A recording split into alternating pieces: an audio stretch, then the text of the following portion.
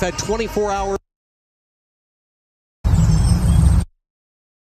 The Nittany Lions in a position to shatter the team record that they set last year.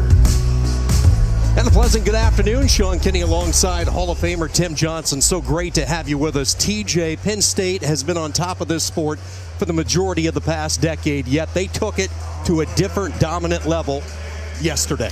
Well, today, Nebraska and Oklahoma State, they feel good. They're in second and third spot heading into today's quarterfinals, and three other Big Ten teams are tied for fourth. But any hope of dethroning Penn State faded fast yesterday. We're not surprised that Penn State rules the mat. We expected them to win their 12th out of the last 14-year title.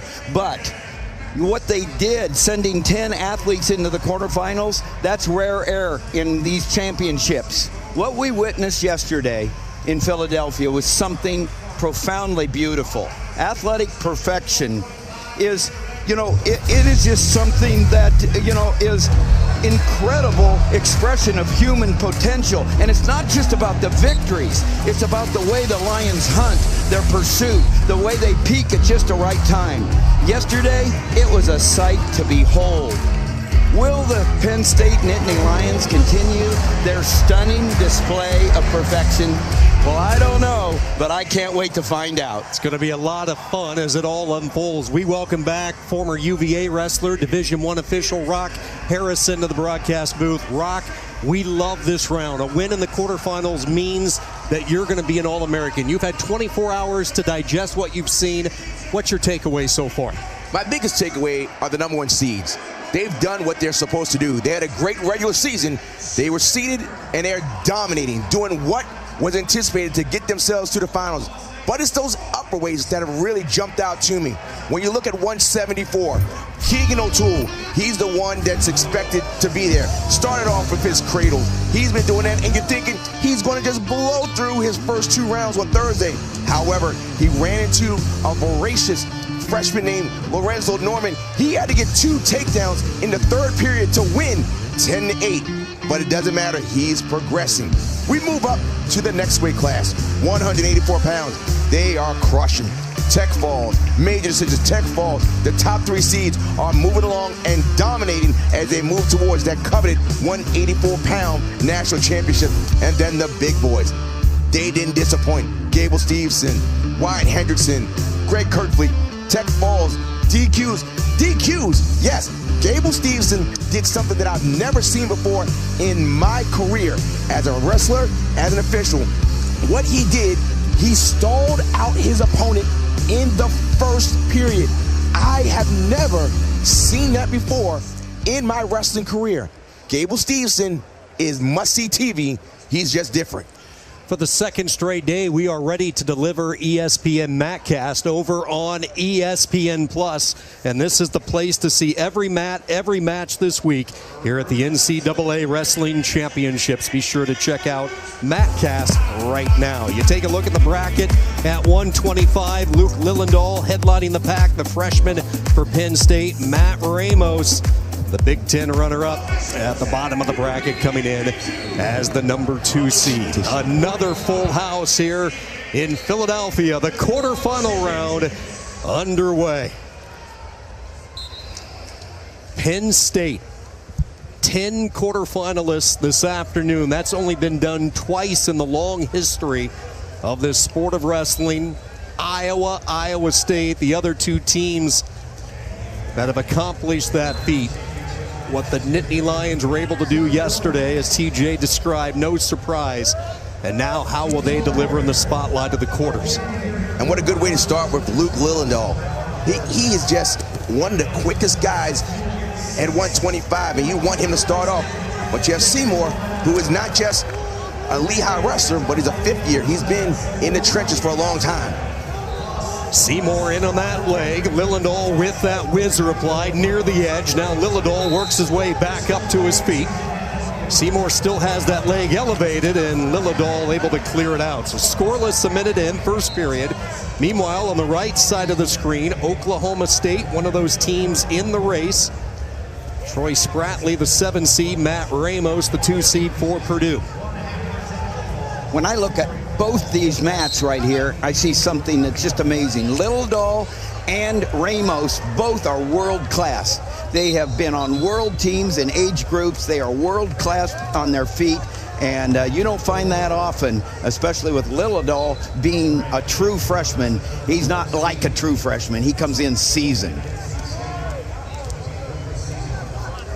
Spratley's going to be in your face, Oklahoma State. He comes with a hard left leg lead, and he will continue to be there. But he has to be able to pick his spots, because if you don't pick your spots correctly with number 2 seed Ramos, it could be a problem for you. Spratley, the redshirt sophomore, Plano West High School, the 2-time NCAA qualifier. His teammates call him Spark Plug, as he has really emerged as a leader on this team, really set the tone throughout the course of the year. The tip of the sword, if you will, in duels, and it was a strong duel season in David Taylor's first year in Stillwater. Beyond that, at one point, Spratley was the number 2 ranked wrestler in the country.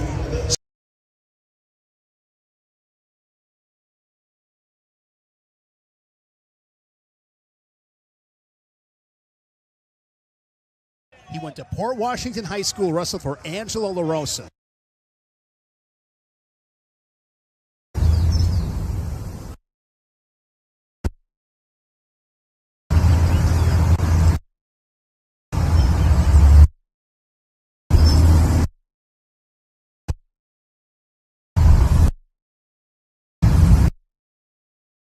Season on the advantage I can without giving a caution, but he was with a big pin over figure.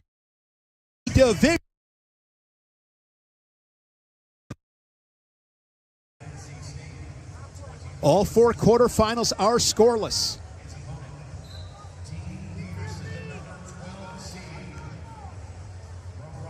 When you wrestled, Trent, in these quarterfinals, what do you remember about the intensity, your mindset, the way you dealt with those emotions early Friday morning?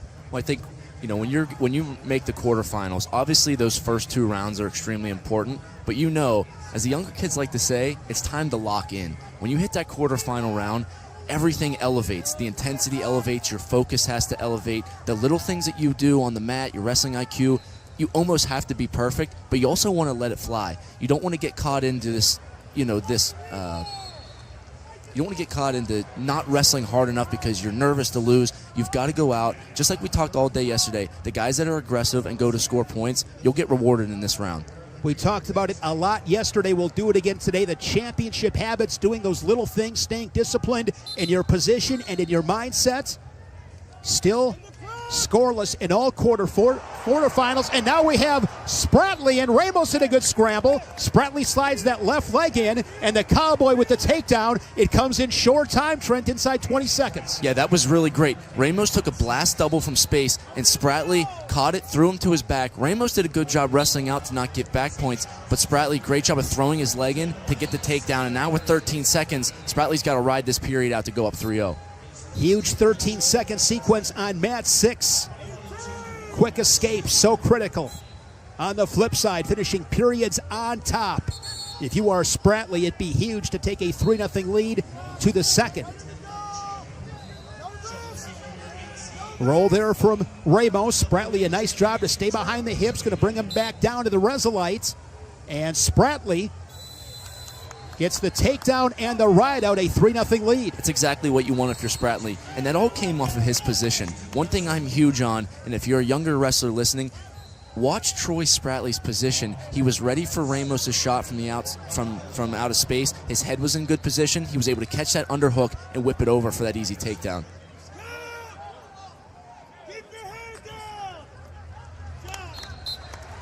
Ramos starting second period on bottom. Quick escape by Dean Peterson of Rutgers. The Scarlet Knight leading Robinson 1-0 on mat 4. Seymour strikes first on mat 3. And Van Treska and Strickenberger 0-0 after the first period. What was your mindset as Robinson plants Peterson into the mat for 3 at the start of a period when you were on bottom? On bottom, I'd love to explode right off the whistle. with how good guys are on top, especially with these lightweights, if you let them get a leg in or you let them get to a deep claw, it makes it really difficult to get off bottom. As soon as that whistle blows, I love standing up right off the whistle. Quick explosion, get to your feet, find hands, and secure your one. One thing I've noticed, Trent, when you put your head on the back of your opponent, are you looking at the ref? Well, it depends. When you're saying on top, that is? Yes. Yeah, when I'm on top, I'm always, ready for the referee to blow that whistle, and I can get any advantage I can without giving a caution. But yes, winning the wet whistle, whether you're on bottom or top, is extremely important, especially when you see those short-time situations, 20 seconds left. If you can get that extra jolt, if I'm on top, if I can get weight on a guy's hands, I don't allow him to explode to get to his feet right away. Matt Ramos, a couple of escapes, has made it a closer match on mat number 6. One thing you can count on with Matt Ramos is that he's not done yet. He gave up the first takedown, but he's such a gamer, and he can score in so many different ways. Spratley, you did a great job of getting a takedown. Don't shut it down. Don't go full defensive mode and allow a guy like Ramos, who's so good offensively, to string a bunch of attacks together. If you're Spratley, continue to control the center. If you can get to your control ties, maybe an underhook, 2-on-1, slow him down, and then look to put the match away with a big takedown. All 4 quarterfinals, tight ones here at 125. Quick escape by Lillidahl. Seymour and Lillidahl, 1 each, early third period. It's a 1-point match with Robinson and Peterson as the second period comes to an end. Short time, second period with Van Treska and Strickenberger. Van Treska will have choice in the third. If you are Matt Ramos, how do you get to your offense against Spratley? Well, you want to get out of the ties. Spratley is so strong for a 125-pounder. If you stay in this collar tie, that's an opportunity for Spratley to slow it down. Ramos, you're going to be better from creating a lot of action. Fake, snap, get an angle. Force Spratley to feel this pressure, maybe take a bad shot, and then capitalize that on a reattack. Purdue has not had a national champion in over 3 decades. Matt Ramos has been spectacular this season. Just the 1 loss at the Big Tens to Luke Lillidahl. Mat 5, this is interesting. Ventreska did choose bottom. Strickenberger's really good on top. You see great explosion, great sit-out, hip heist by Ventreska to get that escape. Knotted up at 1, just on mat 3, 1-1 too. 1-1 on mats 3 and 5. 4-2 scores now 5-2 as Spratley adds to his lead on mat number 6. Quarterfinal round here in Philly. Shot there by Lillidahl, the Nittany Lion in deep on a shot. Seymour gets to the edge. How do you finish here if you're Lillidahl? Lillidahl, you got to get to the ankle, get the foot off, bring it back to the center. You see him getting up to his feet. This is great. Get the foot elevated. Don't reach for the leg yet. You got some time. He kicks out. Seymour did a good job getting weight on the other side and just using his momentum to kick out. If you're Seymour, you could even take a stall call there, better than giving up the takedown. Now, if you're Lillidahl, you got a bite on that. You're probably going to OT. As he looks for a throw by, probably going to OT. Look to get back on a bite of that in OT to win this match. Exciting finish to regulation with Seymour and Lillidahl. Here we go. Sudden victory on mat 3. Luke Lillidahl, the number 1 seed. One of 10 Nittany Lions we'll see in the quarterfinals this session. Seymour got into the legs a couple times throughout the match. Lillidahl picked a great spot in the third period to go, but Seymour was stingy. There, Lillidahl back to that duck single. Big roll by Seymour to continue the situation. Lillidahl's got to use his hips, sprawl back, crossface, try to use his leg, hook Seymour's bottom ankle. Lillidahl looking for the go behind. Still no points. You see Seymour's got that left leg. Lillidahl trying to work around behind. This would send him to the semifinals. Yeah, Lillidahl doing a great job controlling that far ankle. You see that gives him some leverage to throw his hips in.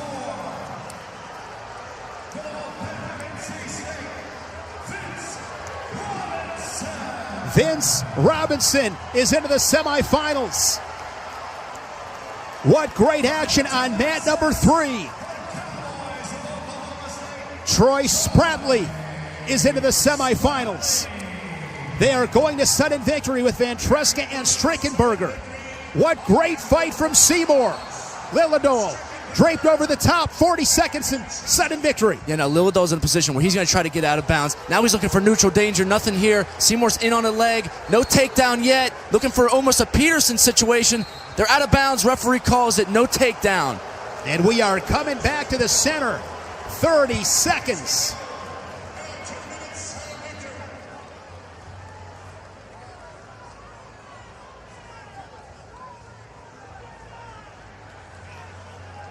Collar tie from Lillido. Down to 15 seconds. And Strickenberger nearly finished. But good defense by Van Treska. Final seconds and sudden victory. Late attack there by the Nittany Lion. And on mat number 3, we are going to the 30-second tiebreakers. Take a deep, deep breath, Trent. Hard to keep up with all this. Lost in translation, Troy Spratley just upset Matt Ramos to secure All-American finish. Huge upset there. Ventreska and Strickenberger have been like cats up there. Trading positions, great defensive. Both guys in on the legs, nobody being able to score. What great action already at 125. So here we go. Seymour on bottom. This is where riding time plays a big part. There's a roll from Seymour.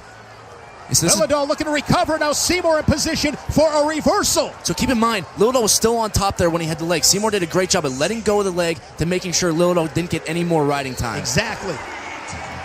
Body lock. Mat number 3.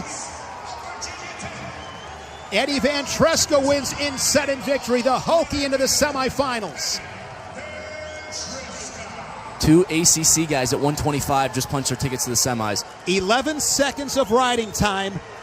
Make it 12 seconds of riding time, I believe officially. 12 seconds of riding time for Lillido. Lillido only has 12 seconds to get out right now. Seymour, you've got to do a good job of winning this whistle. If you're Lillido, explode to your feet and find hands. Seymour, be ready to mat return. And I don't think Seymour's been hit with stalling, so he's able to drop down if necessary. Lillido pops to his feet. Seymour's doing a great job of getting to the edge. That's great wrestling. Now down on the leg, he can work back up, go to that body lock. I love when guys on top use the out of bounds to their advantage on top. You're not going to take him out of bounds and get hit for stalling, but guide him to the edge so that you have a cop out to get out.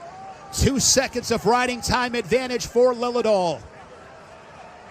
Now keep in mind, they will wrestle through this situation. So, okay, Lillido rolls.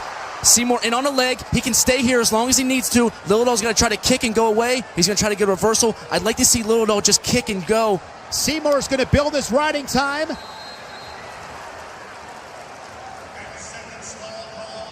So Seymour did have a stall call on, but smart by Seymour. Instead of giving up the escape in the stall, he takes the stall call because he does have riding time. If he can ride out these next 5 seconds, he's going to win 2-2 with the advantage in riding time. They just awarded the point.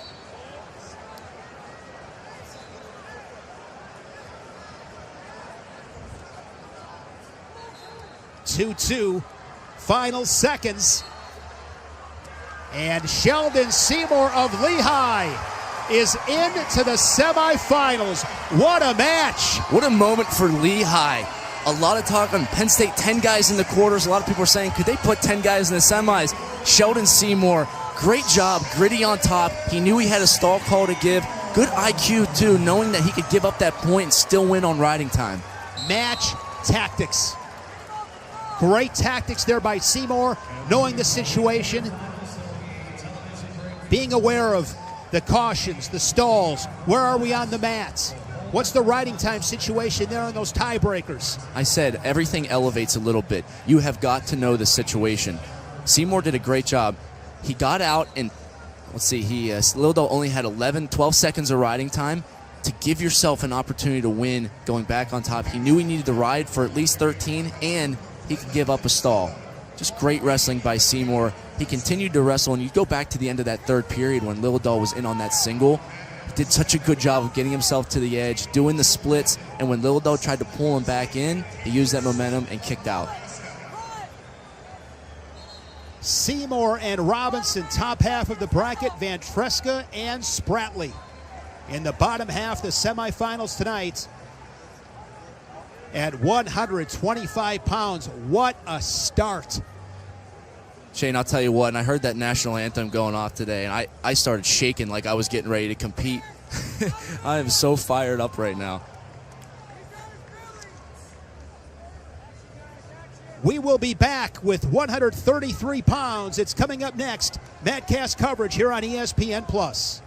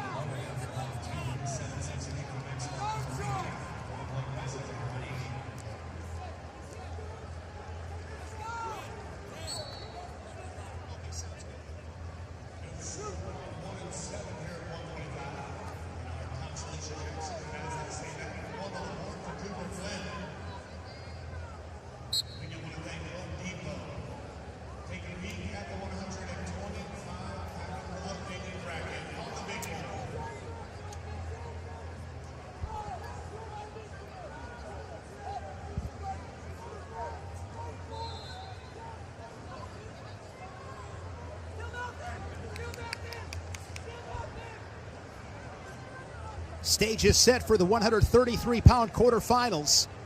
Mats 3 and 5 on the top, 4 and 6 on the bottom. The reigning national champion, Richard Figueroa of Arizona State. He trails it on mat number 2, bottom left. Pair of All-Americans scrapping on mat number 7, upper right with Smith and Jordan. And Trent, these guys fighting for their season. Yeah, it's not easy to come back on this second day and be wrestling the consies, especially a guy like Caleb Smith, Tanner Jordan, and Richard Figueroa, who were on the podium last year. You have high hopes of, being in that quarterfinal round. You take a loss, you really start to see guys' character and their fight in this in the constellations, especially in the early rounds. Anderson leading 8-6. Figueroa last March in Kansas City defeating Drake Ayala in that 125-pound final. We'll see Ayala coming up on mat number 6. And Trevor Anderson's going to add some near-fall points. Huge upset brewing for Northern Iowa. Trevor Anderson, he was down early, got a set of back points in this third period, stayed on top, rode really hard, just got another set of back points. And this is big in the team race. NC State and Northern Iowa currently tied with 17.5. Virginia Tech is in 4th with 19. 4 through 10 in the team standings, separated by 1.5 points. It's super competitive, and this is really the round where the team standings we'll start to see a really good picture of what it looks like. You get a lot of advancement points for that win in the quarterfinals to get yourself in the semifinal round. Look at this with Figueroa. Looked like he might have had a Peterson roll. Anderson able to recover. Cooper Flynn on mat number 1. A 1-0 lead. The Gopher up early third period, upper left. And Trevor Anderson from Northern Iowa keeps his tournament alive. The season comes to an end for the Sun Devil Richard Figueroa. And a bonus point victory. Yeah, you'll start to see that a lot in the consies. teams start to get a lot of these bonus point wins. Maybe if it's late in the match and a guy is losing by 3, he'll try for a throw, go to his back, you end up getting a takedown and back points. Those points really start to add up. Here we go at 133 pounds, all Big Ten affair on mat number 3 with Bird and Davis. Fugit and McGonigal next door on mat number 5, top of your screen. Rainey and Romney, Bouzakis and Ayala, and Drake Ayala. 3-0 lead, 20 seconds in. He scored first in both of his matches right away earlier yesterday. He's just getting a lot of his offense going. You see another takedown by Ayala. That's the offense you want to see. You know, Iowa in 5th place right now. They really need Ayala to come up big. Ayala's got one of the best slide-bys in the country. Of course, one of those great streaks. Iowa has had a national finalist in 34 consecutive tournaments. It dates back to 1990. Tom and Terry Brands won national titles that year for the Hawkeyes. Looking to make it 35 straight. Ayala extended the streak last March by reaching the finals. Been really impressed with Zan Fugit of Wisconsin, the number 14 seed. He won in sudden victory. Romney takes a lead on Rainey. And Lucas Bird of the Fighting Illini strikes first on Braden Davis. Some early offense here at 133. Yeah, and that's what you want to see. Lucas Bird coming off a Big Ten title. That first match he had in the first round was honestly, he didn't get a takedown, so he opened it a lot in his second match, and then bringing this into the quarterfinal is exactly what you want to see. As the stakes get higher, you want your stars to continue to rise to the occasion. Lucas Bird defeated 32 seed Hunter Leak of Cal Baptist 3-2 in that first match. And then over Ryan Miller of Penn, got a 9-0 major.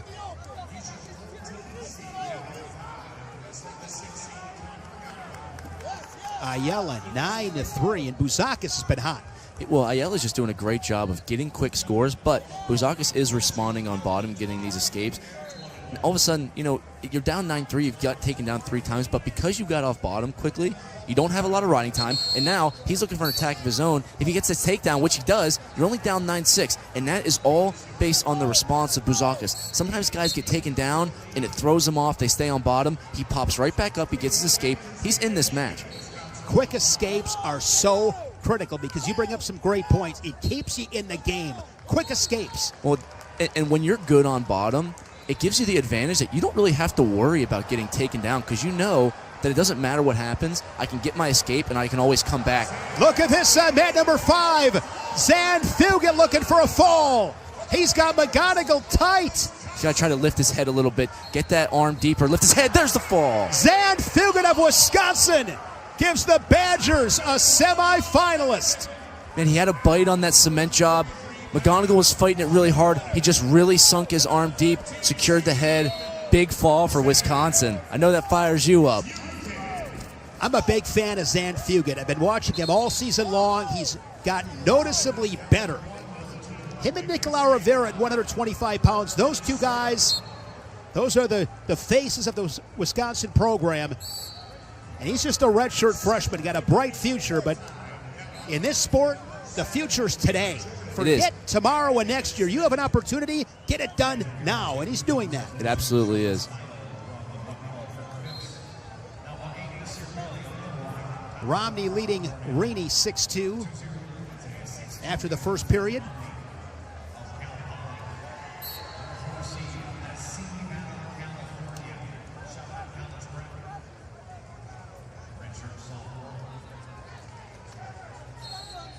Scoreboard getting a workout on mat 6. 16 on the board combined, and Ayala with the quick escape makes it 11-6.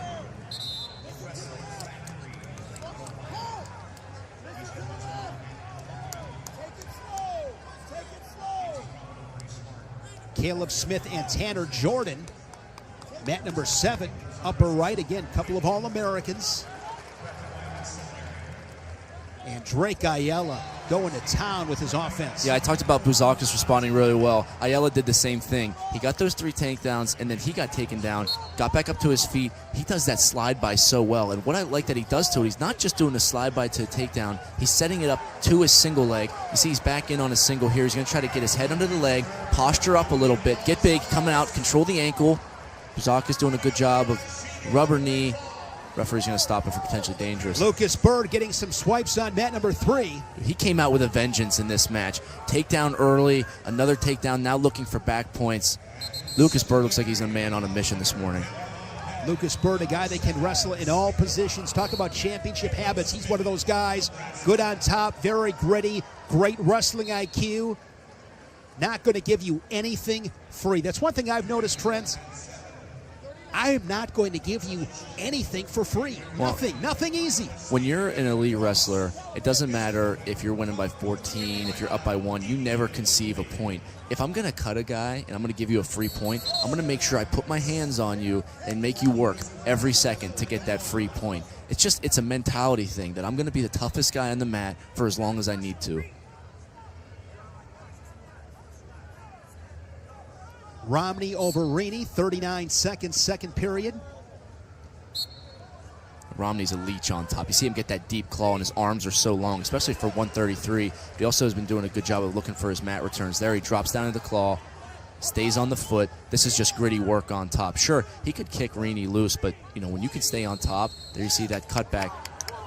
Great job by Romney mixing up his mat returns. It's not just the same thing. Rini did a good job of popping up, and he was mixing it up each time. And with that, down to 10 seconds, going to finish the period on top. And make no mistake about it, Trent, it's not easy. These things are not easy to execute. Well, it's a lot of effort, right? And it's convincing yourself that I am going to put the maximum effort into it, even when it's uncomfortable. Believe me, watching what Romney just did there, it may not seem like it's a lot of effort. That is really hard to do on top. Your arms are exhausted by this point. You can't feel your fingertips. Your quads are cramping up. You just got done with weigh-ins a couple hours ago. You really have to dig deep, and this is where the mentality of training comes into. When you're doing top and bottom goes in the room in its high-pressure situation, you never give up the easy point. You're always trying to stay on top. A guy like Romney is really comfortable on top, and he's getting rewarded. You see he has over 2 minutes of riding time.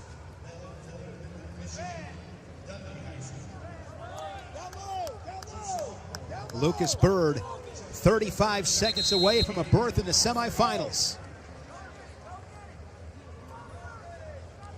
Drake Ayala hanging a football score on mat number 6. This is a great sign for Drake Ayala because we know he's got good offense, but sometimes Ayala will take the foot off the gas a little bit in the third period.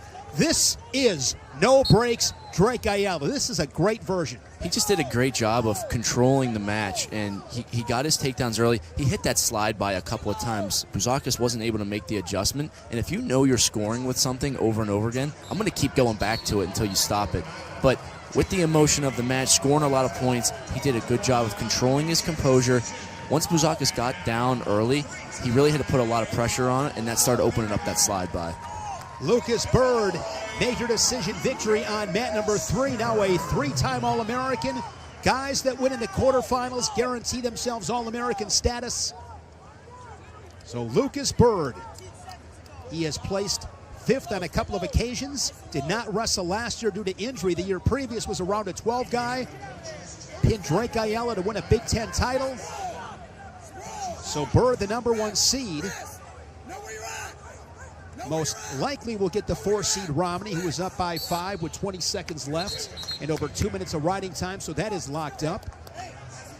I'm excited, Trent, for Drake Ayala. This is as good as I've ever seen him look. Yeah, Drake Ayala, awesome match against a guy in Nick Buzakis who's extremely hard to score against, and you put 20 points on the board, now 23.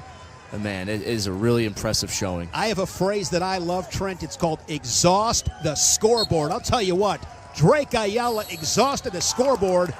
Again, the football score.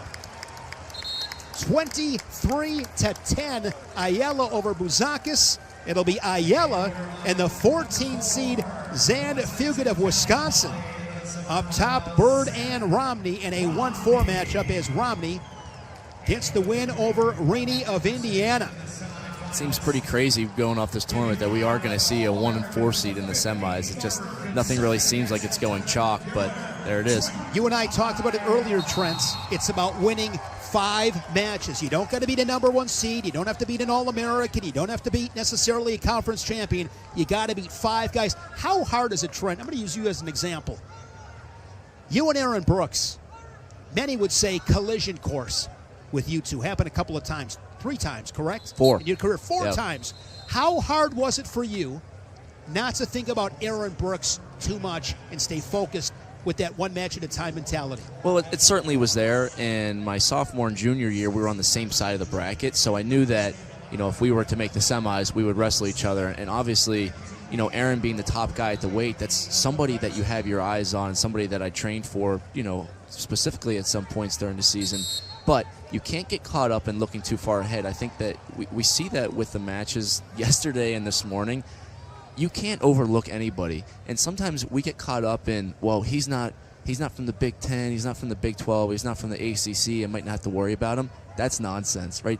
Everybody across the country is peaking for this tournament, and sometimes it's the guys that you don't even know about that can cause the most damage. So as an athlete, you really have to lock in on just, it's as cliche as take it one match at a time, but it really comes down to focusing in on your individual process. I call it a recipe for success. What is my recipe for success? Well, I know that I can't get worked up too much. I got to bring my levels down so that whenever I go on the mat, it's all about what's my effort look like. If I'm worried too much about winning, then it starts to clog my brain a little bit. I am totally focused on high effort and doing my best. And if I do that, then I know the results will probably speak for themselves.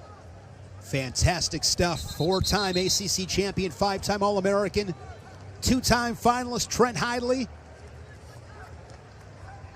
Jacob Van D and Julian Farber in a 17-18 matchup on mat number 1. This is big in the team race with Nebraska and Northern Iowa. Frost and Oakley, mat number 7, upper right. Big one on mat number 8 as well with Knox and Cardinal. Some great matches. These guys are just scrapping. You talk about fight. That backside of the bracket, that is when you find guys that want to fight, guys that want to be here, because not everybody wants to be here at this stage of the game. They're looking for a reason to quit. Yeah, especially with it's such a hard sport as it is, and you throw in any other added adversity that these student athletes are going through.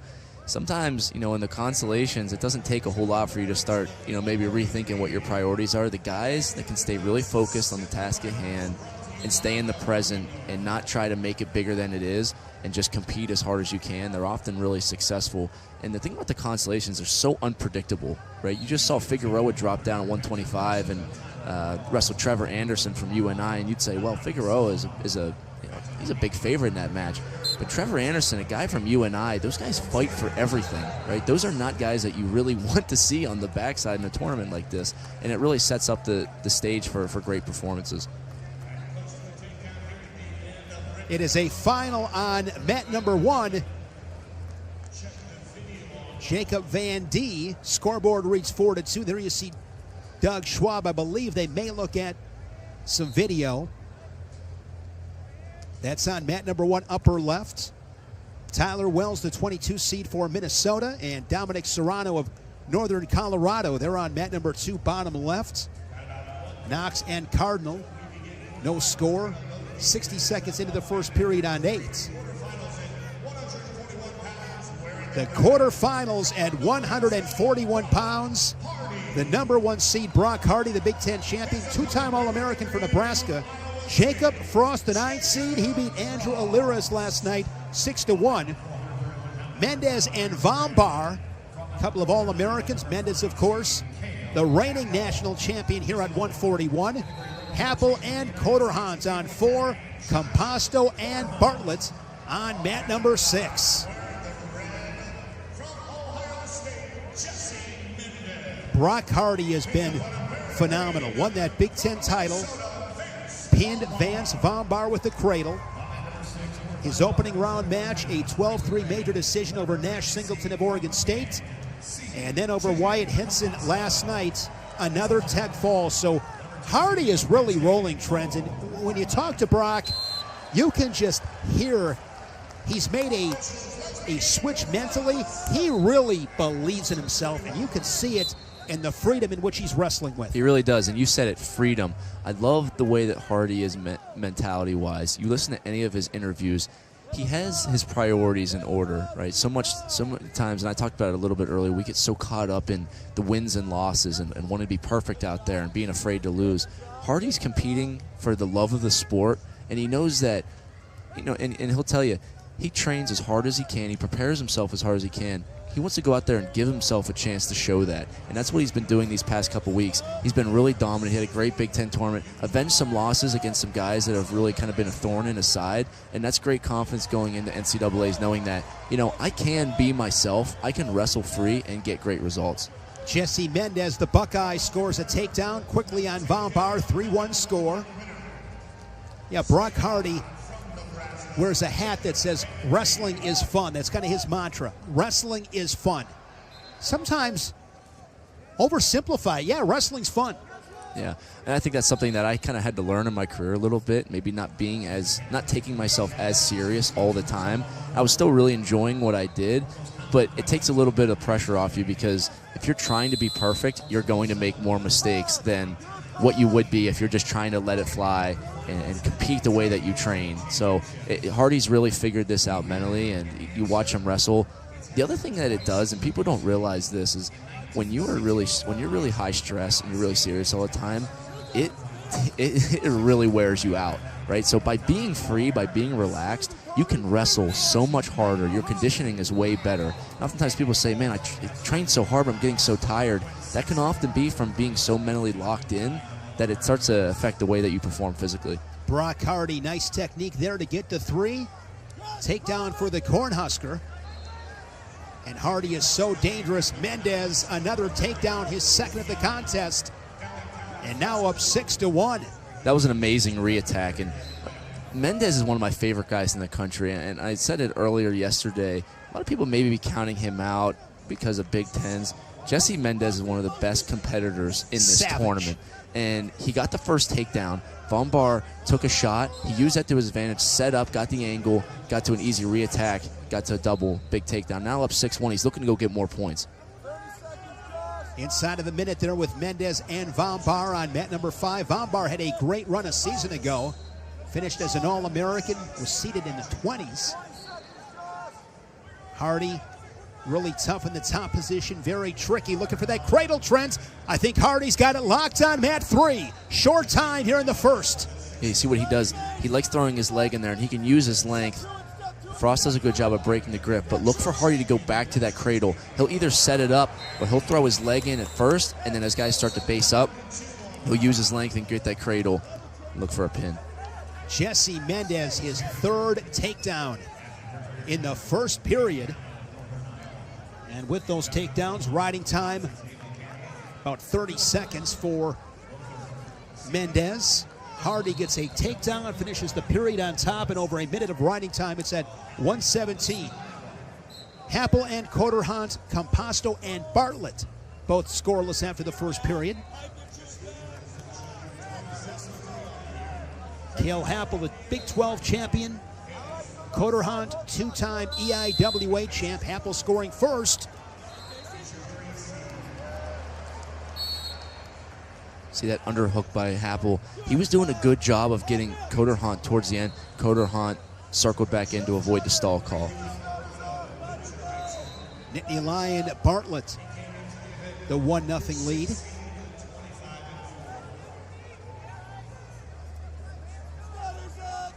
Looking to become Penn State's first semifinalist, as Lillidahl and Davis both beaten in these quarters. See Composto staying underneath that leg. Bartlett's trying to get his leg in. Composto doing a good job of getting the scramble. Bartlett, good job of creating pressure, putting Composto in a position where he starts to expose his back. And then Composto let go of the leg to avoid the back points and the danger count, and then Bartlett secured the takedown. Good return from Brock Hardy.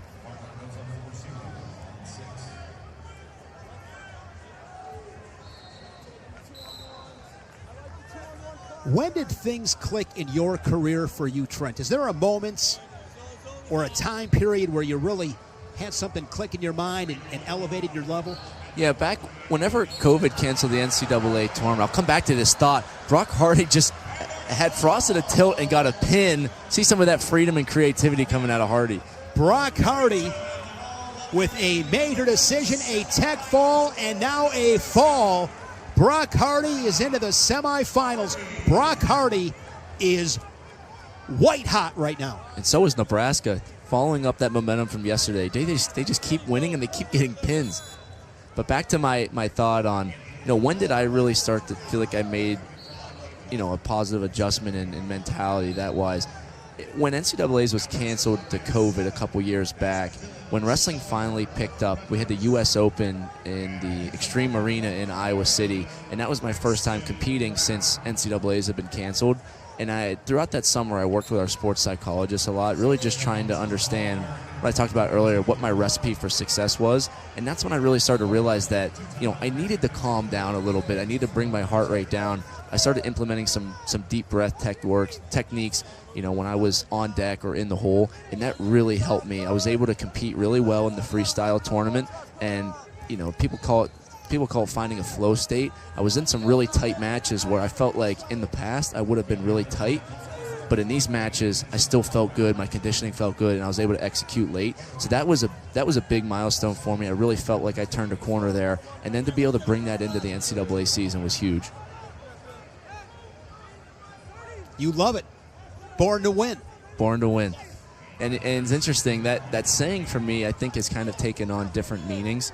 When I was younger, maybe a little arrogant in the fact that I, thought it meant winning all the time. But really, I think it emerged to that it doesn't necessarily have to be a win or a loss, but my effort, how hard I compete, how hard I train, the way I live my life, that's the sense of the winner that I'm striving to be. So I think as I got older, it took on a little bit different meanings, but yeah, I still rock it. Third period, mat number 6, 1 minute remaining. Bo Bartlett up on Composto 4-0. Bartlett with riding time over 1 minute. Mat number 3, there is that QR code. Scan that with your phone. Answer our wrestling poll question. Have a lot of fun with you guys. Great to engage with the fans. Want to hear from you. Scan that QR code and check out the daily poll. 1-1 on mat number 4. Riding time and on factor. Happel and Coderhunt. And Jesse Mendez, 16-4 on mat 5. Jesse Mendez is a beast. He's showing it early today. Mat 4, this is a situation. Both guys looking to get on the NCAA podium for the first time, become All-Americans. I talk about training for this moment. These guys are so motivated by that reward of being an All-American. I can tell you right now, they put this in their mindset. Every day they're practicing. When the drill gets hard, when the live gets hard, I got to push through. What if I'm in overtime in the quarterfinals and I got to go get this takedown? This is what both of these guys are thinking right now. Sudden victory on mat number 4.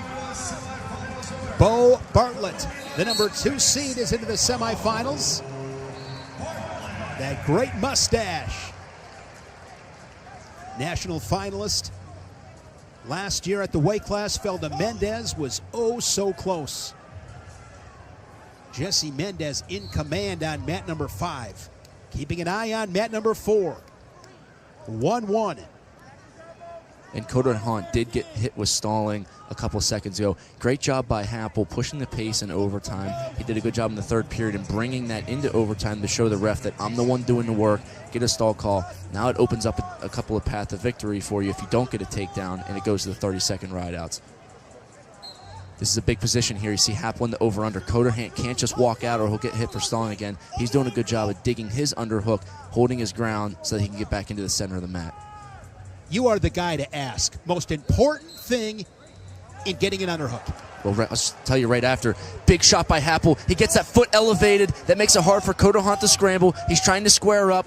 Look for Happel to get big here. Bring his hips in. Great pressure back in from Coderhunt. The scramble continues. Yeah, now he's in a great position. He's got a sprawl and crossface. He's got a grip on the hamstring. 20 seconds left. I want to see him crossface here. Happel coming through. Coderhunt rolling back again. He's trying to get his leg in. No takedown yet inside of 15 seconds. Great action here in the last 30 seconds. We're down to 5 seconds. And this match is going to the tiebreakers. Hey, great job by Happel. He was in a position to finish. Coderhunt kept wrestling, and then Coderhunt was had the ability to sprawl and get that go behind. Happel just had a vice grip on his leg. So here we go with these tiebreakers. Again, Riding time important. You mentioned, here's Coder Hunt on top. He's got to be careful, Trent, because he's been hit for stalling once already, so he can ill afford that happening. If he is going to commit to the ride and get hit for stalling, he has to ride out the whole 30 seconds. You can't give up a stall and an escape.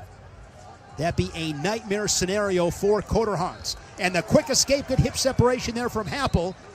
He gets that escape in 5 seconds. Quick escape for Happel, and that is so important, especially this stage of these matches. Yeah, it's really big. So now, if you're Coder Hunt, you may have to choose neutral, knowing that I'm probably not going to get out in 5 seconds, but if I take neutral, I have a whole 30 seconds to go get a takedown. We'll see what the coaches tell him. Coaches do tell him no neutral. Kerry Kolat tells him, listen, you only rode for 5 seconds. If you go bottom, you have to get out in less than 5 seconds. It's not probable. Go on your feet. You got to try to go get a sprint and get a takedown. But you got to go get it, and you said it, sprint. The sprint starts immediately. It does, and Happel's head position will be really key here. He's come full upper body. Get to your over-under. Circle back in now. There you go. Great job by Happel. Continue to circle in. Don't get taken out.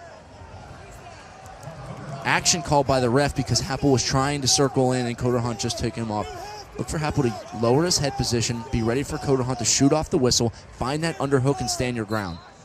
This is big in the team race for Northern Iowa. Good head-hands defense there by the Panther. Good mat awareness.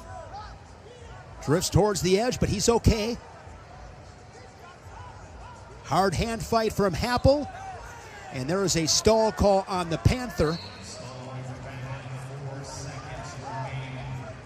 You know, situation right here, Trent. Again, you run for the hills. Yeah, you can take another stall call because you have those 5 seconds of riding time, and that really is why it's so important. If you're going to go to these 30-second overtimes, you've got to be good on bottom. Because Happel got out in 5 seconds, it made it really difficult for Coder Hunt to win this in overtime.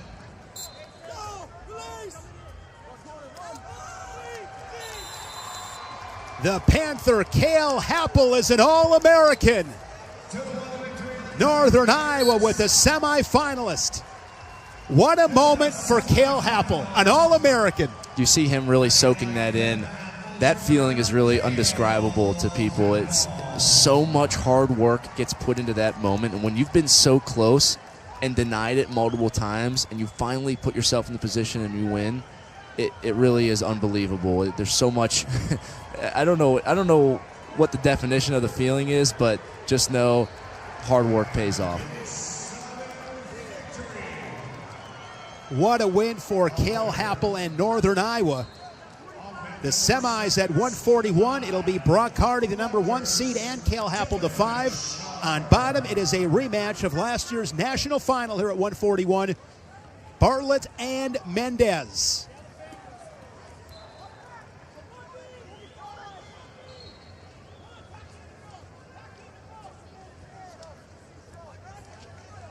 Cedeno and Pacino on mat number 1.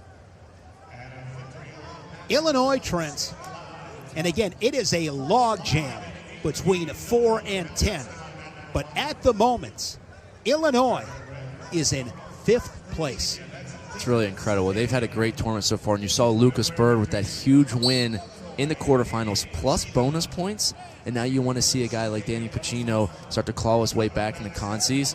Illinois is just having a great tournament. And coming up, as you see on mat number 6, in a 149-pound quarterfinal, that is a Big Ten final rematch with Lovett and Webster.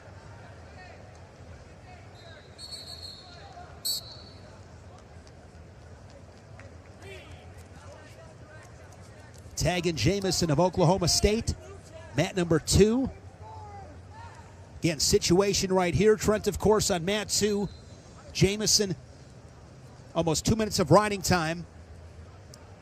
Bonus points are huge right now in the team race. Yeah, bonus points are huge. Up by 7, and you have riding time. You don't need to take any unnecessary shots here to risk getting a takedown. You want that 8 points included in the riding time to win by 8. Ends up being a big extra point that you get for the team race. He stays on the offensive, gets a takedown. Now he has Miranda on his back, looking for a fall. Maybe even more bonus points. This is huge for the Cowboys. And he gets the fall. Huge bonus points for Oklahoma State there. Tag and Jamison, the 7th seed at 141, gets the fall. Bonus points for Oklahoma State. They are currently in 3rd place. They have not yet added the points. Good race for 2nd at the moment with Nebraska and the Cowboys. Talking about the importance of bonus points, especially pins. A win on the backside, just a regular decision, is only 0.5 points. A pin in the backside is 2.5. So you get those 2 points for the pin. That's worth more than a major decision on the championship side. Jackrabbits Julian Tagg of South Dakota State on mat number 8. Riding time and on factor, so he's up by 7. Lemley and Scott, good matchup on mat number 7. No score as they approach the midway points in the opening period. Final seconds on mat number 1 in the first period. A good one for the Cavaliers. Cedeno, who leads at 6-2.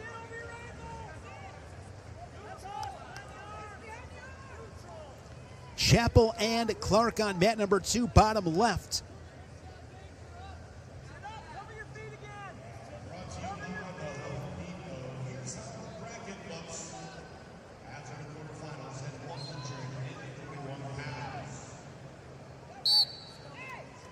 Wells Fargo Center in Philadelphia, Pennsylvania.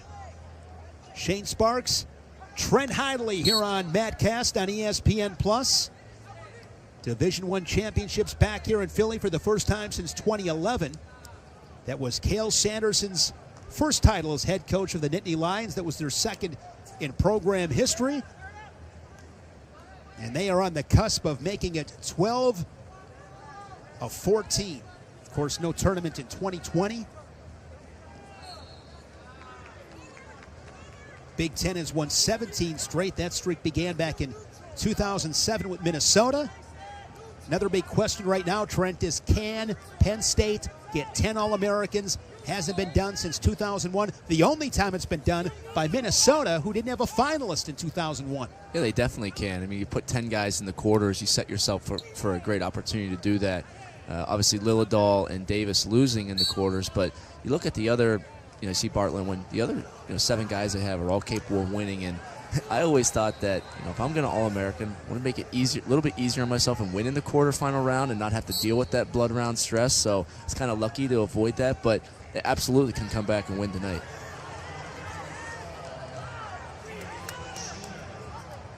And Danny Pacino on mat number 1 has Cedeno on his back and gets the fall. What a win for the Fighting Illini. You saw he was down 10-4, got Cedeno on his back and didn't let him off. Big bonus points. We talked about Illinois earlier. They're really surging. Pacino's tournament continues. Things can turn so quickly. Just keep on wrestling. And that's 2 really good wins for Pacino. He beat Sam Latona last night, followed it up, beating the ACC champ in Cedeno, and he's on fire. And with Cannon Webster coming up, I mean, he's right there on mat number 6. I'm assuming, maybe not, that he saw that. Maybe they tell him just to, hey, let him know we're rolling right now. Keep it going. Well, you definitely hear it, and sometimes as a teammate, you see your guys doing well. It gives you confidence to do well. As with Webster, you see your friend, your teammate get a pin, and all of a sudden you're out in the mat. It's like, okay, now it's my time to go. Lovett beats Webster in the Big Ten final 1-0. Lovett got an escape in the second period. Webster had choice in the third and did not go on bottom. He picked neutral. Good start here for Rich Lovett.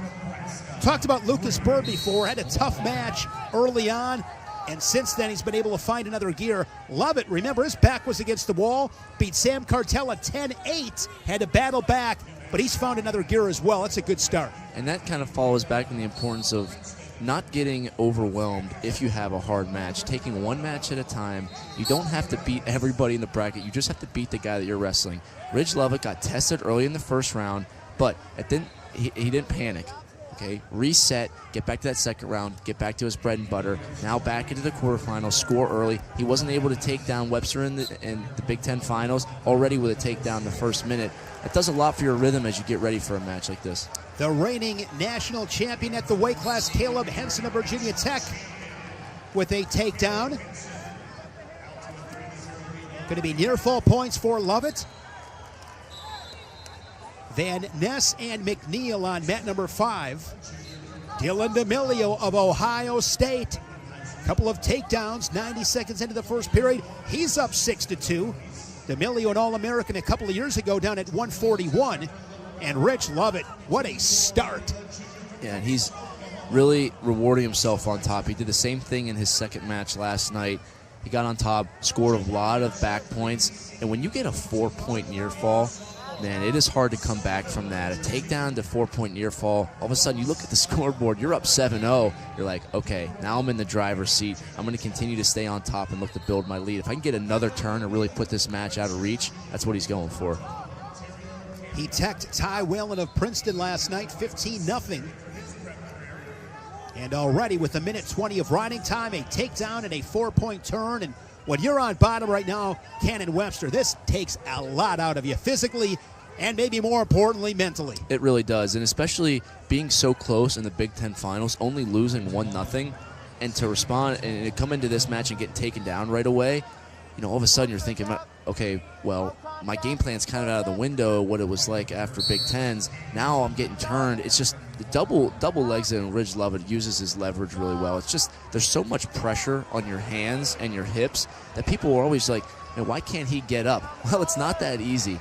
With a guy like Lovett, sure, he doesn't really look maybe like the strongest person in the world, but using his leverage, he's like a snake on top. Jordan Williams, after giving up that first takedown, gets an escape and his own takedown, 4-3 on mat number 3. Here we go, Trent.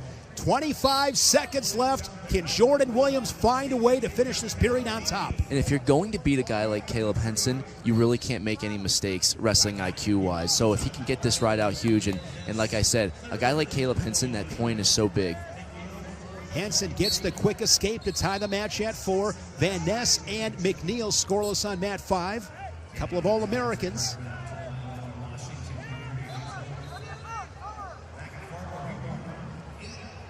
Quarterfinal action in the middle. Mats 3 and 5 on top, 4 and 6 on bottom. Consolation matches on mats 1 and 2 on your left, and far right 7 and 8. And right now, Trent, if you are Lovett, first and foremost, you need to win. You can't compromise position. But right now, if you're Rich Lovett up 7-0, 30 seconds into the second period, as a competitor, is he thinking about the team right now?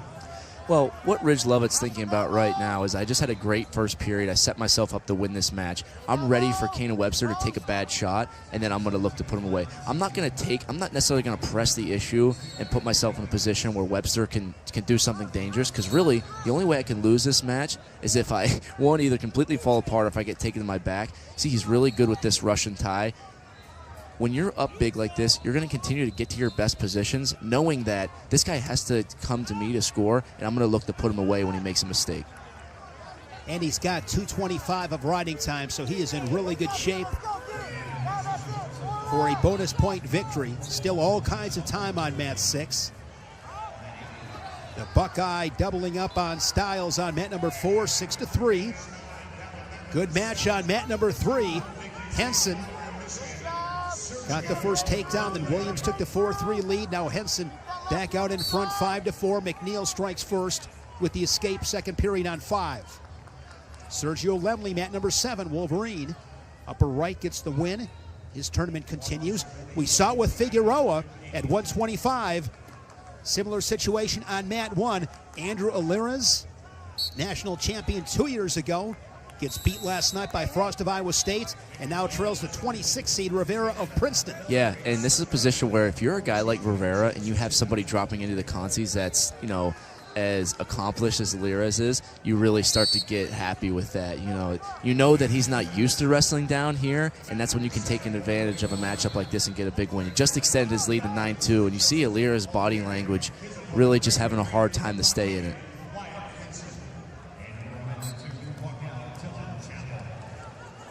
So Lovett goes on bottom. Caleb Henson, final seconds of the second period, takes a 1-point advantage to the third. Here's Shane Van Ness. Oh, double unders there for McNeil. And they're out of bounds. That's on mat number 5. I asked you before, want to get back to it quickly. Most important thing, I mean, you're an underhook guy. I mean, if you're going to talk underhooks, you talk underhooks with Trent Hidley. Most important thing in getting to an underhook. So one of the most important things to keep in mind, when I'm punching an underhook, I really want to get shoulder position. When I say shoulder position, I want my shoulder low and into the guy's chest so I can use that to drive. I also want my elbow high. If my elbow goes down, guys can whizzer and put a lot of pressure on the elbow. So it really comes from positioning with my shoulder and my elbow. Once I get those solidified, then I can start to use my hips and my legs to drive. And what I really like to do is use my free hand, the side away from the underhook, and control a wrist or control an elbow. And now I'm not just using my underhook arm where the guy can circle out. I'm using my underhook and I'm using my left hand to control the other side, take ground, and then I'll feel whether they're pressuring back into me. I can look for a single. If they're trying to whizzer down, I can put myself in a seatbelt force whizzer position. So it all stems from positioning with shoulder, elbow, controlling something on the other side. Great breakdown. Now, we know the internet never lies. I mean, we can all agree on that. Love to have you follow us on social media. Trent is at Hoagie Boy Hidley, and I am at Shane Sparks BTN. With that being said, go to Twitter right now. It wasn't real hard for me to get an underhook. I mean, I got an underhook on you relatively easy. So I don't understand what the problem is. You've been training. Absolutely. I went right to my attack on you today. I got there. 5-5 on mat 3. Riding time and on factor, 60 seconds left in regulation. Williams back in high school used to be called the Iceman. Let's see if he can ice this match. Began his career at Oklahoma State. He has found a home at Arkansas Little Rock. Dylan D'Amelio of Ohio State is now a 2-time All-American for Tom Ryan and the Buckeyes. Talk about grit, toughness. Dylan D'Amelio, great for that culture. He is one of the cornerstones for Ohio State. He's just been a guy that's put in his time. He's taken his losses. You see a huge embrace with Coach Jay Jaggers. They're so big on D'Amelio. Just a great leader for the team, and awesome to see him get rewarded. You see Logan Stieber there as well, 4-time national champion for Ohio State, and Lovett scores again, 11-0. Down to 20 seconds, mat number 3, 5-5. Williams and the reigning national champion Caleb Henson, who beat Austin Gomez of Michigan to claim his title in Kansas City last March. Short time on mat 5. Riding time and on factor with Van Ness and McNeil. And Shane Van Ness of Penn State will give the Nittany Lions another semifinalist. 4 to the final. And we are sudden victory on mat 3. What are you looking for here, Trent? Well, Henson has really lived in these overtime situations this year. Guys have kept it close, but his pace really starts to pay off in the overtime. Look for him to get to his collar tie, try to wear out Williams, get him in a front head position or find that underhook. Williams is really slick. He likes to be on elbow control. He'll look to go duck unders, and he's explosive. You're Henson, keep the pressure on, keep your head position. Don't let Williams get a slick move. Maybe get him to the edge, force him to take a bad shot. Right there's a bad shot. Drag, go behind, look for the leg. Henson in great position. You see that rubber elevating the leg, getting it high, bring him back to the center. Now he's going to try to trip. Williams brings it back down. Henson trying to stay down the legs. See that body lock. He's really strong here. Keep your hips low. Keep your hips low. Take down Henson. Caleb Henson in sudden victory is headed back to the semifinals. You mentioned it, Trent. His counterattack stayed patient, scores the 3. Winners win. His pace set that up. It's nothing fancy that he's doing. It's really gritty, really hard work. He worked really hard in the hand fight the entire match. Worked Williams to the edge, forced him to take a bad shot, drag to the single, and now he's really getting good at that underhook finish in that forced whizzer position that I love. He goes to a body lock, uses his head to drive, sinks his shoulder, gets his hip behind, takedown, go to the semifinals for the second straight year. He remains undefeated, the Georgia native Caleb Henson. And he will get Dylan D'Amelio, the 13th seed. Rich Lovett with the riding time. He had over 3 minutes of riding time. Gets a major decision. He's in the semifinals, where he will meet Shane Van Ness of Penn State. They wrestled in a dual meet in Lincoln, and the Cornhusker got the major decision. I believe that was a 10-2 final on that Friday night in Lincoln. So semifinal stage is set at 149. Looking at some of these consolation matches, Teague Travis. 1 minute remaining on mat number 8 in the first period.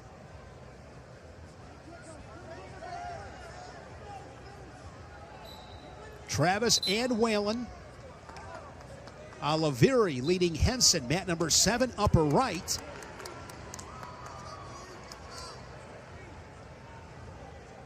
Alvarez and McDougald on mat number 1. Hines and Rilbuto on mat number 2. Another big match for the Panthers of Northern Iowa. What a job Doug Schwab has done this season for the Panthers, in my humble opinion. Coach of the year, and the job he's done there with the adversity they battled with their facility, the West Gym, and having to find a new place to train. Talk about guys that develop. Doug Schwab at Northern Iowa. I mean, they recruit a certain kind of guy. Doug Schwab knows exactly what he's looking for that program. Well, they have one of the best cultures that they've been able to build there. When you think of culture, part of that with where we're at right now in college wrestling, with it being so easy to go to the next thing that's fancy and go to the transfer portal, you really do not see many guys leave that program. They're so bought in, and that just says a lot to what Schwab and their coaching staff has been able to build and foster in Northern Iowa.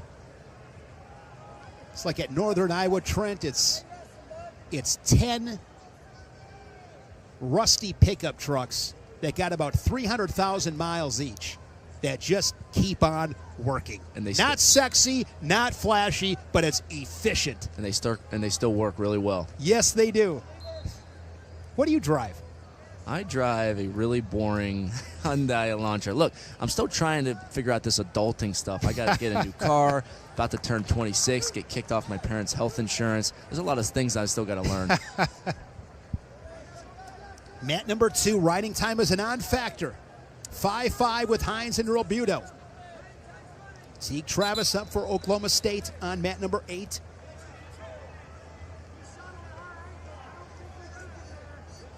Oliveri with the lead as they head to the third on mat 7, upper right.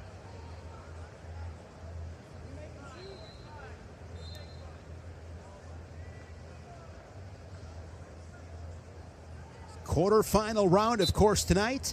Semifinals and the blood round. Bring out the dog bone here in Philly. We've been wanting that dog bone. We're going to get rewarded with it tonight. It's the best setup in wrestling. It is. Love the name, the dog bone. I wonder who came up with that. Obviously looks like a dog bone, but I wonder where that officially began.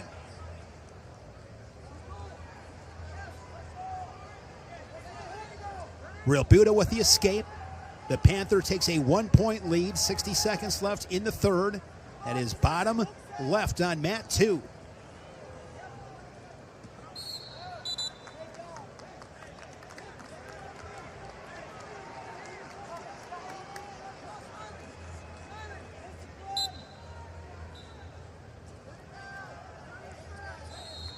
Alvarez and McDougald 0-0 after 3 minutes on mat 1. Travis with riding time over a minute. And Hines has Rilbuto in trouble on mat number 2. Big move for Hines late in this third period. And Hines of Lehigh deals a blow to Northern Iowa.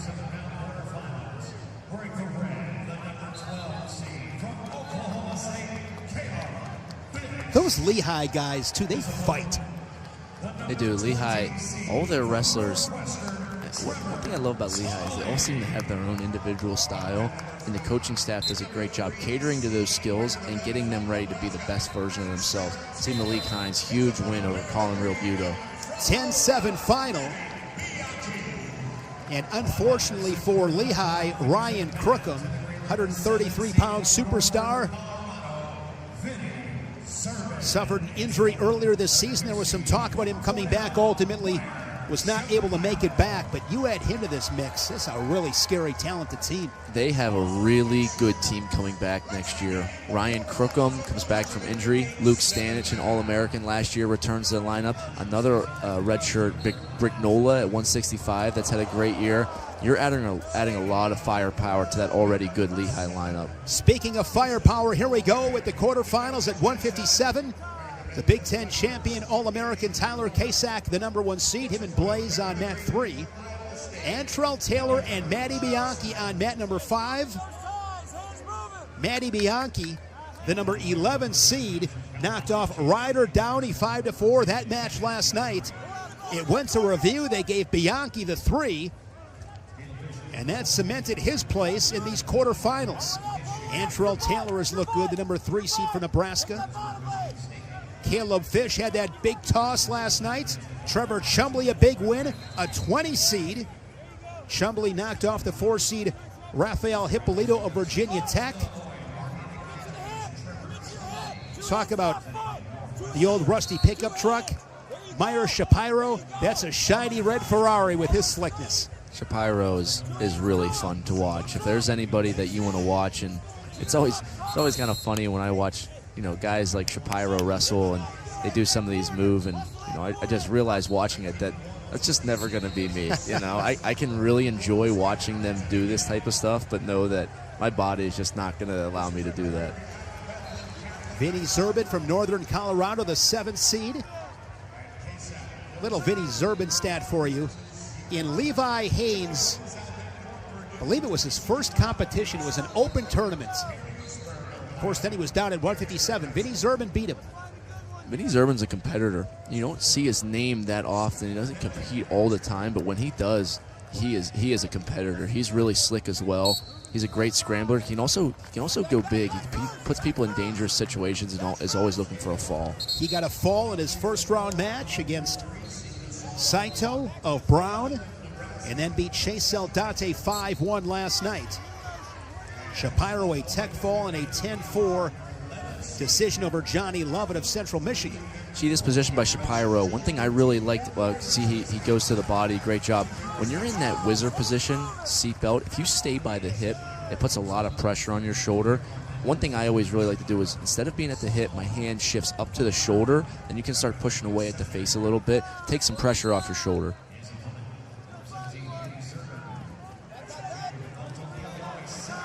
A reversal there on the edge from Zerbin. Yeah, you saw Shapiro tried to go for a roll-through tilt. Zerbin floated his hips over top. Seeing some of that savviness from both guys, Zerbin getting a reversal. My guess is the question is, were they in bounds? They are going to look at the monitor. Scoreless matches with Taylor and Bianchi on 5, Fish and Chumley on mat number 4. Panero Johnson, number 4 seed, is up on mat number 7 with a 3-0 lead. Upper right. Ncaa 3-1 lead. Tyler Ncaa, one of my favorite guys to watch compete. I mean, he has really turned into a superstar. Yeah, he's really turning into, the wrestler that a lot of the Penn State guys, wrestle, just a heavy hand fight, get guys to the edge, heavy on your head, force you to make a mistake, and when they do, look for those reattacks. You're seeing Ncaa really get good with getting guys to take bad shot and then looking for that drag to a single. Technique that Penn State has really mastered these past couple of years.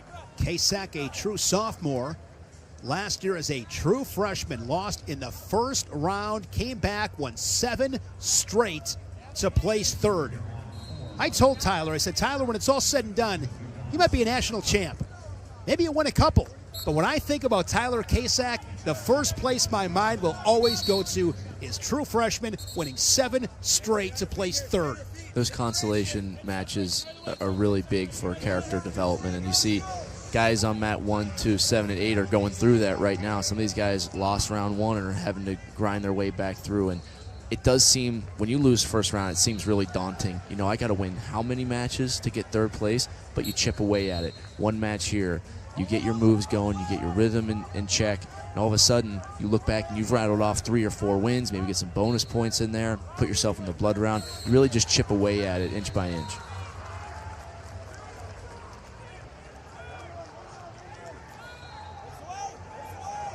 And some of the guys he beat last year, Jackson Arrington, Ridge Lovett, Ty Waters. I mean, that's not exactly an easy path. Yeah, and Waters having an injury this year. Arrington coming off of redshirt next season. Those guys are going to be really good. I'm excited to see some of these guys, like an Arrington and Waters, come back in and make their presence known at NCAA after a year off. Beat Quinn Kenner, who was an All-American at Ryder. Taylor a 4-1 lead on mat number 5. Caleb Fish. The original plan was for Fish to redshirt. Last year, of course, he was up at 165, now down to 157. He is so strong. You know, he said, you know, they got so many guys that came in there with him and Amin and Hamity, and to figure them all out in the lineup was really impressive, making sure you're getting all those guys, 157 through 74. Last year, all 3 of those guys wrestled in the Big Ten. They were in the Big Ten bracket at 165 pounds. Now they all go to Oklahoma State. Obviously, Fish goes down. Saldate went up, and Hamity went up. You must have to wonder that conversation if you're Fish, being the one that has to come back down and wait. You're like, well, I guess I'm the one that has to cut all this weight. You guys can enjoy it.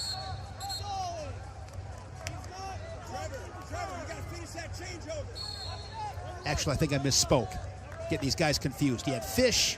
It was Fish, Amin, and Hamity. So Hamity went up. Amin stayed at 165. And Fish came down. There we go. Solving the puzzle. But that is pretty incredible. 3 guys from the same conference at the same weight class go to another school a year later, and they're all in the starting lineup at the same time.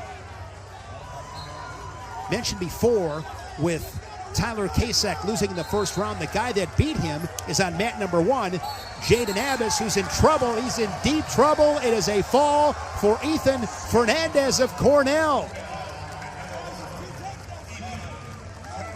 Mat number 2 is Jack Giaffrey of Virginia. He had that big win over Panero Johnson in the opening round. Both him and Johnson on your screen. Giaffrey on 2.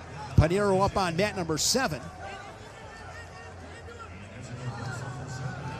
Kasek goes on bottom with a 1-point lead on mat number 3. Kasek at the moment with riding time over a minute. It stands at 104.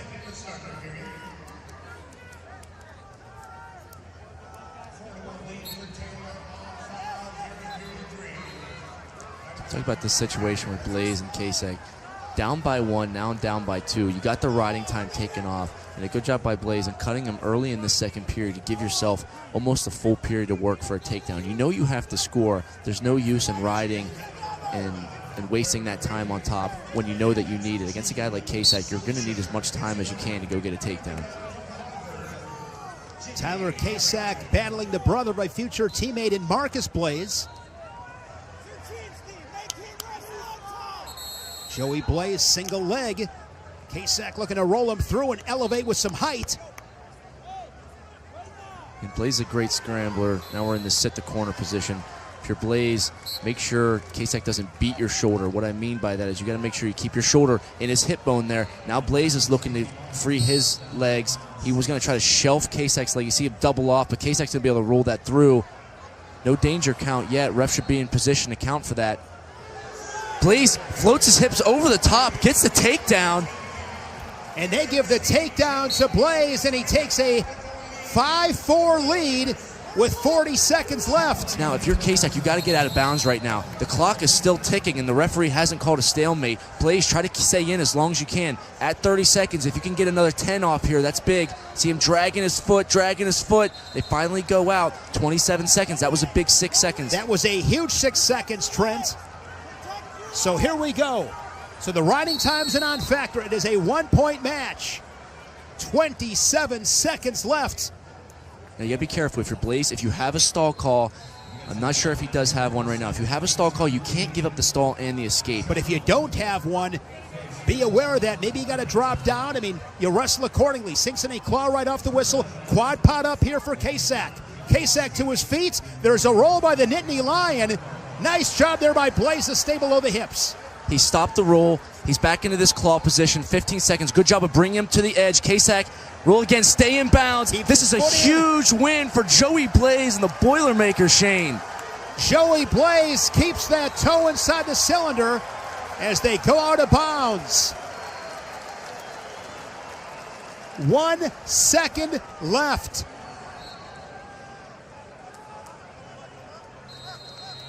What a match by Joey Blaze. Ksak, if you go back and watch this match, was all over him in the first period, taking him to the edge, looking for snaps. He got a takedown. Blaze just stayed in the fight. He wore down Ksak a little bit with his scrambling ability and to continue the match. Got that takedown on the edge. Joey Blaze of Purdue into the semifinals. He knocks off the number 1 seed 5-4. Another number 1 seed goes down, and we still have 5 matches to go in these quarterfinals. 5 weight classes, rather. Well, and another Boilermaker taking out a number 1 seed. We saw that a couple years ago with Ramos taking out Spencer Lee. Coach Tony Ursuline knows how to get an upset. Great for the program. Meyer Shapiro doubling up Zerban 8-4. We are tied on mat number 4. Riding time for Fish is locked up, but Trevor Chumbley gets a takedown inside of 20 seconds. Trevor Chumbley, a 20 seed. The only thing Chumbley can't do right now is give up a reversal. Fish has riding time locked up. He'll hang on to that leg as long as he can and take that stall call. And right now off this restart, correct me if I'm wrong, Trent, right now again, I'm not sure what the stalling situation is, but he can run for the hills again. You can't get reversed. If you're Chumbley, get away from him. Yes. You can't give up 2 scores or a reversal. Get away from him. Don't allow Fish to roll and create a scramble. See, good job of creating that ankle and dropping down. That's what we're talking about. Great IQ by Chumbley. Take himself to the semifinals. Another upset. Trevor Chumbley, 6-4. The Wildcat Chumbley is an All-American.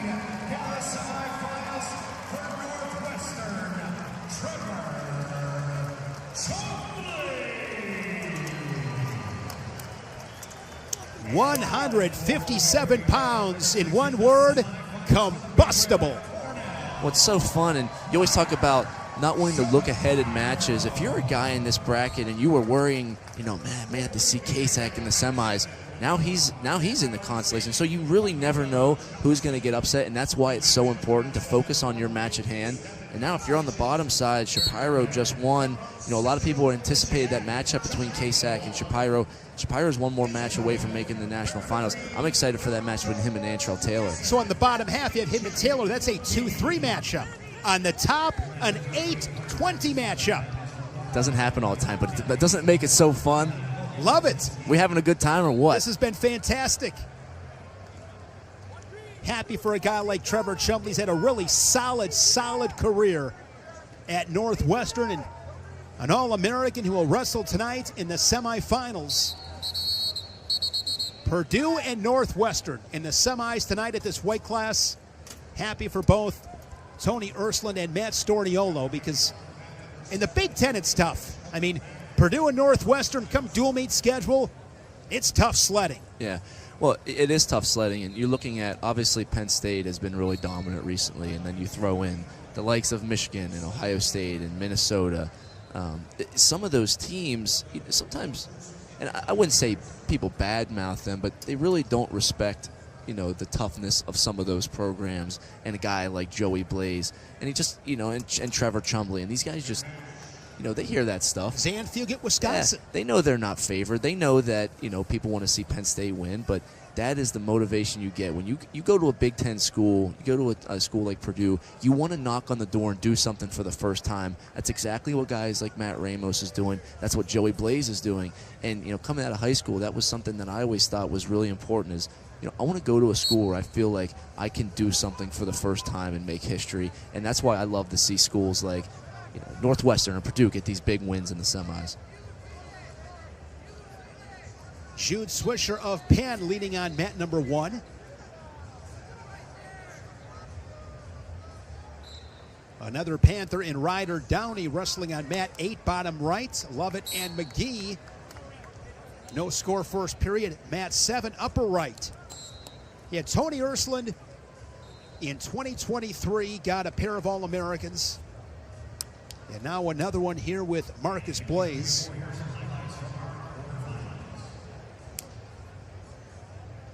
Shane Sparks and Trent Hidley. So glad to have you with us here on ESPN Plus, our Madcast coverage. I think we throw a pretty good party, Trent. I've been having a good time.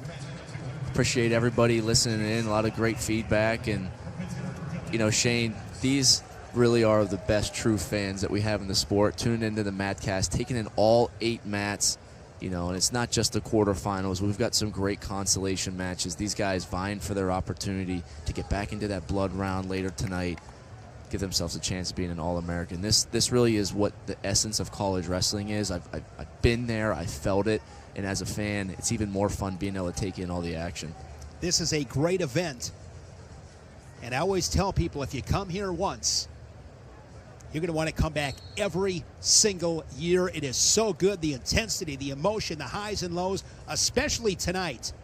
There is just nothing in between. I mean, guys cement their spot in the semifinals, and then that blood round. That blood round, I didn't appreciate that right away, and now I can't take my eyes off it. The emotion, the guys that get on that podium, especially the guys that do it for the first time, and then the guys that fall just a little bit short. So close to achieving that dream. It's one thing with this sport, Trent, and it's why it's so great. It's why we love it. It's not nice. I mean, this sport has no regard for feelings. It really doesn't. There was a good quote by Kevin Jackson, tweeted a couple weeks ago. I don't remember it word for word, but he said the one thing that you can guarantee from wrestling that you're going to get is pain. Pain and heartbreak, and that's exactly what it is. But you find those little moments here and there that it's all about the process, and what this sport teaches you is second to none. Whether you win a national title or whether you're a national qualifier, or maybe you don't even wrestle in college, the lessons that you learn through hard work, being self-sufficient, those things never leave you. And you said it, the blood round is one of the most emotional and heart-wrenching rounds that there possibly can be. You're seeing guys get on the podium that have worked their entire life, and then also some guys that are being sent home and they don't get that All-American honors.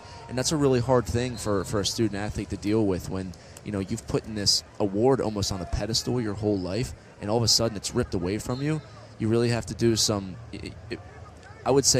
you do some self-searching a little bit and realize that it wasn't necessarily the award that defined my value, but it was the person that I became in that process that's so important. So, that's kind of my hope for guys later tonight that don't get that, and I'm sure we'll talk about it a lot, is, give a little bit of grace to yourself, because we've said it a million times. Being at this tournament is a huge accomplishment in its own right. This sport, Trent, and we love it, but it changes lives. This sport will change you. And you said before, big picture, what you hope it does is you take the stuff that you learn in the Resolite in the training room and you take it to life. All right, 165 pounds. Mitchell Messenbrink, undefeated. Two-time Big Ten champion, NCAA finalist. The #1 seed in Cameron Amine, now at Oklahoma State. Mantanona and Caliendo. Mantanona, third of the Big Ten's, redshirt freshman. He's dangerous. Caliendo's been phenomenal. Then on the bottom, Minto and Barraclaw, Garvin and Hall. And Garvin strikes first, leading at 3-0. Garvin and Hall is a great matchup. They've wrestled twice this year, Peyton Hall winning both of them, but they really kind of wrestle similar. Two of the best scramblers in the country, and Garvin has really turned it on of late. If you watch his ACC final match into this tournament, he's scoring, but he's scoring efficiently. And against a guy like Peyton Hall, that's going to be the key for both guys. Is yes, they're going to be able to get to the legs, but whoever scores more efficiently and doesn't allow the scramble will probably win this match. Messenbrink and Amin have wrestled in the past. Messenbrink victorious. Mantanona is one of those guys, just dangerous. I mean, he's a guy, if he was a baseball player, you'd show up to batting practice because he can hit him 425 feet. I mean, this guy has some big-time power. He's very dangerous, and his arms are so long that when he gets a body lock, he really just suffocates his opponent. And you saw earlier in this match, Caliendo got to a drag and went to the hip for the go-behind. If you do that on a guy like Mantanona, you're not going to be able to get that takedown. You got to be disciplined when you go to a drag go-behind that you're attacking that single leg. Hunter Garvin, the ACC champion. He's an All-American, was 6th a year ago. Peyton Hall working on the edge, keeping that left toe inside the cylinder. Now switches off to his right and out of bounds. Trent, let me ask you this. I really appreciate edge wrestling. I don't want to push out. That's for freestyle and Greco, that's fine. I really, really like edge wrestling. What are your thoughts on that? I do love, one of the things I love about freestyle is the push-out rule. I do think if you were to include that in folk style, it gets a little foggy, especially when if guys coming off from the bottom and they square up and they go right out of bounds. We'll see. I mean, freestyle has its own issues a little bit with grounded, but the stalling on the edge, which I think the referees have actually done a really good job of it this weekend. Usually it's really confusing to see what they're calling, but I feel like you're getting a good read at if a guy's trying to stay in bounds, they're not going to hit him for stalling. But if you're doing a good job offensively and taking the guy out, you usually typically get rewarded with that stall call. And essentially, when I was wrestling, I tried to use that stall call almost as a way to get that push out. You had to do it multiple times, but there is a lot of great edge wrestling, as you'll see both guys using every inch of the mat they can. And the best minds in this sport are on display right now. They'll use any advantage or any bit of that out of bounds that they can. Not that my opinion matters, but if I'm running for wrestling office, I am preaching. There are going to be signs in front yard saying, say no, vote no on the push-out. I love the edge wrestling. Final seconds in the first period with Mantanona and Caliendo. They will go scoreless after one, as Minto and Barraclaw do the same on the bottom on mat number 4. Short time, Amin and Messenbrink. I'd like to know this. When is the last time Mitchell Messenbrink did not score in a first period? Amin does a really good job. This guy, 3-time All-American. I mean, Cameron Amin, workmanlike. Great wrestling IQ. He knows his path to victory. Nobody outside of Caliendo has really been able to slow him down this season. Amin doing a great job. He's wrestled him a ton of times before, and keep in mind now who Cam Amin's head coach is. David Taylor spent more time in the Penn State room than anybody. He will understand how Messenbrink wrestles a little bit and understand how to slow that down. Now, slowing it down is one thing. Completely stopping it and winning the match is another. We'll see how Amin continues this match. Minto gets a takedown on Barraclaw. Cornhusker leads at 3-2. Minto, the 12 seed, redshirt freshman for Mark Manning. Here's Barraclaw coming right back at him. Crackdown position. Minto with a chest lock. You better be careful with that neutral danger. And if you're Barraclaw, continue to elevate that. You see his arm double off. Now you want to try to stay, keep those legs split. He has a Turk here. If you can use that Turk and go cross face and try to get some back points, those would be huge points for Barraclaw. You don't want the ref to stop this potentially dangerous. See, wisely lets that go. And now Barraclaw is really good on top. Watch him try to get this left leg in. Barraclaw, the former Nittany Lion, came to Utah Valley from Penn State. Peyton Hall, 1-point lead over Garvin on mat number 6. Mantanona with an escape. He leads it. Just over 60 seconds left, second period on mat number 5. And Peyton Hall adds to his lead, 6-3. You know, Peyton Hall got a takedown right at the end of the first period, followed that up with a reversal in the second. He's really solid on top now, too. He's going to start to build his riding time. Barraclough finishes the period on top after getting a takedown and a ride out to take the lead. Messon brings high attack rates in on a single leg against Amin on mat number 6.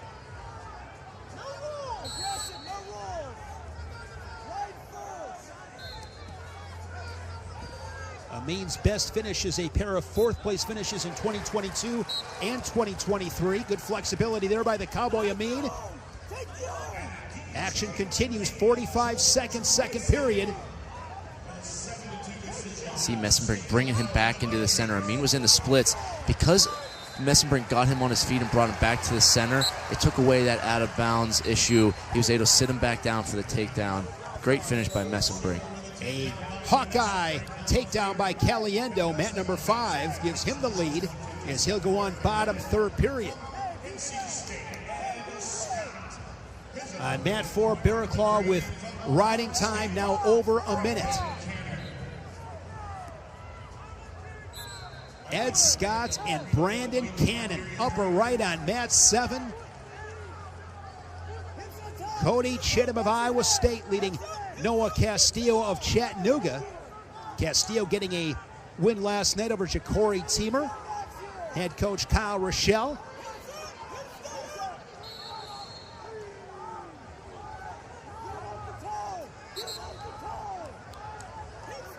Messenbrink in this second period gets an escape, a takedown, and a ride out.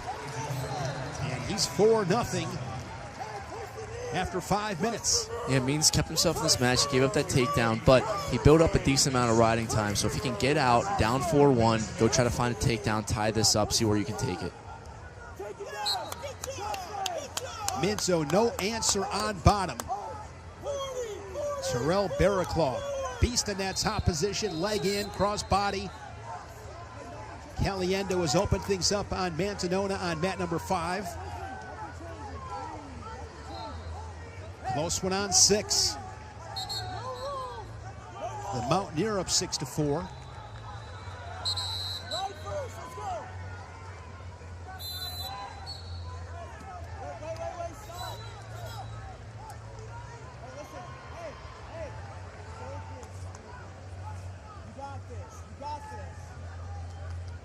What a moment this would be for Terrell Barraclough on mat 4. Was a backup for 5 years, gets his opportunity at Utah Valley. New head coach Adam Hall trying to get his first All-American. Barraclough has done a great job on top. He has riding time. Got it locked up, so he's up by 1. So if you are Minto right here, wisely you cut him right away. You see him jacking both of those underhooks up. Barraclough burying his head. Stay in the mat here a little bit. I think Barraclough's been hit for stalling, Trent. And so he can't just back out. See, Minto tries to throw that by. Barraclough just did a great job with his head position. You saw Minto really trying to elevate him with the underhooks, and Barraclough takes a bad shot. Go behind. Minto in the final seconds is going to get the takedown and gets the win. Christopher Minto somehow, some way comes back to get it. Minto was really trying to commit to those double underhooks. Barraclough buried his head. Barraclough took a shot. I don't advise that shot, but he took it. He was trying to stay aggressive and get to the leg and hold it off. Minto spun around for the takedown. Time on the clock, time to score. What a finish from Christopher Minto. You just can't make this stuff up, Trent. Oh, it's crazy, and those are those reps of experience where Barraclough, your first NCAA tournament in a high-pressure situation, you didn't have to take a shot, and with Minto coming after you a little bit, dive down in, he gets a takedown. I'm assuming his mentality there was go down, grab a leg, and take time off the clock and end it. Especially if you have a stall call and you don't want to get hit for stalling, right? Stay in there, get my hands on a single. But he had the riding time locked up. With the riding time, it's one of those situations where I was never someone that loved getting to a single. I was someone that loved being in an over-under position to hold off, but that may be his best control position, is getting in on a single and wasting time. It just didn't quite work out there. Messenbrink with the riding time point. Is an All-American once again. Mitchell Messenbrink into the semifinals. You would understand this, Trent, having lived in this environment, but it's like hitting that 1-foot putt for $1 million. Doesn't, regardless of sport, pressure changes everything. And the reality is you can sit and train this stuff all you want in the room, and there's value there, no doubt.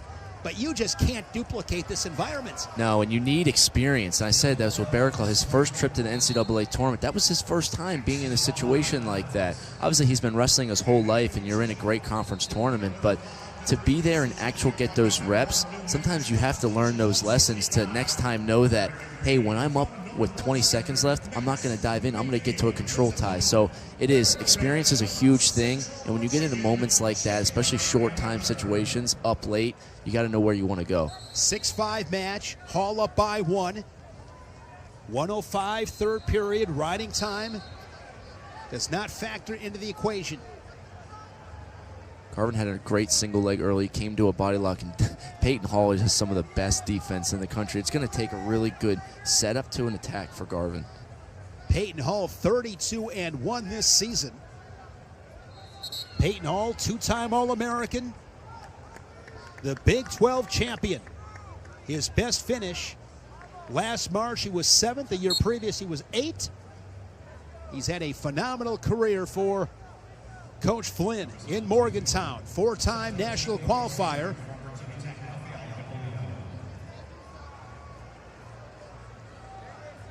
And he is 20 seconds away from a date with Michael Caliendo. Here's a scramble inside of 15 seconds. So Hall scramble out of that. Garvin, he's doing a good job with that underhook, taking away Garvin's attack. There he throws it off. Garvin needs to put a final sprint in here. Great defense by Hall. Floats his hips over to get away from it. Big win for Peyton Hall in West Virginia. It'll be 2-3 on the bottom half of 165. Peyton Hall and Mikey Caliendo. On the top half, it is Penn State and Nebraska. A 1 versus 12 seed matchup with Messenbrink and Minto.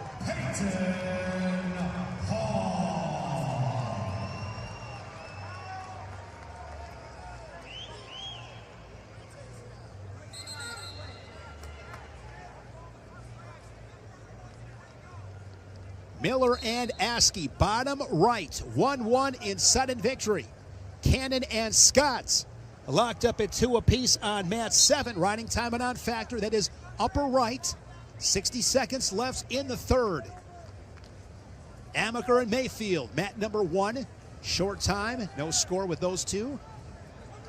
Hippolito and Siebrecht, 0-0 early seconds on mat number 2.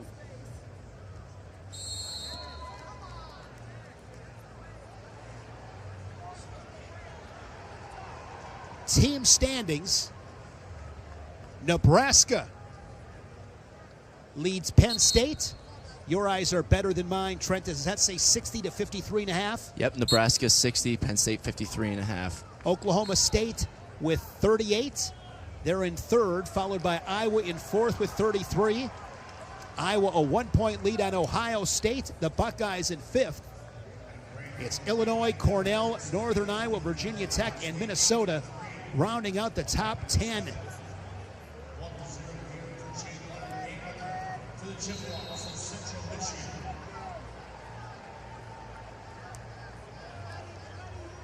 Heart rate is finally coming down from that Barraclough-Minto match.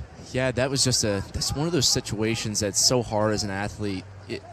One of the toughest things is when you lose a match like that, and you go back and you look and you're like, man, I wish I just wouldn't have taken that shot. But if you go back to it in your Barraclough and you back up and he gets to a shot, you're looking back on it and saying, man, I wish I would have attacked a little bit and got my hands locked. So it really is such a hard position, and when you're winning late, that pressure really starts to mount, and that's where I talked about the experience, but you always want to know exactly where you're best at. Am I going to be best trying to get to the leg, or am I going to be best really shutting down head-hands defense? And we have a fall on mat 2, Kobe Siebrecht, the Jackrabbit. Pins Hippolito of Virginia Tech, the ACC champ.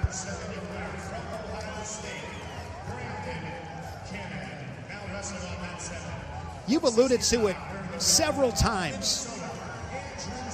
You just don't know where somebody's at when you get them. I mean, are they coming off a high? Are they coming off a low? I mean, it's the guys that lose maybe early on.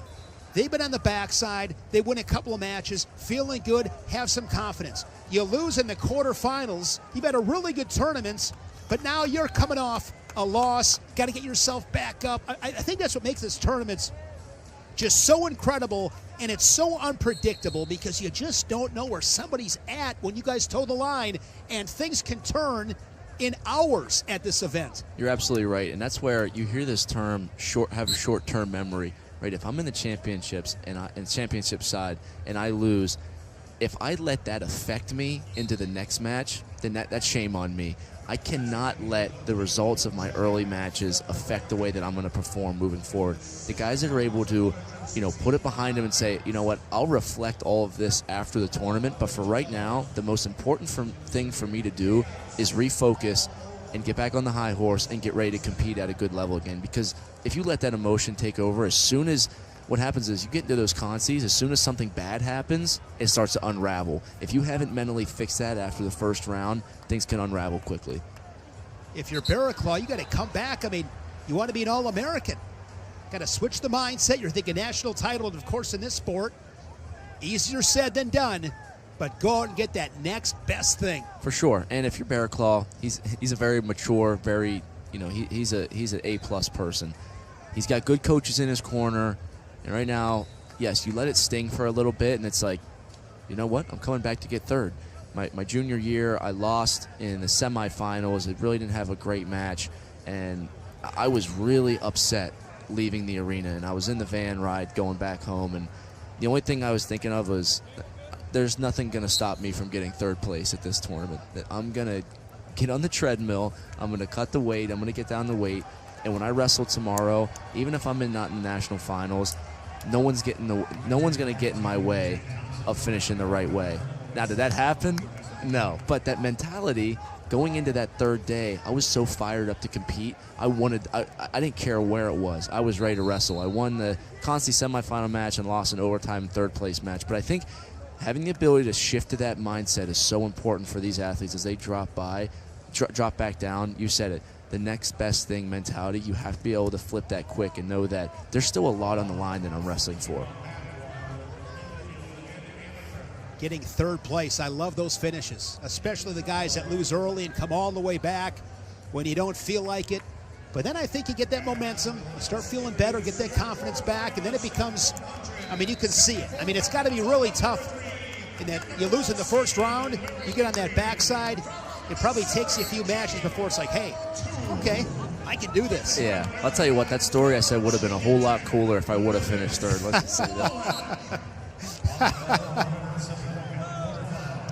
Hey, you should have just said you finished third. Never let the facts get in the way of a good story, Trent. Oh, I know people would have been correcting me on Twitter. Don't worry about that. Mac Church and Braden Scholes on mat number 8, bottom right. And we are underway at 174. Wallach and O'Toole. Keegan O'Toole, what a comeback last night against Lorenzo Norman of Stanford. He was able to find another level. Keegan O'Toole, the two-time national champion. Hamady scoring quickly on Kennedy. Wass and Haynes. Haynes up from 157, where he won a national title last March. Ruiz and DeVos, no score as they approach the 1 minute mark into the first period.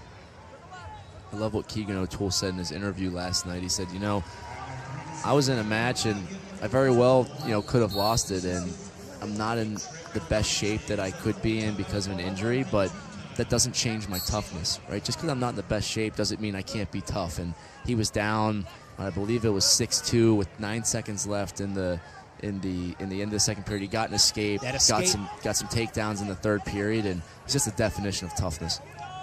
Those duck unders, those level changes, and he makes it look so easy. And And I liked what he said too, just, hey, gonna wrestle hard for 7 minutes, like you said. You worry about the effort. Just worry about the efforts. Easier said than done, but the great ones do that. Yeah, they do. They're able to kind of compartmentalize and really stay in the present. And said, if you focus on what am I going to hit, what does this match look like, then it starts to really build and there's a lot of pressure. If you just focus on your effort, it makes it simple for you. I know that, and you can gauge that throughout a match. I know how I feel. I know how my effort is. If I can continue to keep that at really high, then if I just continue to doing that, I trust in my training, I trust in what the result will be, you take that pressure away and you wrestle really well. O'Toole, Hamady, DeVos, and Haynes, all with first period takedowns in our 4 quarterfinals. Kennedy and Hamady, a couple of years ago, wrestled for a Big Ten title when Hamady was at Wisconsin, where he earned a pair of All-American honors. Hamady won that match. Haynes, now a 3-time Big Ten champion.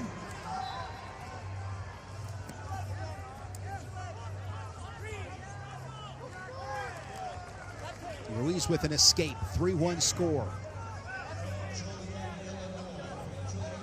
Keegan O'Toole, 4-time All-American, 2-time national champion, 3rd on 2 other occasions, 4-time Big 12 champion. Went to Heartland Arrowhead High School as he makes the turn and scores 3 more.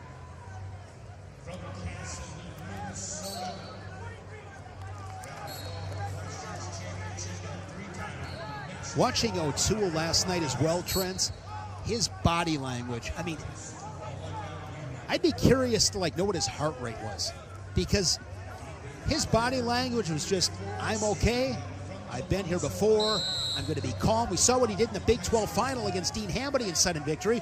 Earlier this season, he beat Levi Haynes in sudden victory. I mean, his personality is just Joe Cool. And one thing with Keegan O'Toole that I've heard him speak about as well, wrestling is what he does. Wrestling is not who he is. For sure.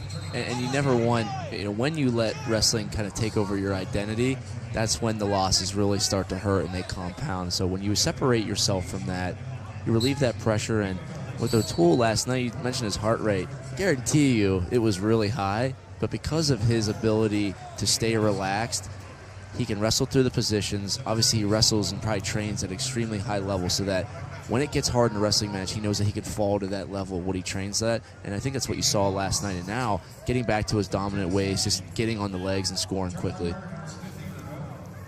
My partner on Big Ten, Jim Gibbons, had one of the best lines ever this season. He goes, the great ones, he was using Jesse Mendez as the example of the way that national final ended with Bartlett. When Bartlett was behind him and looked like he had him dead to rights, he said Mendez in that situation was able to increase intensity while lowering anxiety at the same time.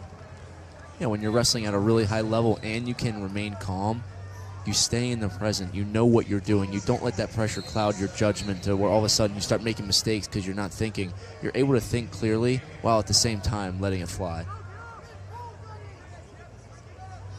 First period in the book on mat number 5. The Jackrabbit leading at 3-1. And Patrick Kennedy has tied the match at 4.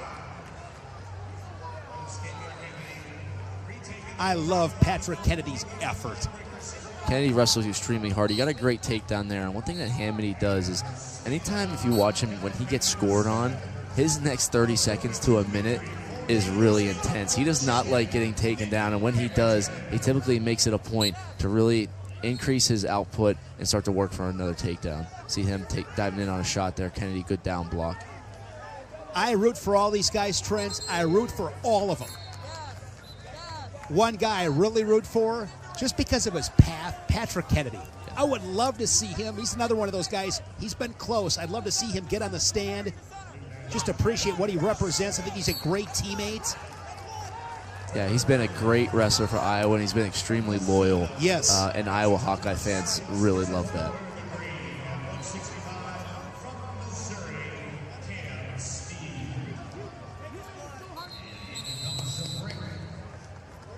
Good match on mat 2 with Filipowicz and Thompson. That's bottom left. Keegan O'Toole in command, late second period.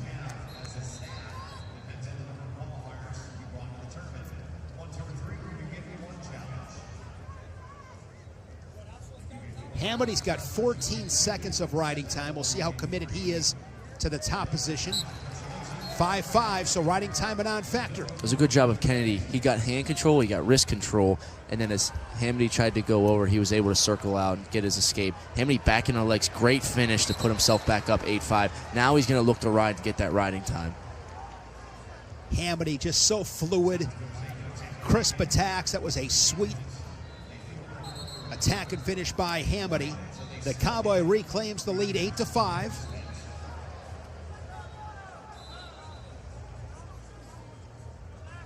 Penn State has reclaimed the lead over Nebraska in the team standings. Penn State, Nebraska, Oklahoma State, and Iowa at the moment, 1 through 4.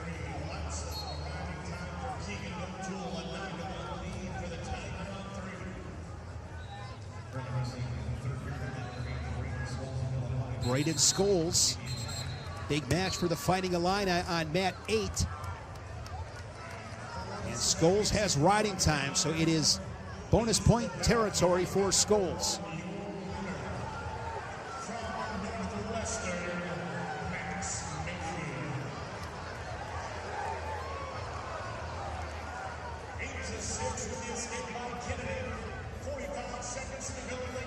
So Kennedy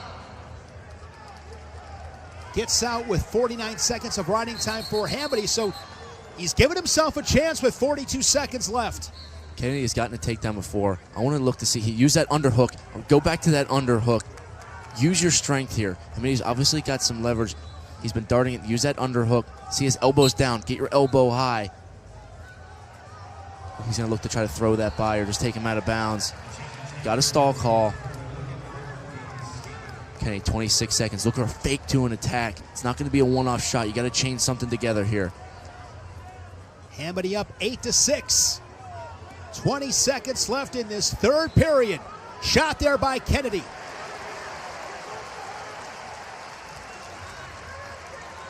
Down to 10 seconds. Hamedy's been able to tie up the Hawkeye. And Dean Hamedy, the Cowboy, over Patrick Kennedy, 8-6. And Dean Hamedy, now a 3-time All-American. 2 at Wisconsin, and now 1 at Oklahoma State.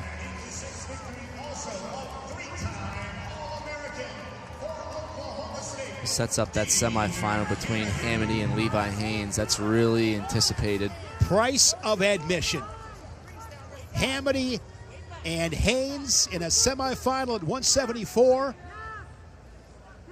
That's probably the match at first glance I'm most looking forward to. It's one of the most anticipated semis, obviously with the team race as well. Oklahoma State trying to stay in it, and with Haynes, who's made the national finals the last 2 years. He won it coming back. And Hamedy, you know, coming off last year, not All-American. This has just been an incredible season, him getting back to the tournament and putting himself in a position to make the national finals. Cade DeVos, a 13 seed. He was 5th last year, 4-time national qualifier. Ruiz, the Ivy League champion. And Keegan O'Toole, a major decision into the semifinals once again. The number 1 seed, O'Toole, remains undefeated. He'll get the winner of Ruiz and DeVos. That match still with over 30 seconds left in the second period.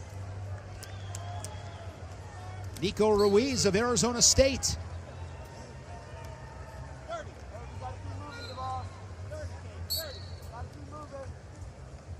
And Kyle Mosher, is that match over? No, they're just coming up. So they're right coming now. on. Yep. Okay, they are coming on.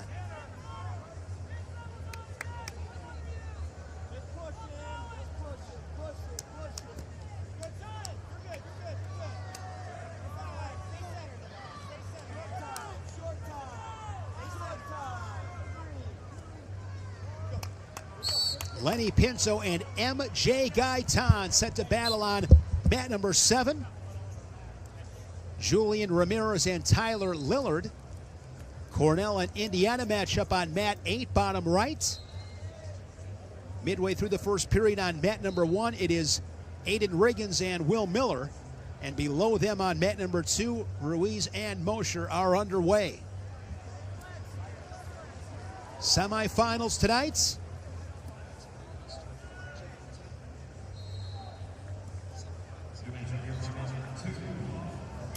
Looking forward to that round. An exciting night in college wrestling. Many would say the most exciting night.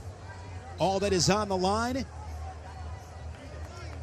We'll be right back at it here on ESPN Plus. 8 Eastern, 7 Central.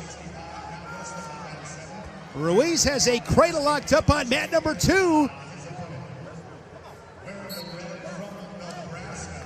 He will get the takedown, 3-0 for the Sun Devil. Lenny Pinto out to a quick start. This is big for Nebraska. Lenny Pinto, 7-1 lead over Gaitan. And both these two guys, great scramblers. And Lenny Pinto puts Gaitan on his back. Pinto looking to pin the Cyclone. This would be big for Nebraska in the team race. He's got him tight. That's upper right on mat number 7. Still plenty of time with 1:45 remaining in the first. And Gaitan able to fight off his back.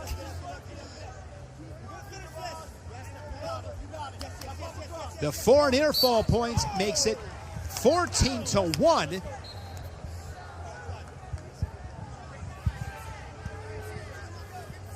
Pinto getting a little bit high.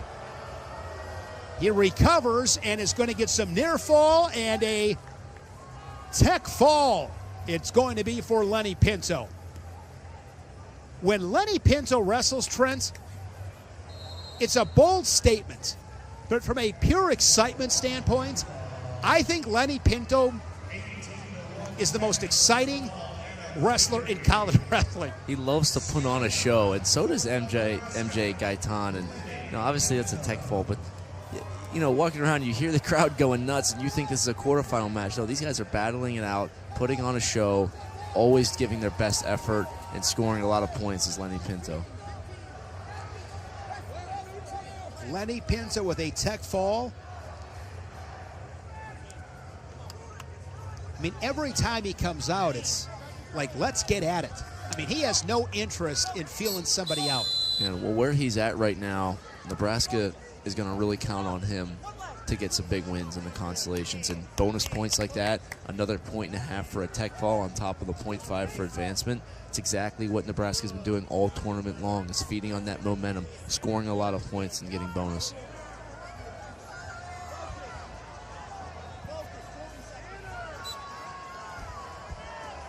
Ramirez and Lillard, no score. 1.5 minutes in the first, mat 8.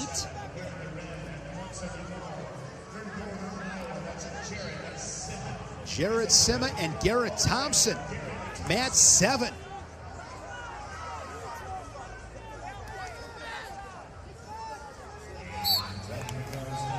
£184 quarterfinals coming up shortly, still at 174.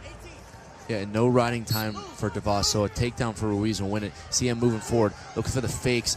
DeVos, great job circling back into the center. Now he can come back to the edge if he needs to.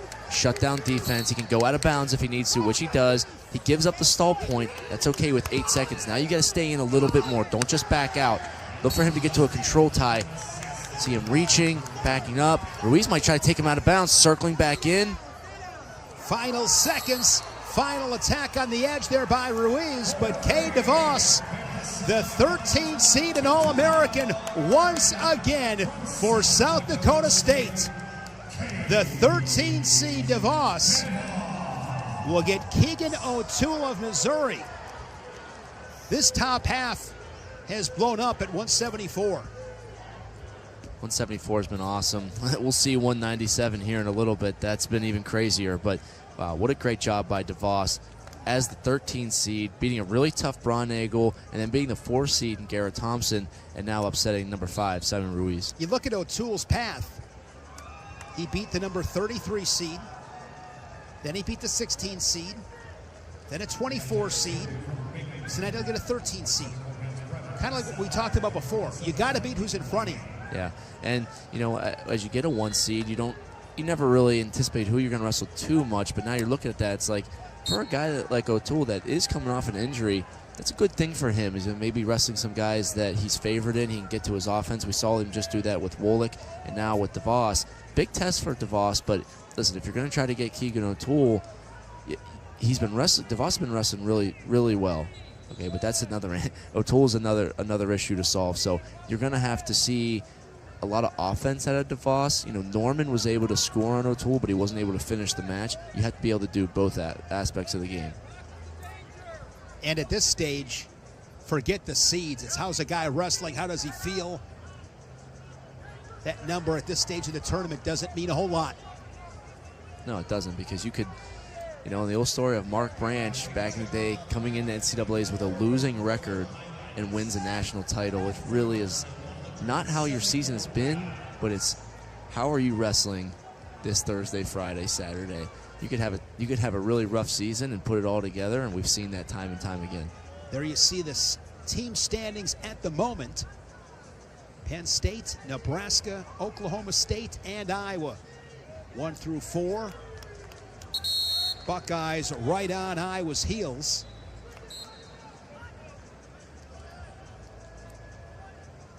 Good tournament for the Fighting Illini of Illinois.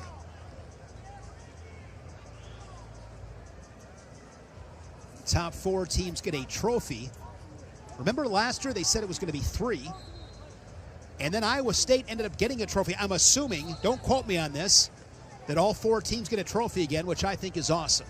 Yeah, you need to have all 4. And honestly, I wish it was, top 8, but top 4 is extremely hard to do. You see there's a really tight battle there. I said it yesterday, getting a team trophy for schools is a huge deal. Sometimes we always just think about what the champion does, but to get a team trophy, we saw Cornell get them a 2nd last year. It is a really big indicator of great success for a program. And that team trophy could cost 76 cents. It has nothing to do with the trophy, right? It has everything to do with what it means. Yes. It could be this pen. Call it a trophy. It'd be huge for programs, as you said before. It's not about the trophy itself, about what the trophy represents, being top 4. Well, it's coveted because, and that's the head coach's job, right? To get team trophies, to finish as high as you can at the NCAA tournament. I was always someone, and I think you're starting to see a lot of momentum with dual meets. We have to have a dual meet championship, and you absolutely have to. I'm clapping here, Trent. Absolutely, absolutely. You and I, Trent, I got a friend of mine that was a little disappointed that you and I agree on everything. I'm with you 100%. Dual meets. I'll tell you what, I do like the push-out rule. I think we can include that, but we'll just say that so we can disagree on something. I will convince you to vote no on the push-out. I mean, the dual meets, you see, it is the best. They're electric. It's the best showing of what our sport is. Obviously, this tournament is amazing, but this isn't something that we can do week in and week out. You can do dual meets, and you can build fan bases, and you're seeing all of these teams here do a great job at fostering fans, growth, and getting them into the seats for the dual meets, and it's just really exciting. People get behind programs, behind teams. If I had the magic wand and got one wish in college wrestling, no doubt about it, a dual meet championship. Places would go crazy. Yeah, I'd say some of my most memorable times as a student athlete were some of our home dual meets in Reynolds Coliseum at NC State, whether it was with Virginia Tech or UNC or Oklahoma State. It just, you really cannot beat that atmosphere. And as a student athlete, that's what you live for. You live for those moments, putting on for your team in your home gym. It's an amazing experience. And when you look at college wrestling the last handful of years, it's record after record after record after record. People love dual meets. 184-pound quarterfinals, the 4-time national champion Carter Starocci and Jackson Smith of Maryland. They've wrestled a bunch of times. Starocci has won all of those encounters. Looking forward to this matchup on mat number 5 with the veteran Chris Foca and the young gopher Max McAnally. Below them on mat number 6, it is the reigning national champion at this weight class, Parker Keckisen, and All-American Edmund Ruth. And Silas Allred, the 12 seed, he has found magic in Philly, going up against Dustin Plotz, the All-American from Oklahoma State. Plott, national finalist a year ago. And Dustin Plott, 3-0 lead, 40 seconds in. I think you could probably argue this might be the best weight class in terms of top-end talent. Obviously, with Starocci as the 1 seed, Keckisen returning national champ. And then you also throw in McAnally, who has wrestled Starocci really close, and Dustin Plott, returning silver medalist.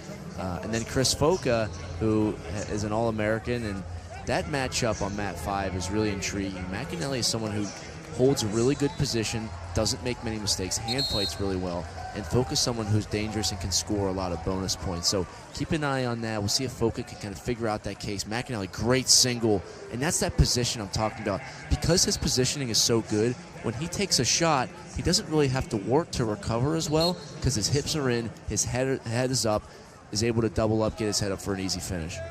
McAnally from Waconia, Minnesota, 4-time state champion. Heck of a football player in high school. Thought about playing college football. I believe he wanted to play college football. Talking to South Dakota State and North Dakota State, ultimately decided to stay on the Resolite at Minnesota. He's up 3-1. Parker Keckisen working a hammerlock on Edmund Ruth on mat number 6. Keckisen, a 4-time All-American. He's been first, he's been a runner-up, a pair of third-place finishes. And earlier this month, picking up his 5th Big 12 title. Him and Dayton Fix, the only wrestlers to claim 5 Big 12 titles. What impresses you most about a guy like Keckisen?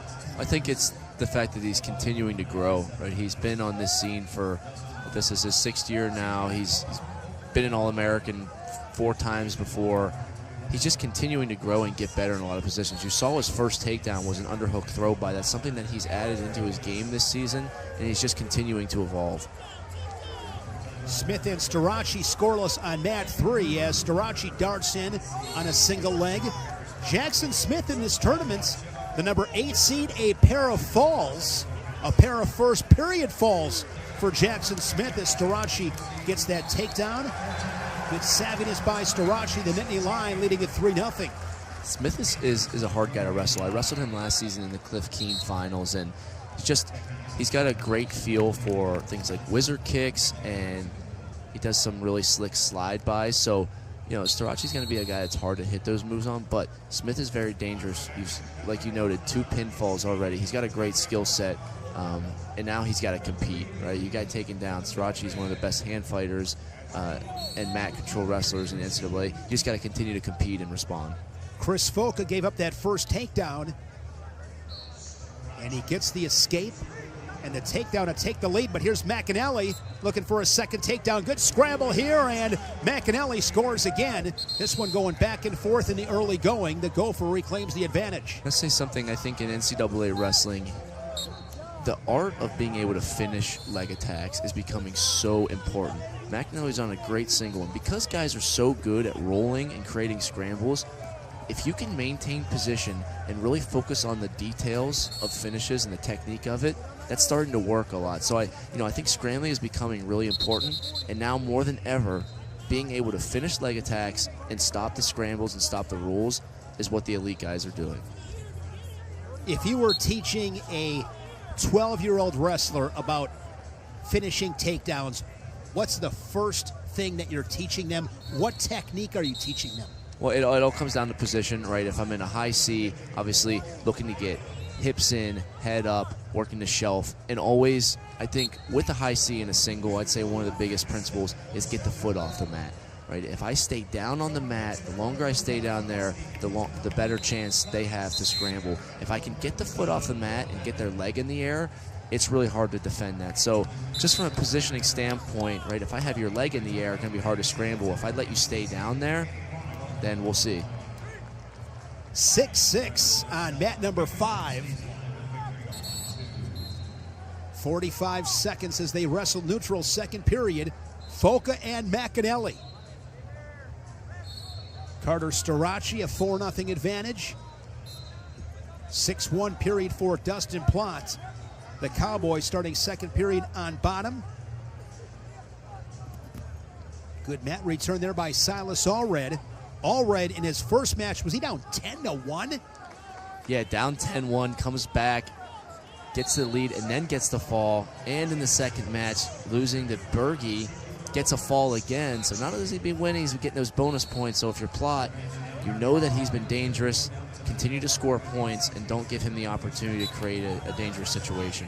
Parker Keckisen, a scoring machine. Of course, last year beat Dustin Plott to win the national title. He bonused his way to the top of the podium, did Keckisen.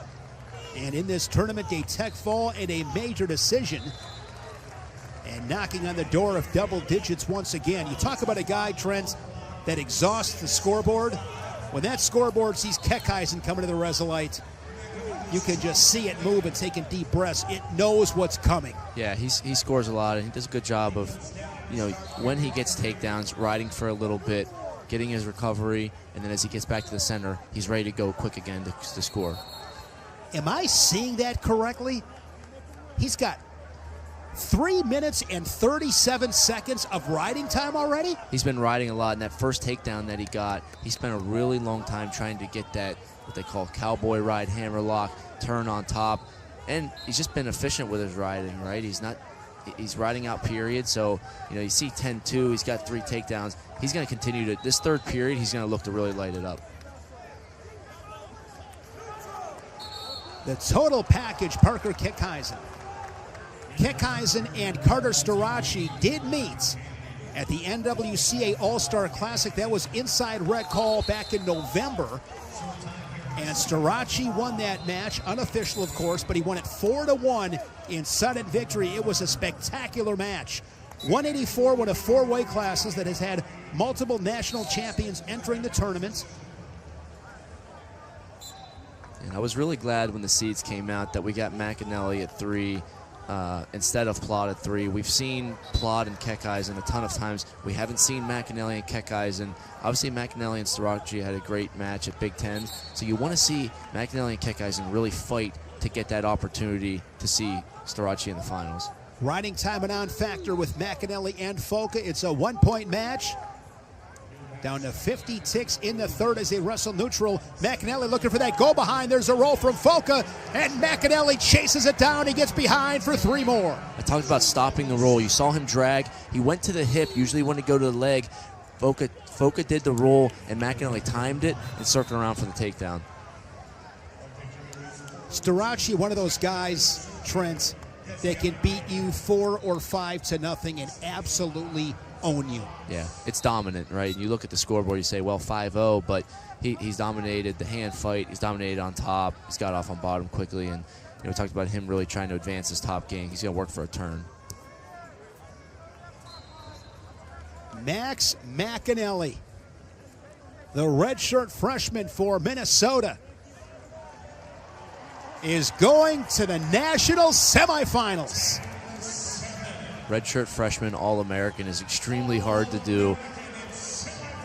It takes a lot of heart, especially at a weight class like that where you're still. Those are men. Yeah, these guys are veterans. They're strong. To be a redshirt freshman at 184 to make the podium is a big deal.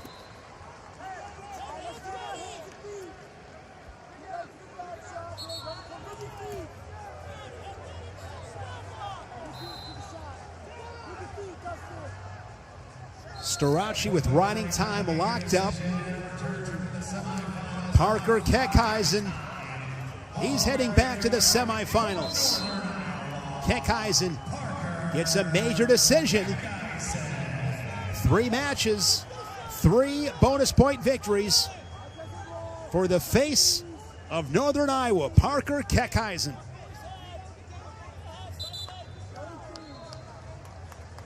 Keckisen and McAnally looking forward to that showdown tonight. And Carter Starocci with that late takedown, that pushes him to a major decision. Starocci looking for history in Philly. This quarterfinal chapter is written for the Nittany Lion. Starocci, the number 1 seed, into the semifinals, where he is going to meet Dustin Plott of Oklahoma State. Plott with the riding time point, a 12-5 final overall red. Starocci and Plott, McAnally and Keckisen, the top 4 seeds at 184 pounds in the semis tonight. That is going to be a heck of a fun weight class. Those semis are incredible, and the only weight class so far that's gone chalk, 1 and 4 and 2 and 3. You know, the guys at the top were expected to dominate, and they are. That's the only weight class? I think so. Maybe I spoke too soon. I'll bet you're right.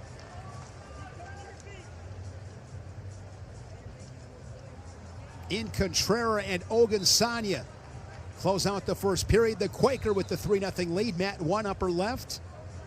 Fishback and Kane and all ACC affair and all North Carolina affair with North Carolina and NC State. Norman trailing Augustine 4-1. Matt number 7 upper right. ACC champion Matthew Singleton of the Wolfpack leading Bronigal third period action. Bottom right on mat number 8. 2 other weights. 141 Happel over the 4 seed Coder Hunt. Same thing at 65 with Minto over Barraclaw. So Minto 12 seed. 2 weights. 2 of those weights, the top 3 seeds were in it. But yeah, 184, the only weight with 1, 2, 3, 4. That's pretty crazy. It is. That's this tournament. And I don't think it's ever going to change. I mean, the talent, so many great guys, the young kids that can come in and win out of the gates. I mean, McAnally, redshirt freshman at 184, having a great tournament into the semifinals. You look at technology, the training opportunities. I mean, this sport just continues to elevate in terms of technique. It's incredible. Yeah. It's never been better. I think the access to RTCs that these kids have is really beneficial. You know, not just having good high school programs, but having the access to wrestle with Division I collegiate wrestlers with their RTC is huge, and you're seeing these guys being exposed to great wrestling and technique earlier on in their careers. So by the time they get to college, they've already learned a lot of these advanced techniques. Great opportunities through USA Wrestling with freestyle and Greco. USA Wrestling can take you from a young kid to the top of the podium at the Olympic Games. Be sure to check out those opportunities. Freestyle and Greco season approaching. How old were you when you started with freestyle and Greco? See, I started wrestling when I was 5. I think after a couple years, we had a pretty good situation in PA with freestyle wrestling. There was a lot of opportunities. So I did freestyle and Greco, I want to say probably when I was 10 or 11. So I had a pretty early access to it. What it's like now is even crazier, and what these kids are doing throughout the spring and summer is awesome. But yeah, I definitely recommend getting exposure to freestyle and Greco-Roman as early as you can. Short time on mat number 7. Lorenzo Norman last night had Keegan O'Toole against the ropes. Was able to take down the 2-time national champion a couple of times. But Luca Augustine of Pitt is going to hang on and get the 4-3 win. His tournament continues. And looking forward to watching Lorenzo Norman. He's young. Stanford's a team that excites me. They got some really, really good guys, and the future is bright in Palo Alto. A good win for Augustine, moving along in the consolations over Lorenzo Norman, who's very good. Matthew Singleton on mat number 8 has the riding time close to being locked up. It is now locked up for Singleton, so he is in position for the major decision. We turn our attention to the 197-pound quarterfinals. Jacob Cardenas of Michigan, Gabe Sollers of Indiana, mat number 3. Mac Stouts defeating his brother Luke last night. We'll get A.J. Ferrari, a national champion in 2021 for Oklahoma State. Shoemate and Buchanan on mat number 6. And this is a match we talked about in the open. Beard and Barr on mat number 4. Beard's only loss earlier this season to the redshirt freshman from Penn State. It's going to be an awesome rematch. You said it, the only loss for Michael Beard this year, who's been having an incredible season, was to Barr in the dual meet.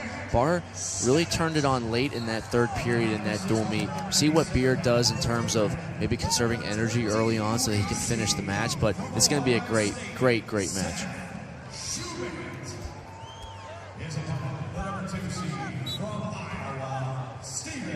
Seth Shoemate began his run to these quarterfinals by pinning All-American Isaiah Salazar.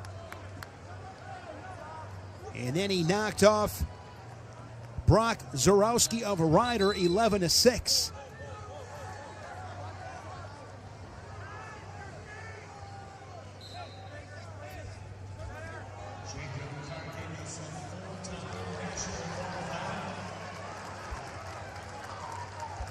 Barr beat Beard 11-3 back on December 8th.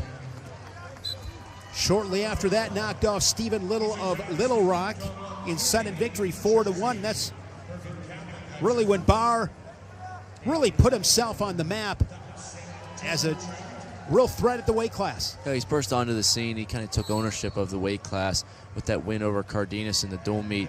So you saw Cardenas reverse that match at the going big on mat 6. Big toss there from Shoemate. Holy smokes.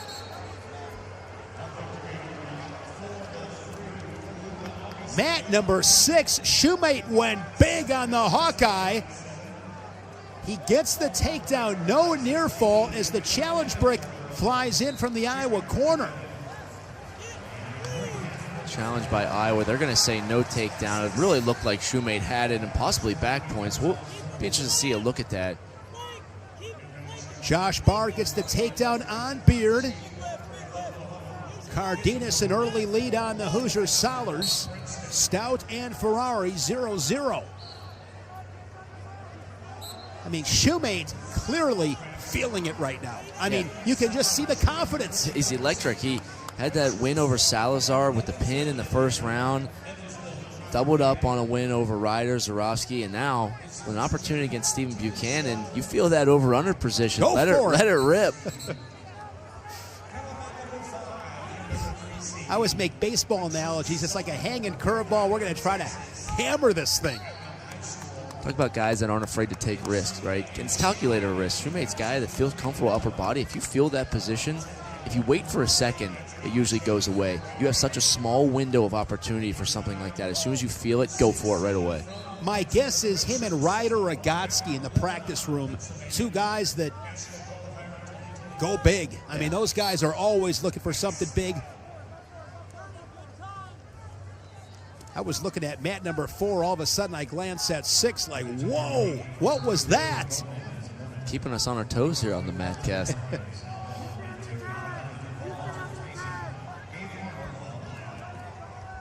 Michael Beard began his career at Penn State.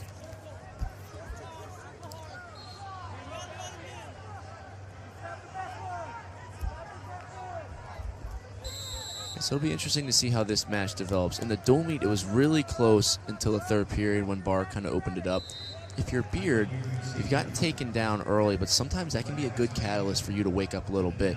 I knew in the dual meet it was really close and I lost it late, and now I've gotten taken down. I know I have to respond right away. I don't really have that luxury of waiting around anymore. So we'll see if that kind of sparks some action out of him. If you're Barr, good job getting that early lead. Work for an early escape here, and then look for Beard to take some attempts and look for a reattack. Michael Beard, 3-time national qualifier, 2-time EIWA champion. He's 2-time All-American, 8th. Last year he was 7th back in 2021, and here is Barr once again on mat number 4. So they take that takedown off the board on mat 6.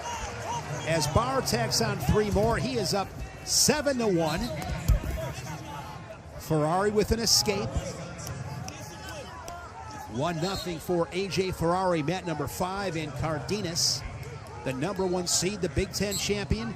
His first season in Ann Arbor, coming from Cornell.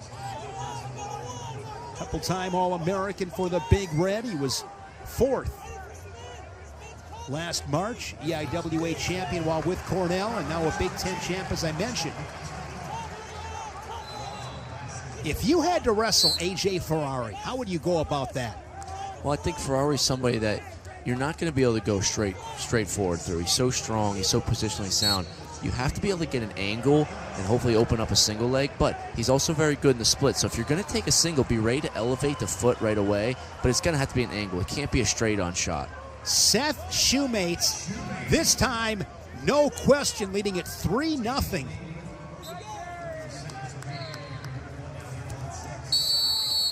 Couple of good mat returns from Seth Shoemate. What do you think about that, mat return? You like that? I do.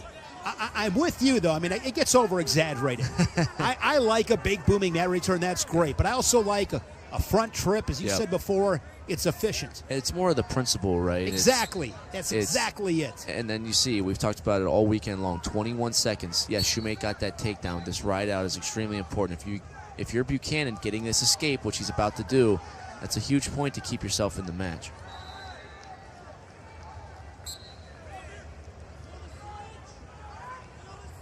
These guys met at the Big Tens, 8-0 for Buchanan. And they met in the dual meet on January 25th. 18-1 Buchanan. Explain that to me. Yeah, it's just adjustments. When I was in high school, a teammate of mine, Tariq Wilson, when he was a redshirt freshman at NC, Wilson. Talk about a great tournament he had. He got tech fouled by Cade Brock in the dual meet, came back in the second round and majored him. So it really is about who you are on that given day. And we talked about it. Anybody can be beaten, right? There's nobody that's unbeatable. It really depends on who you are that day you show up and what kind of poise you have. I mean, Shoemate working so hard on top. And you look at his riding time, 41 seconds. I mean, that's what it takes. Just being so stingy, not giving anything away.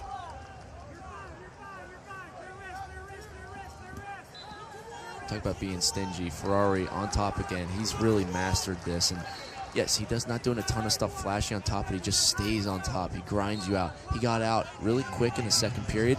So now he's already at 32 seconds of riding time. He's going to really try to get his riding time secured here, put himself up 2-0, and now you have some options. You can continue to ride if you need to kick him loose, and you're still up 1-1 with riding time secured. Buchanan gets a reversal to tie that match.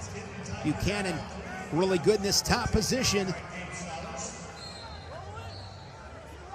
On mat number 3, that's an 8-5 match. 105 remaining in the third. Sowler's a 24 seed. Having a great tournament. Shoemate, a 23 seed.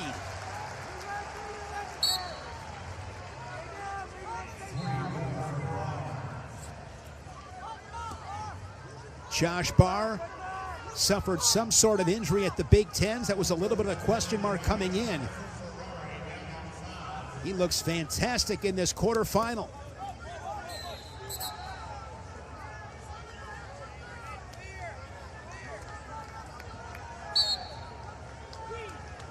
Barr looking to knock off Beard for the second time this season. And A.J. Ferrari there on the edge. Don't believe they gave him any near fall. Well, they're going to say no near fall. Referee said he got 1 count. Stout came back and broke criteria and then got another 1 count. Ferrari saying he wants the 2. I thought it was 2, but... Short time scoring for Stephen Buchanan of Iowa. Had a tilt on the edge in the closing seconds. Yeah, 4-point near fall is such a game changer. Jacob Cardenas, the Big Ten champion, two-time All-American, into the semifinals for the Maize and Blue of Michigan. It will be Cardenas and Barr. Cardenas and Barr 3 tonight in the top half of the bracket at 197.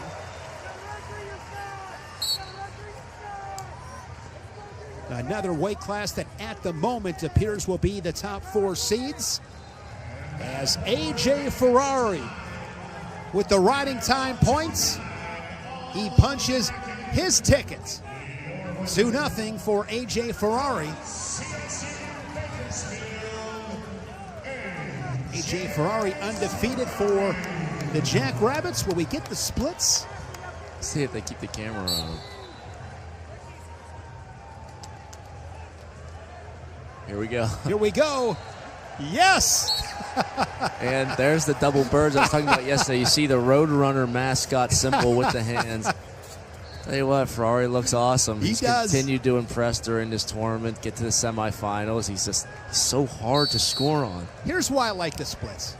He's not disrespecting anybody. It's just the fans love it. A lot of them. I shouldn't speak for everybody.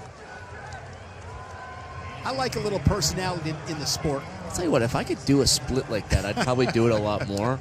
I think if I tried to do that, I'd probably end up in the hospital. But, yeah, if you could do that, absolutely. In 2021, it was like the flex. Yeah. You know? So Stephen Buchanan, Shoemade came out fast, he came out strong, but in the end, Stephen Buchanan, a little too much. Look for a tech fall or a pin here with this tilt. That's pretty incredible, and that's why I talk about the 4-point near fall. If you're good on top and you can get turns, you can really end a match quick. Tech fall for Stephen Buchanan. And he is a 4-time All-American. Iowa with another national semifinalist. It is the top 4 seeds. Buchanan and Ferrari tonight at 197. It's going to be an amazing match. If you look at both of those semis, Cardenas, Barr, Ferrari, Buchanan, I tell you, 197, anybody can win that bracket. I'm really excited for the semis to see who makes the finals.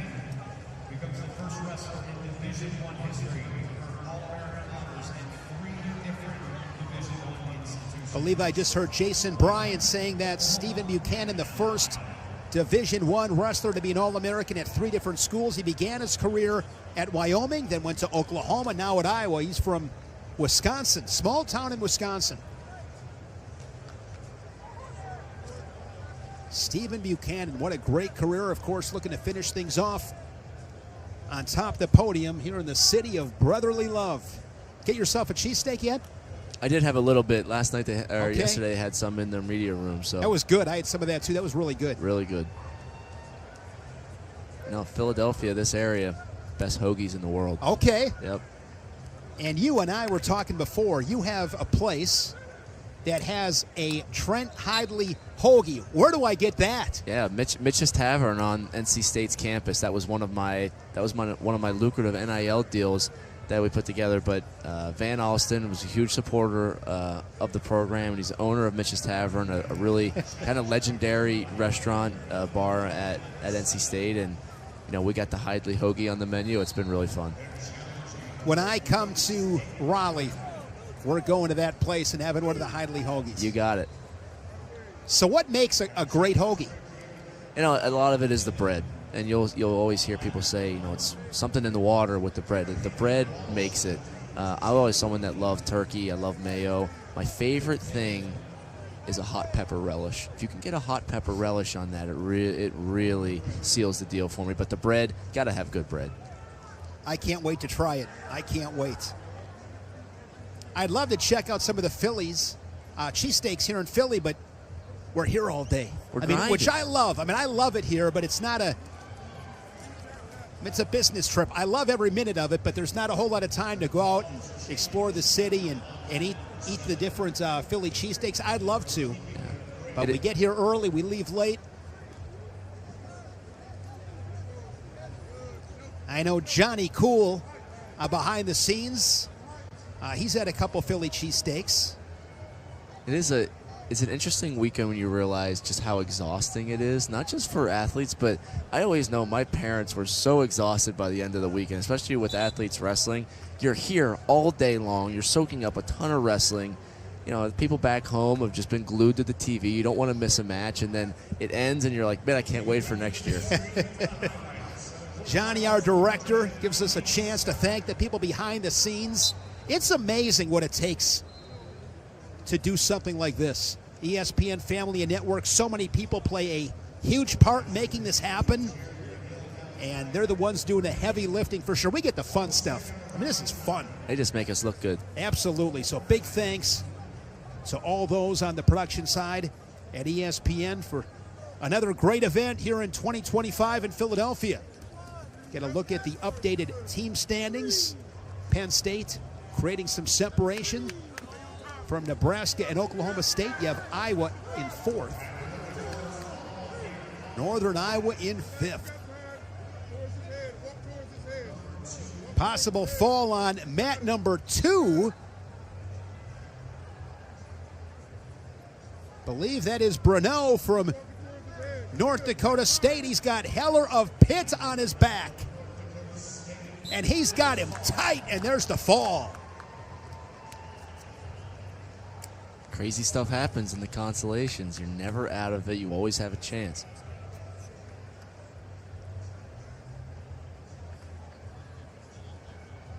Great career for Reese Heller. I really enjoyed watching him at Pitt. Unfortunately getting pinned, but he's done some great things.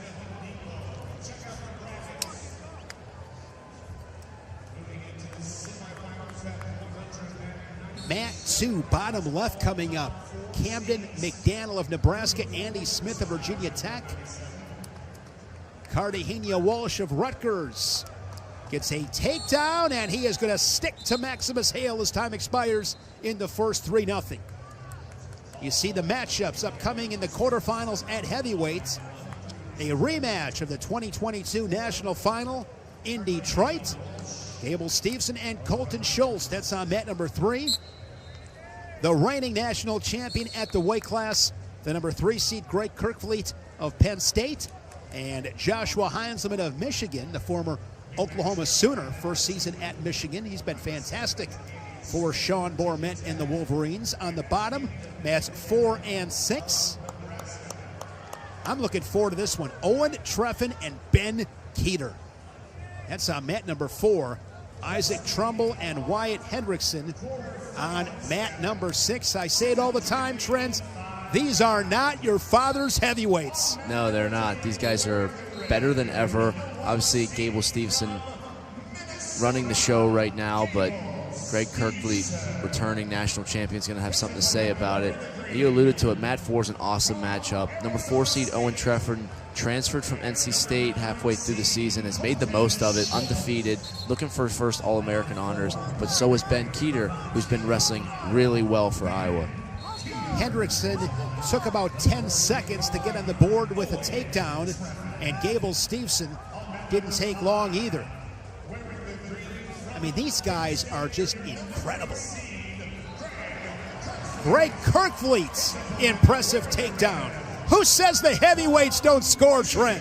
3 takedowns within 45 seconds of each match. It's just not, like you said, these are not your father's heavyweights. These are not your father's heavyweights. These are well-oiled machines. Try to keep this as polite and diplomatic as I can. Upper body, there's nothing hanging out of singlets anymore. I mean, these guys are chiseled out of marble, basically. These guys are beasts. And when I went up to 197, I had the opportunity to wrestle with both Treffin and Trumbull, and it is so different. You know, just from 197 to heavyweight, these guys are so hard to wrestle, not because they're bigger, but because they're using their size and they're extremely talented. Treffin is really quick. Good defense there by Keeter. Treffin's speed shocks me. He's got one of the best outside steps in the country, especially for a heavyweight, and you don't see that a lot. That's usually a technique that kind of brought from overseas, that outside step technique. Normally in the U.S., we're accustomed to that penetration step, high C. Treffin has worked on that a lot these past few years, and you're seeing it pay dividends for him. See if he can execute it on Keeter. But Keeter also really agile, so matches like this, when you can get a takedown in the first period, it is so big. When you know that you're wrestling somebody that's going to be a close match, you don't really want it to go to a 0-0 first-round match, because the longer that the match goes on, kind of the harder it is to really pick up your offense. So you really want to set the tone. You saw Treffin get in the leg attack. We'll see if he can get back to it in this last minute. Ben Keeter last night defeating All-American Nick Feldman of Ohio State 3 times this season to cement his spot in this quarterfinal. And Wyatt Hendrickson has Trumbull on his back. And Wyatt Hendrickson, the Cowboy, into the semifinals. Another pin for Hendrickson. Bonus points for Oklahoma State in the team race. Hendrickson undefeated. Kerkvliet wrestling Heinzelman for the 3rd time this season. Beat him at the Big Ten 6-0. And then it was 6-0 rather in the dual meets. And 9-1 in the Big Tens. Wyatt Hendrickson, Captain America, coming over from the Air Force Academy where he wrestled for Sam Barber and the Falcons. Hendrickson, 2-time All-American for the Air Force Academy, 3rd in both 23 and 24. Now a 3-time Big 12 champion, Wyatt Hendrickson. Another matchup, if it plays out, still a long ways to go. Don't want to put the cart before the horse. But if it's Hendrickson and Kerkvliet, that'd be another big-time match. I will tell you this, Trent. Nobody's leaving tonight before the heavyweight matches. No, that's one that you have to watch. And kind of similar with Haynes and Hamity at 174, you have the Oklahoma State versus Penn State matches, and both of those matches have been highly anticipated. You know what these guys should say? And at the Ncaa championships, I'm probably being a little bit unfair here, but if I'm these heavyweights, it's, you know what? No, you can't stay. You can't stay. You weren't here before. You're not here. You can't stay. Let me give that rant real quick, Trent. Don't leave dual meets before heavyweight's over. You gotta stay. You gotta stay. Yeah, well, especially now with them being some of the best athletes on the team, you don't want to miss that action. I mean, these guys are saying, "Oh, now we're good enough for you." Yeah, right. Where have you guys been over the last couple decades? I'll say what I feel like I've seen is some heavyweights doing a great job at not just being great wrestlers, but also good showmen as well. They're making it fun to watch. You look out in the crowd right now, Shane. This place is almost entirely packed, and we are at the heavyweight, so no one's going to get a soft pretzel quite yet. At the PIAA championships, everybody always rushes out to get a chicken tender basket. You're not seeing that yet. Owen Treffin gets the Hawkeye Keeter up in the air and gets the takedown. 4-0 lead for the Mountain Hawk. Now this ride out is huge. I've been talking about it all day long. He got the huge takedown. In a match like this, you know it's probably coming to a 1 takedown match. Now can you ride? And that's big for Keeter. Huge escape for Keeter. Sets him up in the 3rd period. Now he can go down again, and he has the confidence that he can get off bottom. He'll look to go down in the 3rd period. He knows he has to go get one to win. Gable Steveson, the Olympic champion, 4-time Big Ten champion. Gable Steveson wrestled high school at Apple Valley, Minnesota. Go on bottom. Quick escape, and he'll get back to work on his feet. The stuff he does on his feet is from another planet, another world. It is next level, and Colton Schultz has had an awesome career. How cool is this? We have an Olympic gold medalist versus a Greco World Team member in Colton Schultz. That's a really fun matchup.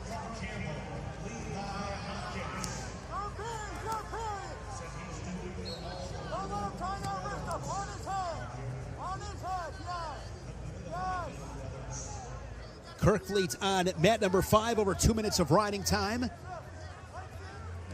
I don't recall him having that knee wrapped at the Big Tens.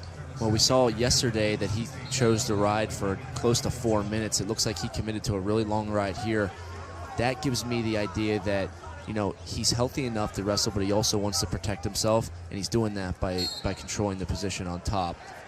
Mat 4 is going to be a really fun last minute. If you're Keeter, you got to pick up your activity. Treffin's a hard guy to score on. He can scramble as well, so it may take 2 attempts to get in there. You don't want to try to wait until the last 20 seconds to get a takedown. Riding time and on factor with Treffin and Keeter on 4.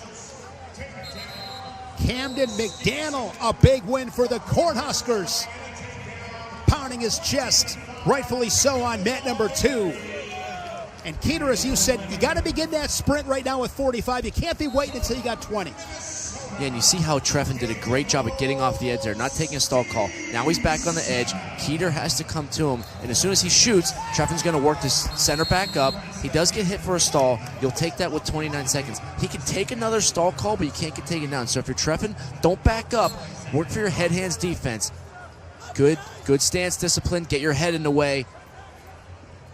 Shot there by Keeter. Straight on shots, another attack, but right into those hips of the Mountain Hawk. Down to 15 seconds. You see him circling back in there. That allows him to keep the time going and not get a fresh start. Duck under attempt there by Keeter late as Treffin drifts back center. And Owen Treffin, the number 4 seed, is into the semifinals, where he will meet Gable Steveson, who picked up another tech fall. The stage is set, top half of the bracket. What an awesome moment for Owen Treffin. Started this season as a backup at NC State, finds his home at Lehigh with some of the best heavyweight coaches in the country, punches his ticket to the NCAA semifinals. You see that smile on his face. You know how much that means to him. Great story. Great story for Owen Treffin. At heavyweights, the top 4 seeds. It is Steveson and Treffin, Kirkfleet and Hendrickson. Looking forward to those matches tonight. All right, Trent. Semifinals, 8 o'clock Eastern, 7 o'clock Central, right here, Madcast coverage on ESPN+. We are going to have some fun tonight. Tonight's going to be awesome. These matches this morning were so good. It's going to be hard to beat that, but I know they always do. You love to see these guys punch their tickets to semis from the quarters. You just secured All-American honors. You guaranteed yourself top 6. Now, what I'm most interested in, we talked about it earlier with the blood round. Who is going to be the guys that are able to respond? It's such a hard thing to do coming off of a loss like that. You've got to put it behind you. You probably get something to eat, a little bit something to drink.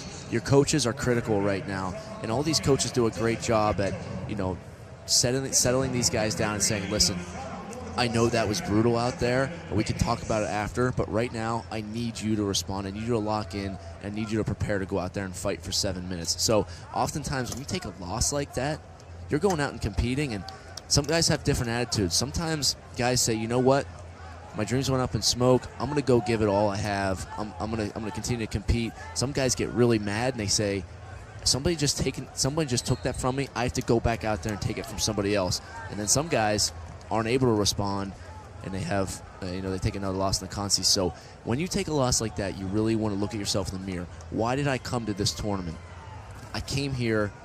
I didn't come here to just win. I came here to have fun and enjoy myself and wrestle as hard as I can. You have to bring yourself back to those roots, because your dream of national title is gone, but the dream of All-American is still on the line. Consolation matches continue here on the floor of Wells Fargo Center in Philadelphia. Winner moves on. Loser's season comes to an end, and in many cases, careers come to an end. Zach Glazier and Trey Munoz, mat number 2, bottom left. On mat number 7, you have DJ Washington and Bennett Berge. Washington just turned him. He went body lock, stepped in, and took him to his back, feet to back. Big 7-point move for Donnell Washington.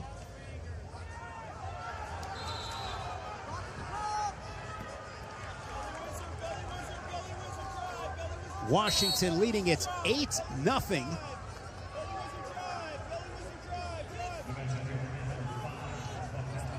Zorowski and Bronigal, mat 8, bottom right at 197.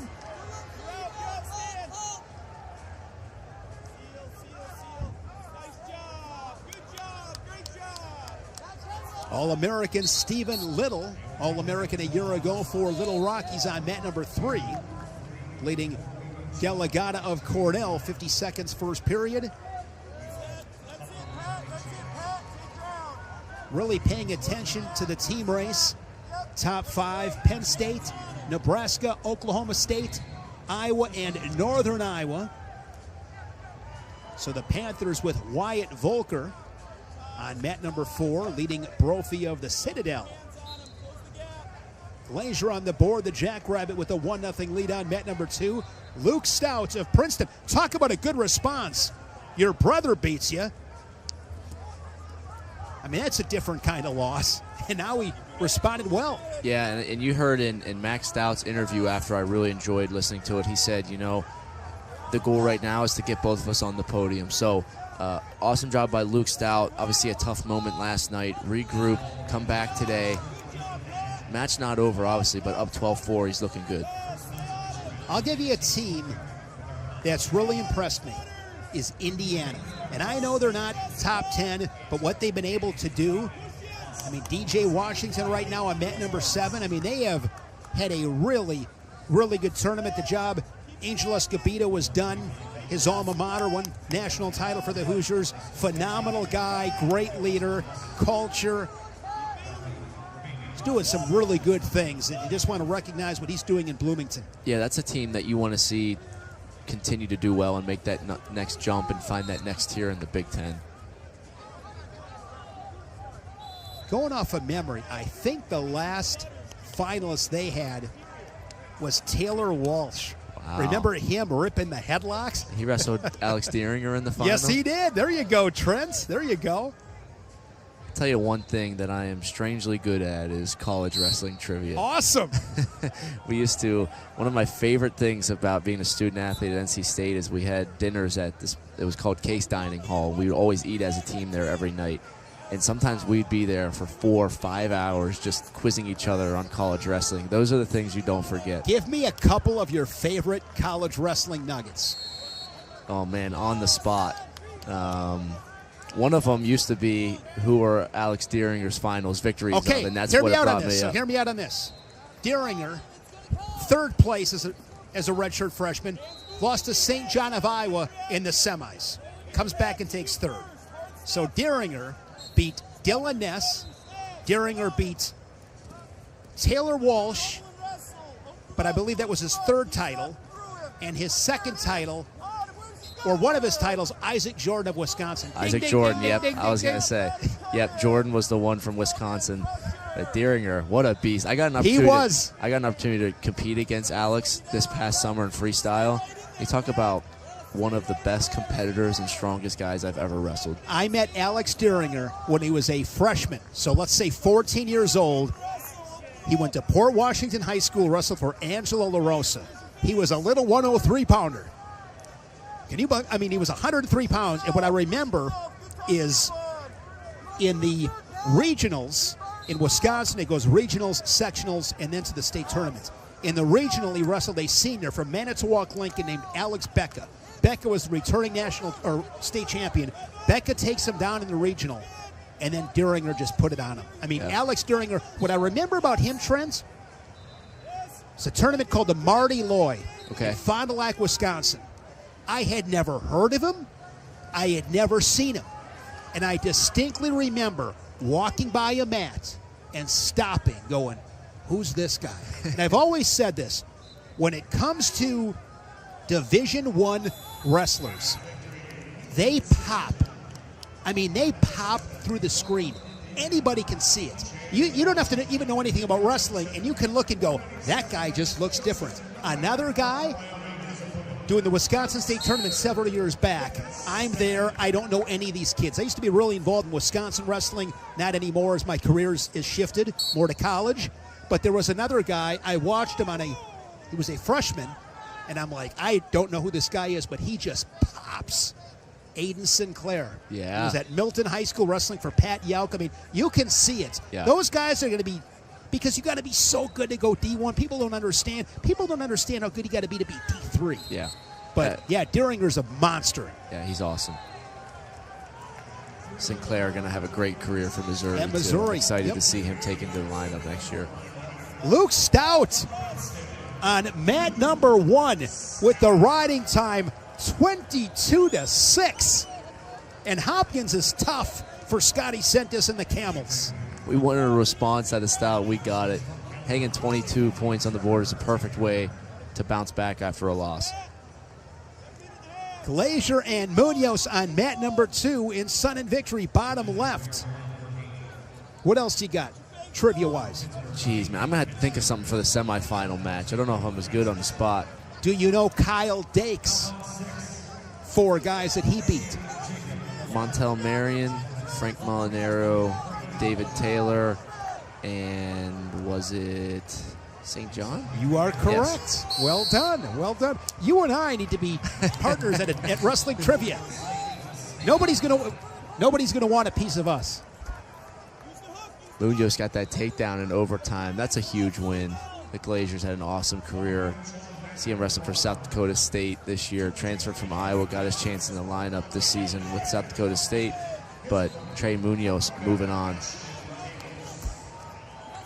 What else do we have going on? We got Dayton Pitzer on mat 8, 10 seed, bottom right. Another Hoosier there, Jacob Bullock. Him and Brady Colbert of Army. No score, 30 seconds in.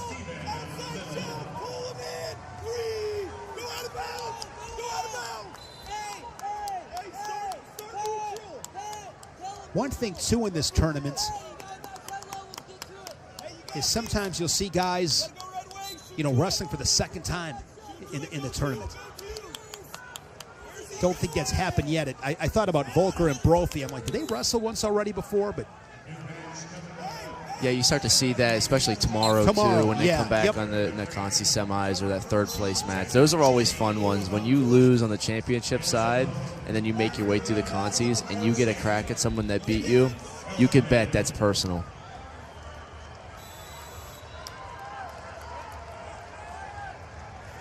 Volker, the 7th seed. Yeah, he fell to Zorowski from Ryder. That's who beat him in the first round. And Volker, maybe he's that guy. Maybe he's that guy. Loses the first round, he comes back, becomes an All-American. Jimmy Mullen and Nick Feldman on mat number 3.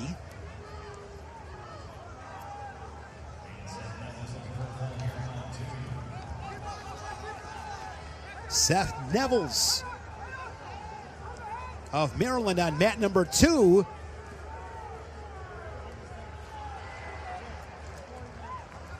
More near fall for Nevels. This freshman out of Bucknell, Dylan Bechtold, I really like. He just got to take down Northwestern challenges, but I really like the way that he's competed this year.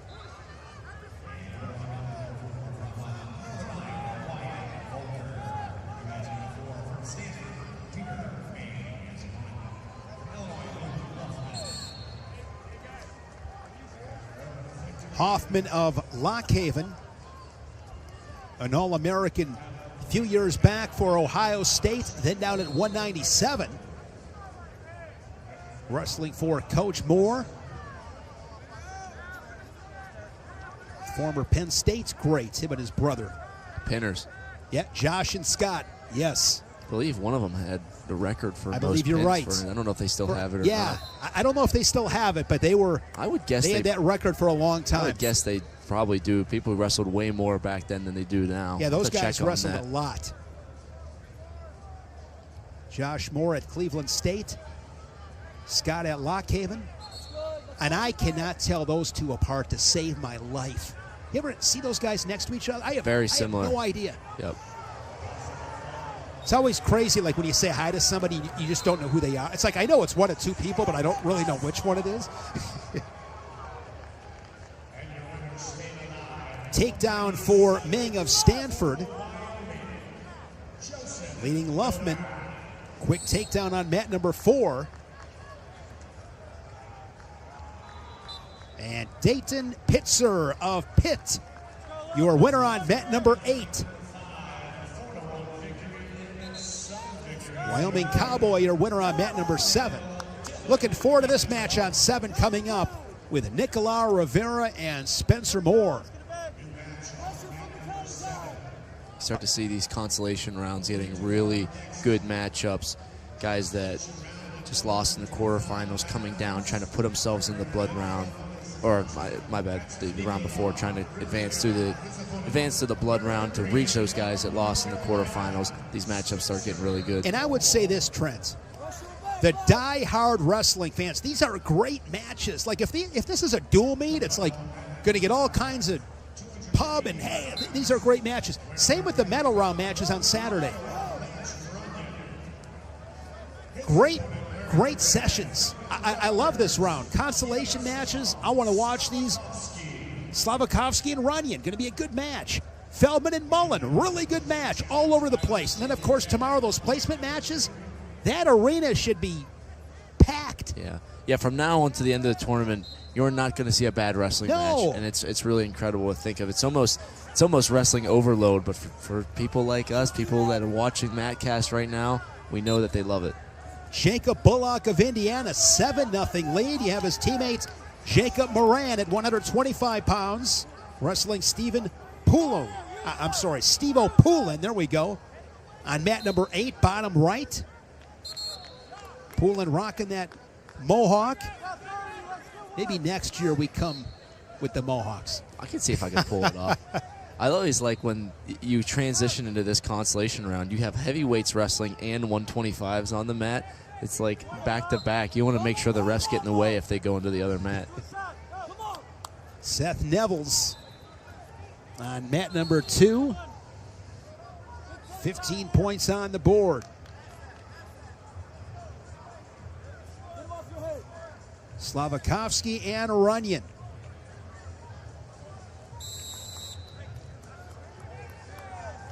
Shot here by Runyon. You see the Scarlet Knight putting pressure on the head. Adjustment made from Runyon.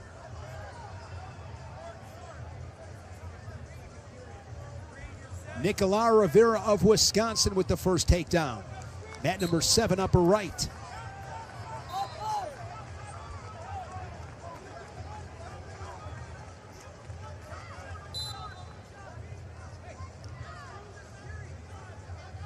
Be sure to join us tonight. The Dog Bone will be on the floor. Semifinals, blood round. What I think about that Friday night, Trent, it is the thrill of victory and the agony of defeat. That's what sums Friday night up. Yeah, it really is. And if you're in the semifinals, obviously making the national finals is such a big deal.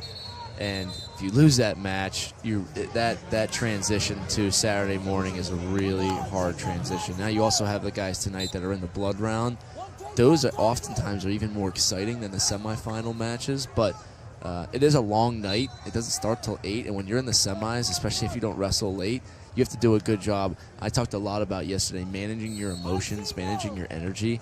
You kind of have to separate yourself from the wrestling, because if you watch the 125 semifinals and you're wrestling 184, your heart rate's going to be jumping. You're going to be into it. You're going to be cheering. You have to do a good job of saying, maybe I'll watch these matches tomorrow when I get some time to reset. But for right now, I just got to focus on being in the national semifinals. Rivera, the takedown and the ride out to close out the first period on mat number 7. Mullen up on Feldman, 1-0 on mat number 3.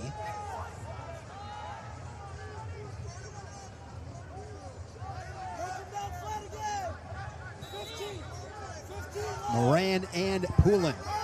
No score after 3 minutes. Luffman on mat number 4 has tied things up against Ming. Good match on mat number 4, 6-6. To the third they go.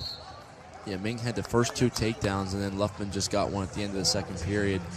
Ming looking at his coach is trying to decide what he wants to do. He's going to take bottom. Gavin Hoffman of Lock Haven with the major decision. His tournament continues.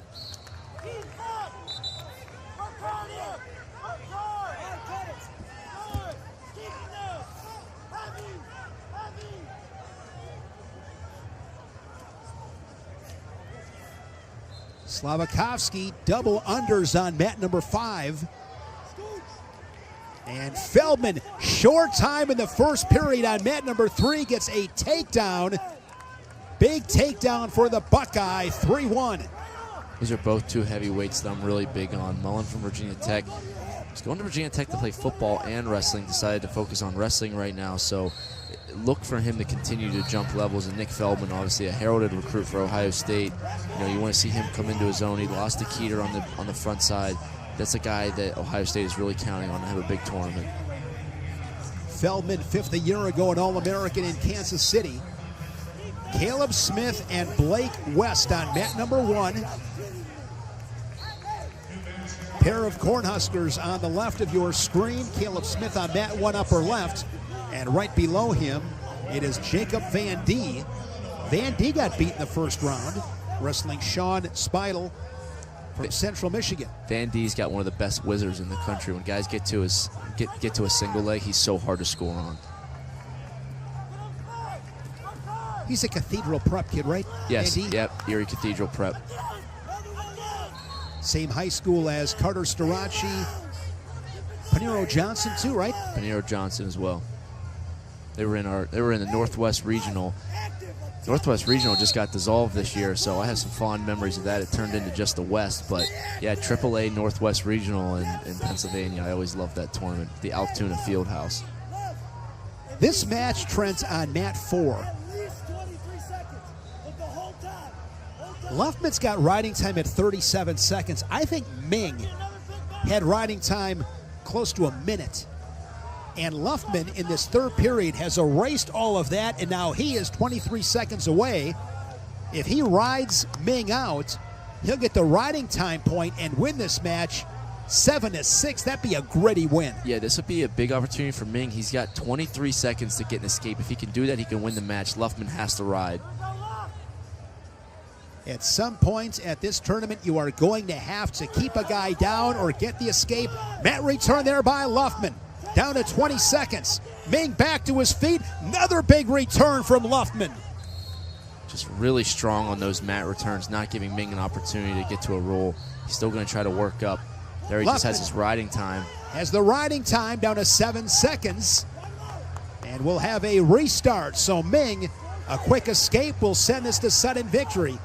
But what a gritty third period for Luke Luffman of Illinois. Especially getting taken down twice, to be able to respond like that is great if you're Luke Luffman in Illinois.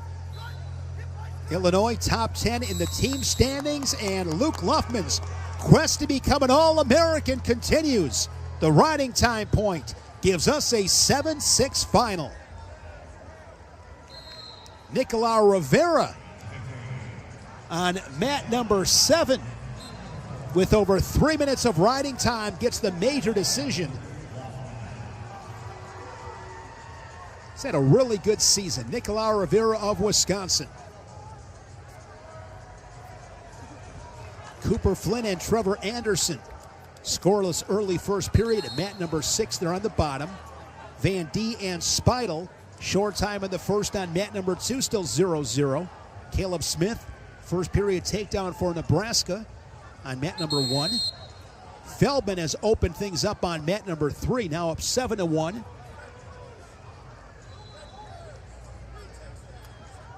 Mat number 5, riding time a non-factor.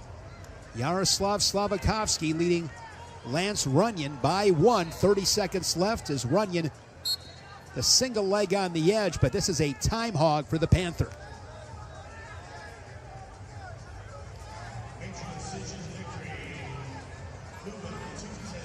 Runyon trying to create some real estate. Down to 10 seconds. Look at that flexibility from Slavakovsky. And Yaroslav Slavakovsky with a 1-point win, 4-3. Unbelievable defense on the edge. Runyon had that ankle. He's trying to pull it in. He got back to that whizzer. Got a lot of weight down. Was able to survive.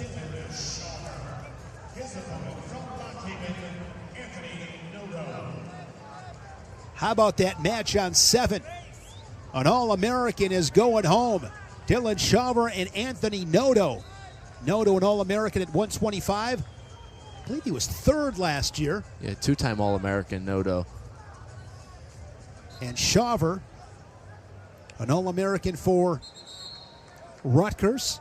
You made the comment yesterday, Trent, and I'm going to look at this up right now. You made the comment, Runyon, when he came to Northern Iowa in 2020, that 2019-2020 season, he was at 165. Then he spent 4 seasons at 174. He was at 174 last year, didn't wrestle, had a medical. And now at heavyweight. And had 20 wins. Yeah, I believe I heard somewhere that it was a situation where they needed somebody at heavyweight, and he was coming off of injury, and you know, he did a good job of putting on some size and getting big for the weight class, and he got the opportunity, and just a team player there. Began his career at 165 and goes to heavyweight. It's incredible. I don't think people realize how, you know, jumping one weight class is a lot. Jumping 4 is unheard of.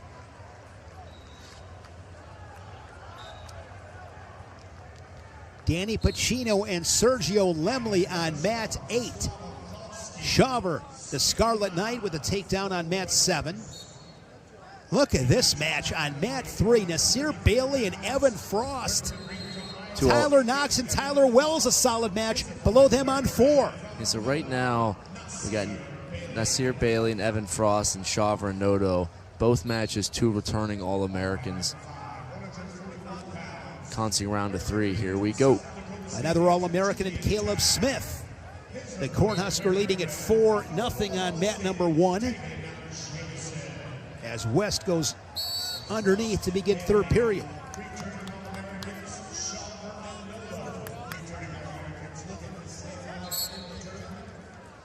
What a tournament. What a tournament. How do you feel on Sunday morning? Terrible.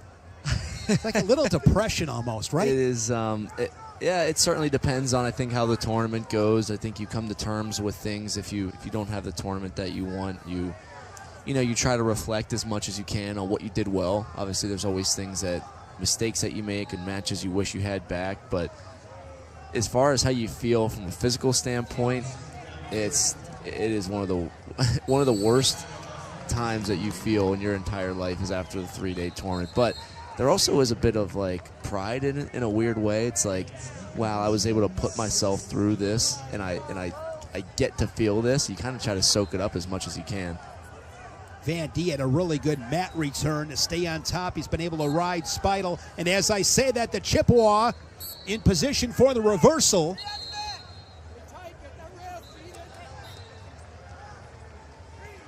He's got the lead 2-0.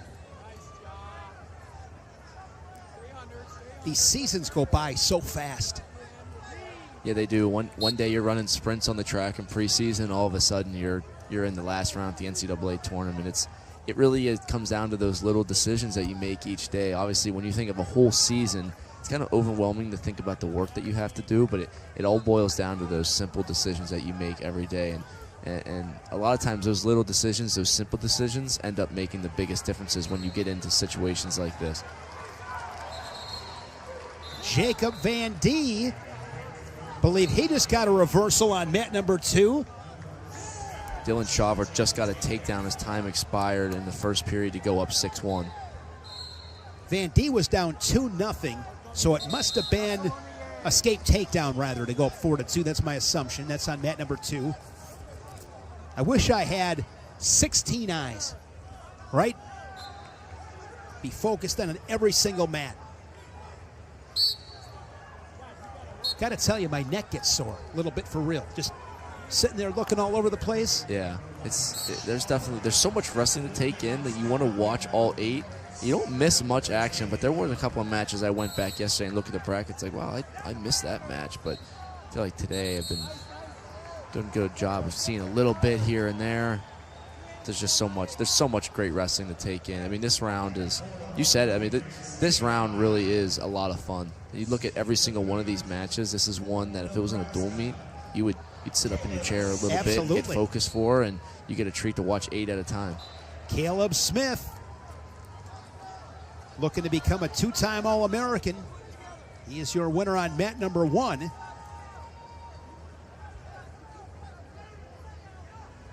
Anderson up on Flynn on mat number 6. Riding time and on factor. Just over a minute remaining in the third. Nasir Bailey, 3-2 over Frost on mat 3. Short time on mat number 8 in the second period. Lemley leading Pacino 1-0.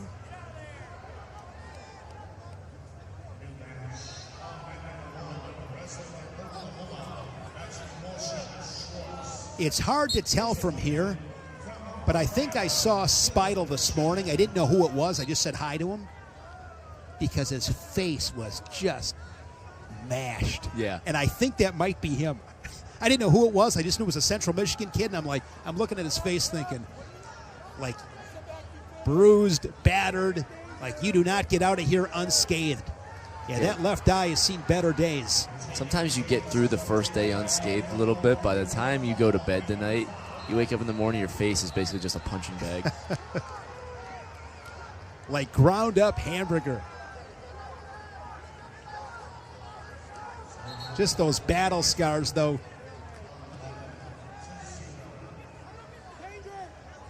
These are some bad, bad dudes. And Jacob Van D follows up that win from Caleb Smith. The Cornhuskers a couple of wins here in the last few minutes. Pacino's tied things up. Good win for Trevor Anderson, keeping his momentum going. He beat Richard Figueroa last round, now beating Cooper Flynn from Minnesota.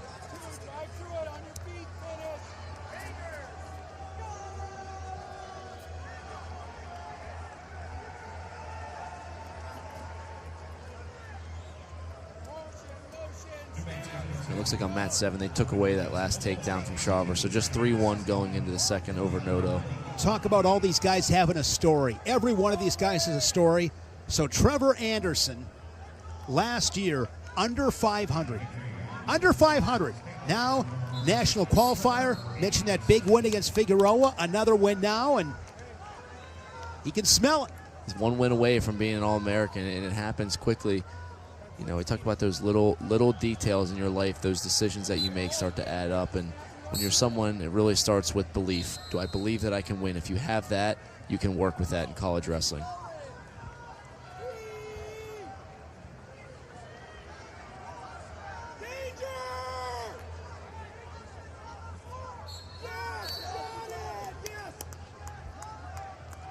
Short time on mat number 8. Riding time and on factor with Lemley and Pacino.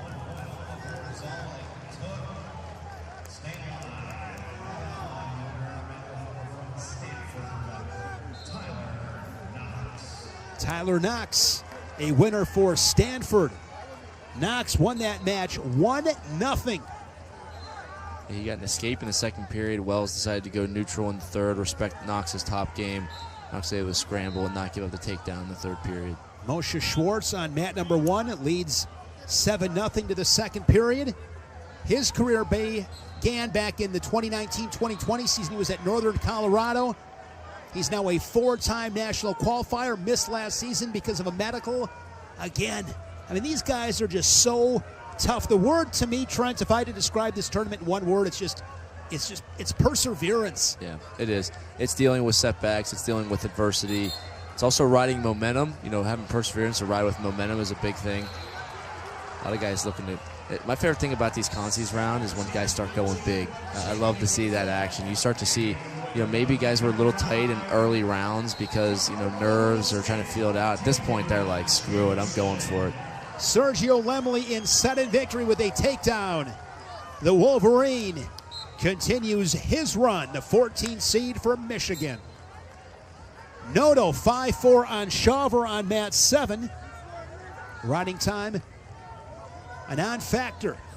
Bailey and Frost. This one's getting late on mat number 3. Bailey up by 1. See Frost with that ankle. He's going to try to drag him in. He may have one chance of finishing this. Bailey tries to scramble. He gets a takedown. Frost. Evan Frost takes the lead late in the third. And Bailey, it's that moment Broke him with that takedown. Evan Frost, the Cyclone, knocks off Bailey, an All-American a year ago for Little Rock. Tell you what, those Frost brothers, no quitting. There is no quitting those guys.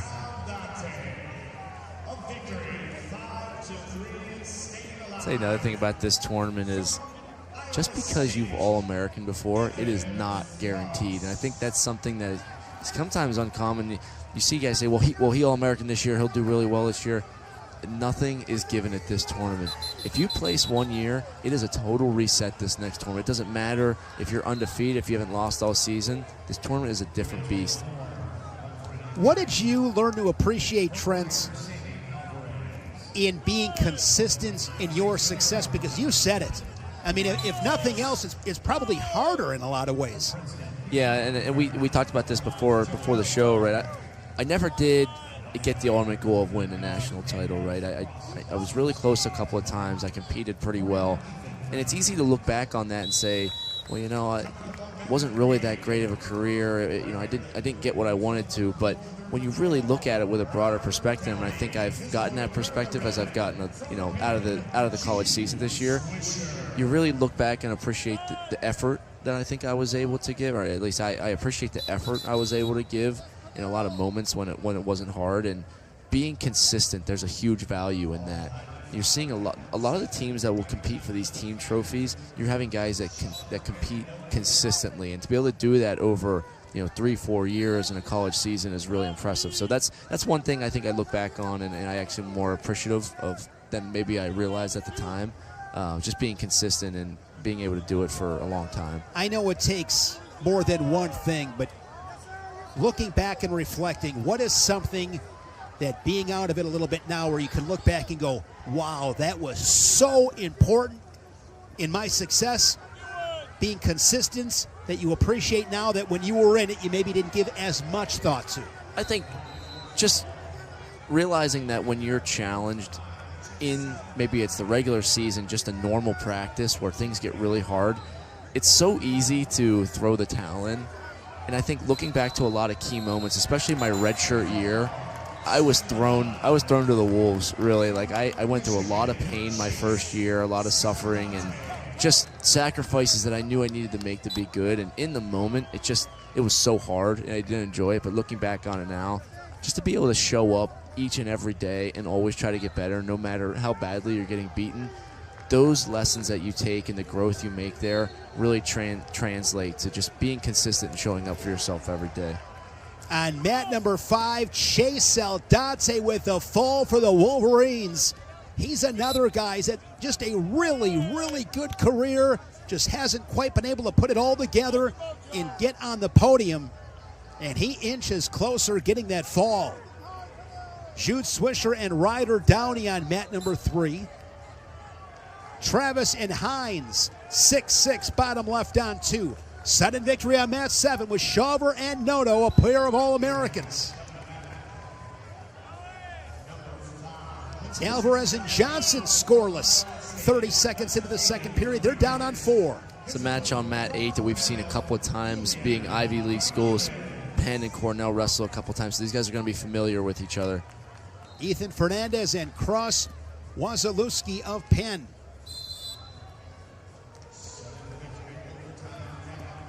Oliveri and Rivera on 6. The Scarlet Knight leading it in the first period.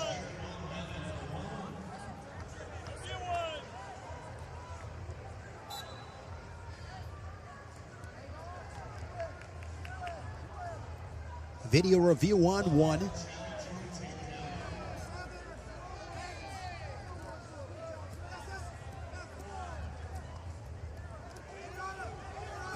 Down to 15 seconds in sudden victory on mat 7.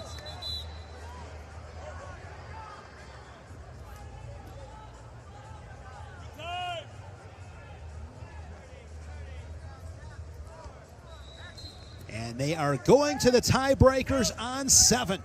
Shawver and Noto. I want to ask you this, and I didn't see who just won that flip. I was just going to ask you, if you win that flip, are you going top? Are you going bottom?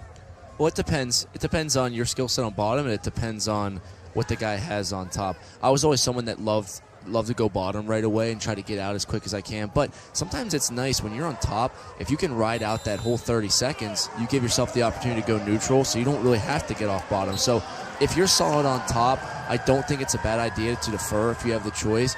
Allow that other guy to go bottom, build up your riding time, and then you know exactly how quick you need to get out. Shawver gets a quick escape. Took a few seconds. And Shawver's someone that's really good on top. So you see Noto, he knows he has to score on right now because he's probably not going to be able to win in overtime in the ride-outs. Shawver gets that dive roll to extend the position. Noto's so close to getting that go behind. Stays 6-5. So Noto with the choice. You got to think he's picking neutral, right? The coaches are pleading with him to go neutral. He told the referee bottom. The referee's going to let him change his decision. Sometimes they don't let you do that. He's going to go neutral because he knows there's no way I'm getting out in 3 seconds. Now he needs to go get a takedown or force 2 stall calls on Shawver. That quick escape in the first of the 2 30-second tiebreakers. That's the difference. Shawver goes in on a double leg. They just want to continue to wrestle here, Shawver. You're in a good position. Don't let Noto create this crazy scramble as he is. Now you're in a good position. You can just hang on here.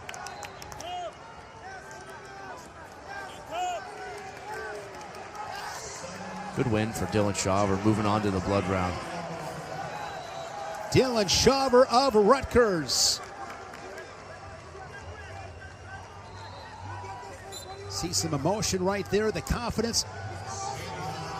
Gets a takedown late to end it.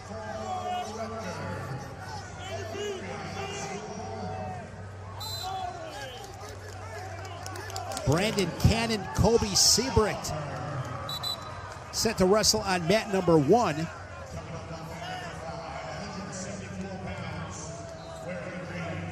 Alvarez up on Panero Johnson. That's on mat number 4.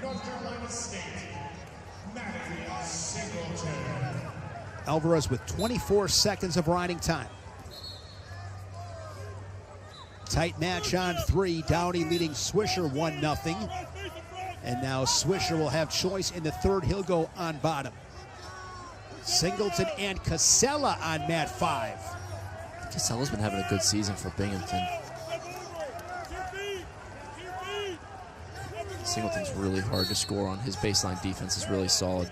See him trying to stuff that head and square up. Now he's going to try to use his hips to break that lock. It's a lot of pressure on your shoulders when you're stuck underneath like that. That riding time. Jack Giaffrey knocked off Panero Johnson in an opening round. He's up with Gavin Drexler of North Dakota State. Upper right on mat number 7. Malik Hines on mat number 2, leading Teague Travis. Bottom left.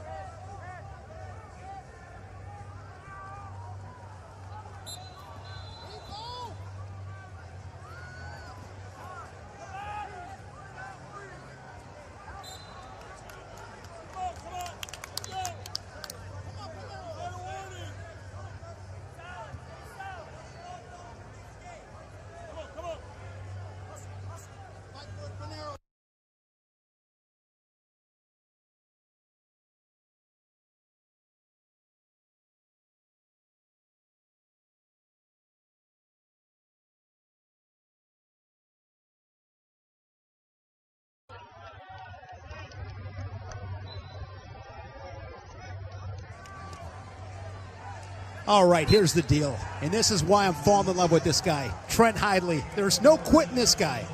So our producer just gets on and says, hey, why don't you guys have some energy for tonight? Do you guys want to keep going? And I just tested you, Trent, and you passed the test. So I first, I told our director, I said, it's up to you. If you guys want to break, whatever, okay? I'm reasonable. But I put it on you, Trent. I said, you make the call, and you said, let's keep going. Give me one of these, man. Let's go. One of these. Come on. Let's finish We're this not thing leaving out. this. Let's finish this thing out. Trent, we get to do this. We get to you do know why this. we don't leave? Because maybe somebody else is out in that hallway. We leave, and they go, you know what? We're going to get on. And guess what? Kind of reminds me, you know what wrestlers also have to have? Little paranoia. Yeah. There's people coming for us. We walk out there, somebody else comes in. I mean, I don't know if this is good on my kidneys. I don't go to the bathroom. They call me the camel. I don't go to the bathroom because I just can't risk giving the seat up. I love it. Because there's some young guy that wants this seat, and I can't give it to him. It's the competitiveness that you need Absolutely. in all aspects of life. No question. It'll never leave you. I mean, we came this far. You know what it reminds me of? It's like this. Here's a good analogy. When you take somebody out for a nice dinner, let's say it's a really nice steak dinner. You pay for the dinner, you pay for the drinks, and you leave the tip. Like, it's you either do the job or you don't. Yeah. And it's kind of like the people that are like, oh, I'll leave the tip. No. Because it's almost like then you know what I mean? Like, yeah, no, right. you either do it right or you don't do it. When you take somebody out, you pay for the drinks, you pay for the meal, you leave the tip. You do it all. So we can't come this far and then leave. Like, no way. Yeah. Man, it sounds like you're taking us out for dinner tonight. I'll take you out. Hey, we just saw. We never get. I mean, it's hard to eat. I mean, last night I think I got back to the hotel at 1. I think it was 1 o'clock. I was struggling to find some food. I had a couple of apples and bananas, and I was like, you know what? I'll just go to sleep. I'll worry about the food in the morning. Jude Swisher beat Ryder Downey over there. That was a big win. Alvarez ended up beating Pinheiro Johnson, who was the 4 seed. That's a big win as well. So Pinheiro's done. Pinheiro's out of the tournament. 4 All seed. right. Here we go on mat number 3. Lenny Pinto taking to mat number 3 against Sergio Desiante of Chattanooga. Lenny Pinto, so exciting. Desiante was a Southern Scuffle champion earlier this season, so he's won some big matches. Pinto's got a lot of momentum, and he's a big reason for Nebraska being in this team race. Oh, nice ankle pick.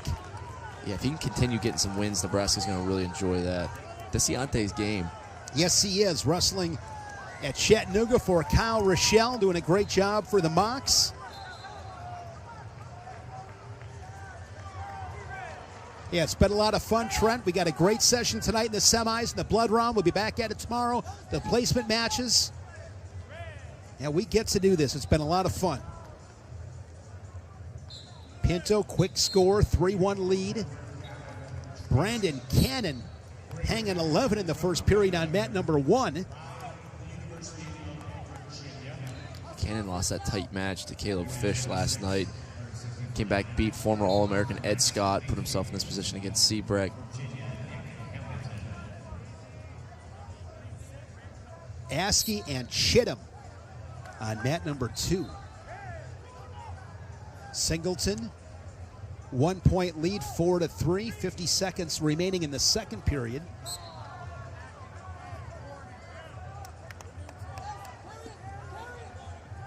Some good action on mat 7. Gavin Drexler got back points on Geoffrey. Virginia's challenging it. That's where you see the break in action there. Scholes looking for a fall on 4. And he gets it. Braden Scholes of Illinois pins Jack Thompson. First period fall for the redshirt freshman from Kewaskum, Wisconsin. Wrestled for Scott Rhodes in high school. 4-time Wisconsin state champion. Big win for Scholes and the Fighting Illini.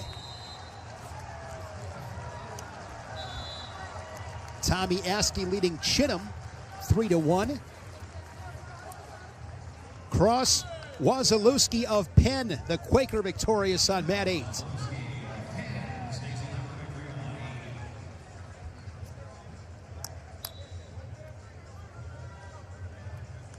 Nick Hamilton and Max Mayfield scoreless on mat 6. 90 seconds into the first period.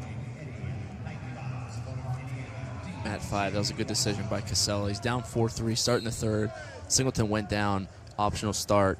Those are some of the situations that we'd like to see. You know, don't waste any time on top. Give yourself an opportunity to score. Singleton's got to try to put the match away.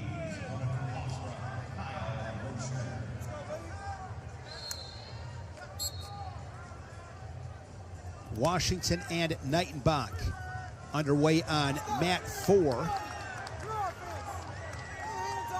Washington score a takedown in the first 5 seconds. He busts up. He's explosive. He's got a great double leg. What I like Washington does, he does a double leg, and then as he misses it, where the guy stuffs it, he comes up to that body lock because he's so good Greco-Roman. That might have been the fastest takedown scored in this tournament. Here he goes. You called the Trent. He goes that body lock. He's just got to settle his hips. Oh, Nightenbach, great job driving it through. Back into it. Here we go, Shane. Let's see something here. Drops onto a single leg and out of room. Got to be a stall call on Nightenbach there. Call of action, I believe.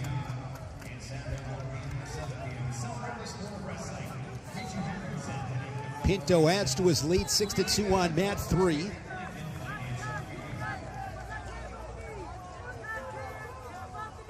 Mosher and Steed, bottom right on mat 8.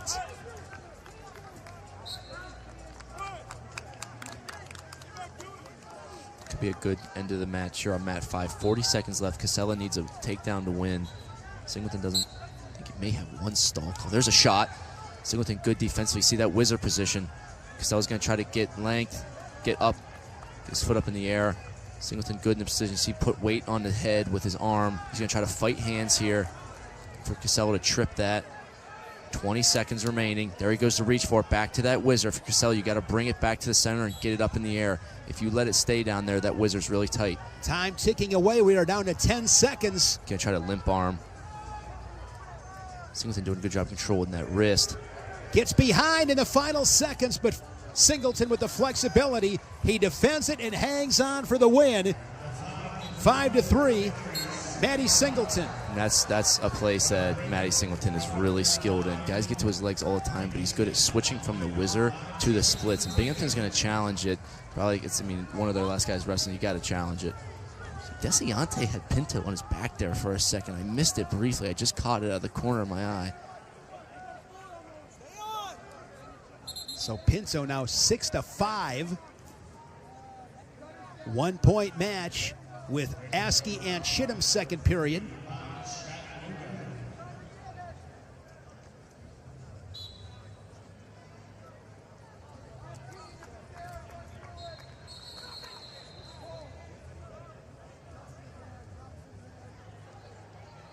Several reviews taking place. Cam Steed of Missouri. I like Cam Steed. He's exciting. Cam Steed is fun. Almost had a mixer by Seabright down there with 5 seconds left. I love when guys go for it late. Great career, Kobe Seabright. 14-7 for Brandon Cannon. Redshirt freshman for the Buckeyes. Big Ten runner-up.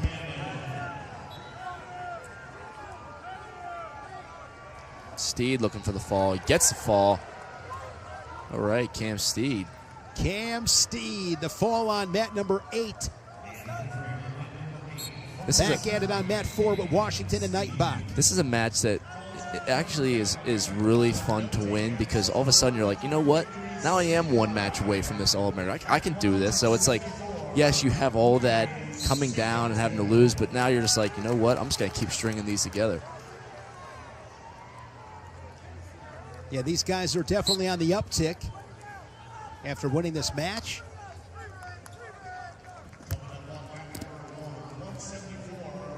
Washington now 9-2.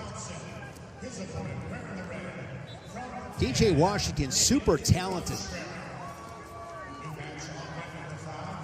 Carter Starocci began his do-meet career 0-1. That was a big win for Washington. I remember watching that match. I think it was 10-9.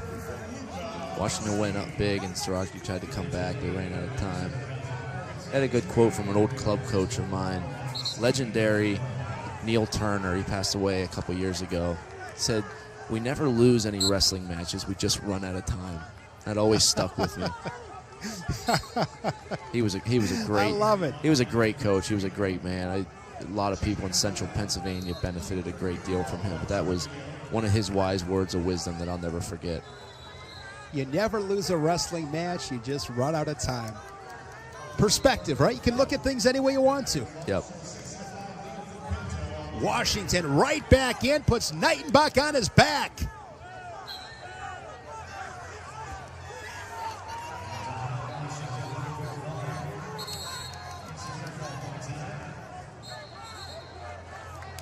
tell you what, some of those table workers are in the line of fire over there. Yes, they are. Especially with these guys coming to the edge. You got to be careful.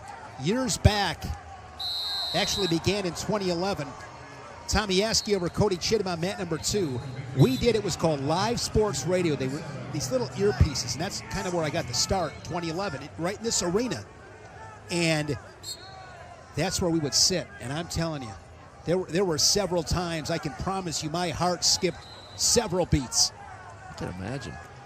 The other thing I learned in that experience, Trent, is the stress and the pressure on those table workers.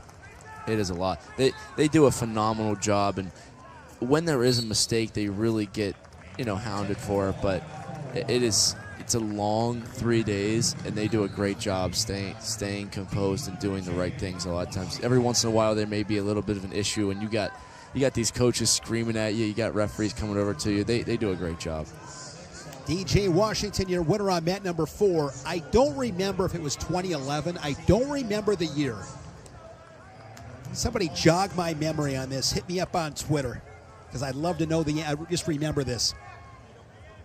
Believe it was a match. I think his name, it was Nick Bedleon. Nick Bedleon was from my hometown. Okay. Yep. I think it was his match, but it was chaos. I mean, I just remember, again, it's years back, and being right there mat side, and I don't remember what was all going on, but I just remember having such a new appreciation for those table workers.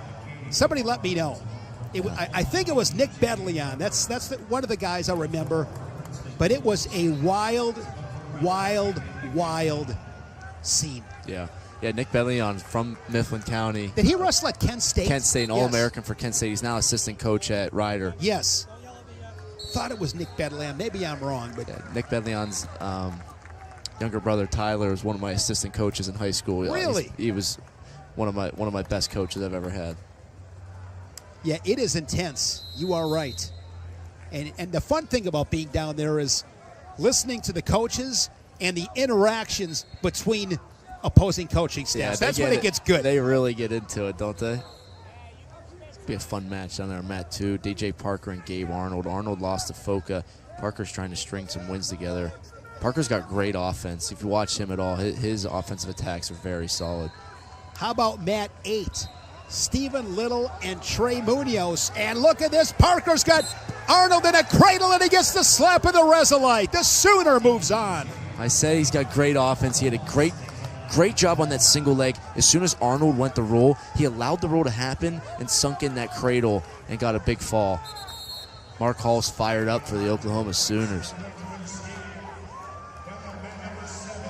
Gabe Arnold's tournament comes to an end. Drexler victorious on mat 7 for the Bison. Pinto leading at 12-7 on mat number 3. Camden, McDaniel, and Luke Stout on mat 4. Nevels and Feldman coming up on 2. Hamilton and Mayfield 1-1 on mat number 6. Riding time and on factor late in the third. And here's Hamilton on a single leg.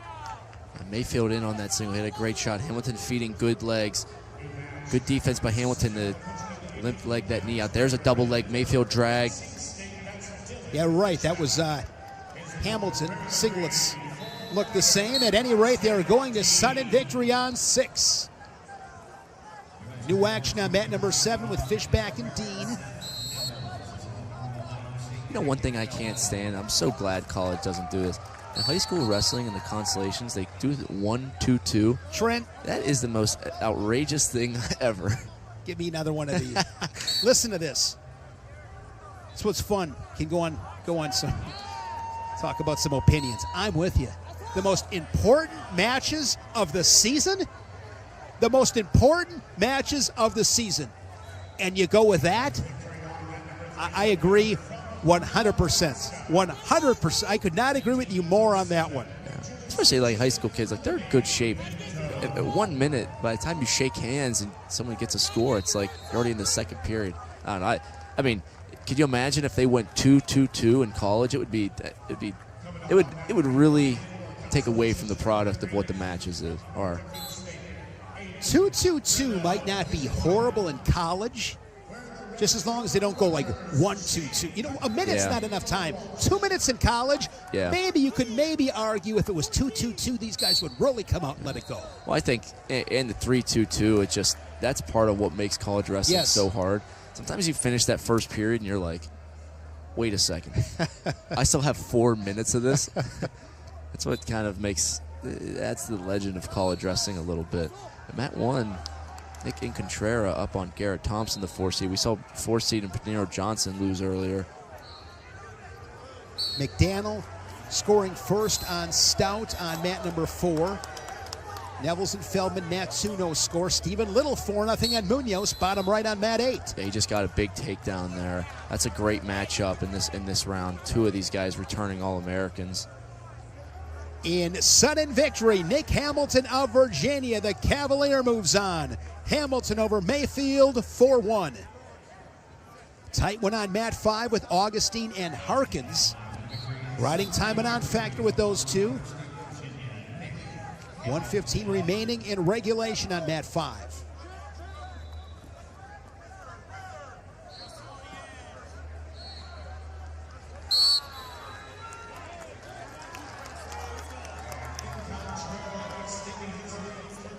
Another takedown for Ncaa. I liked him coming into this tournament. He had a really good early season. He had a couple of, hit a couple of stumbles midway through, but it seems like he's getting into that final form. 45 seconds away is Ncaa from sending the number 4 seed back to Ohio.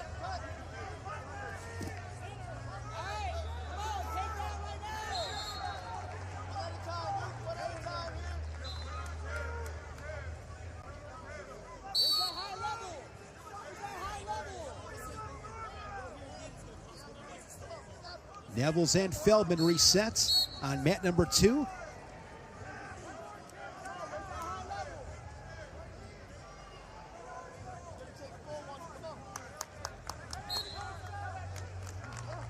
Augustine and Harkins head to sudden victory on mat 5.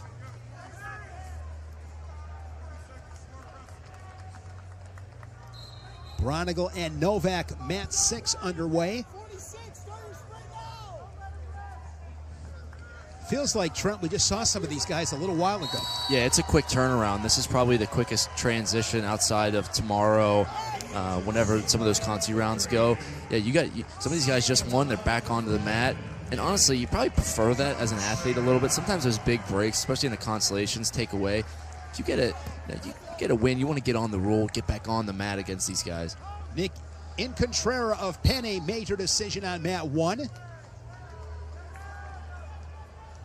Bechtold and Volker coming up next on 1.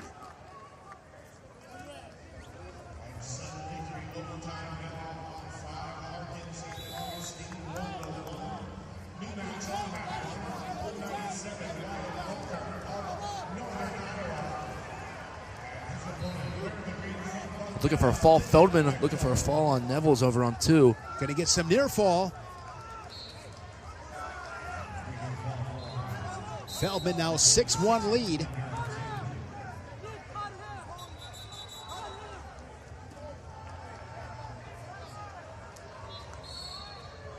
Luke Stout goes on bottom to begin third period, trailing McDaniel of Nebraska by 3. That's on mat 4. Fishback and Dean scoreless, second period. And a takedown on mat number 5, Luca Augustine. A takedown in sudden victory. Knocks off Lorenzo Norman. And now in sudden victory beats Dalton Harkins of Army. He is a match away for being an All-American.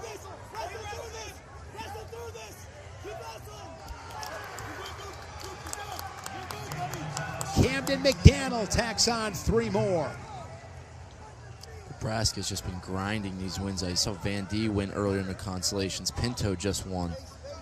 They have done a phenomenal job winning a ton of matches. It's a great race for second place with Nebraska and Oklahoma State.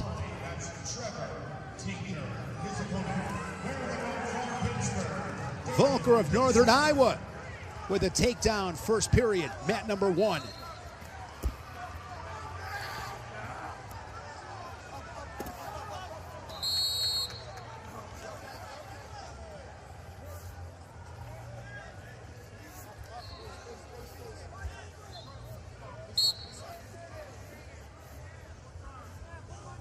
Of course, to win a team trophy, you need the stars to show up.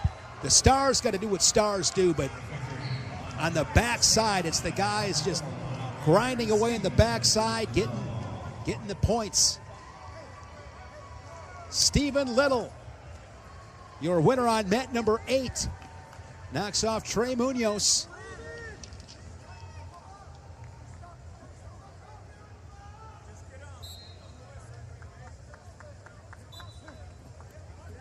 He's going to get shoemade in the blood round. That's Stephen Little, that is.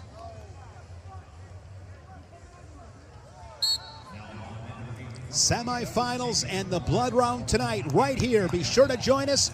We'd love to have you. Shane Sparks, Trent Hidley, Madcast coverage. Dog bone time in Philadelphia.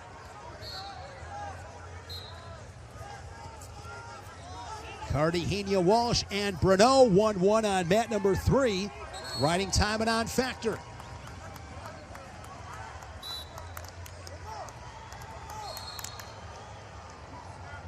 Camden McDaniel, redshirt freshman for Nebraska, into the blood round.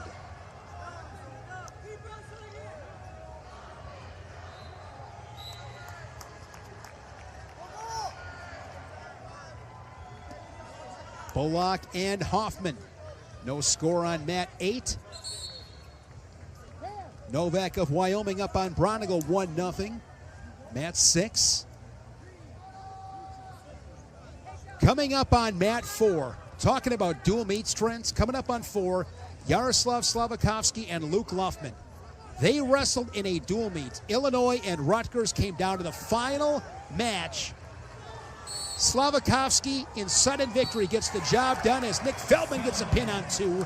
Jersey Mike's arena went crazy. I mean, it was so exciting. So these two will scrap one more time. Jersey Mike's Arena is somewhere I really need to get to. I always wish we would have wrestled a dual meet there. What an awesome environment they fostered there. They have. Piscataway is a different kind of place. I mean, they get after it. That is wrestling country. It is. It is a great place to watch a dual meets. What Scott Goodale has done at Rutgers, done a great job. They've just done a really good job of marketing that program, getting buy-in from the wrestling community. So here they go again. Slavakovsky and Luffman. Big Ten this year in the rankings.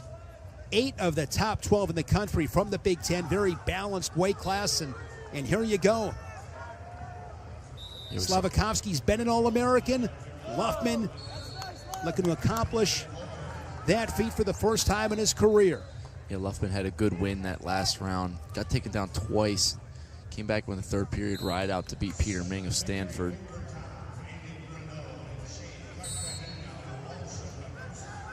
Speaking of Rutgers, Cartagena Walsh and Bruno in sudden victory. Bruno in on a single leg in good position here. And he is going to get the takedown and the win. 4-1 final. And Joey Novak of Wyoming on mat number 6 has Bronigal in a tight cradle. He had a lot of back points in his last match against Nick Stemmet, following that up in the third period here with a big cradle, looking for the fall.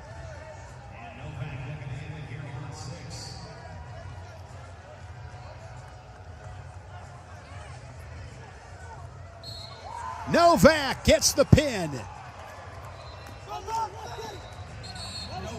And a pin on mat number 5 from Dayton Pitzer.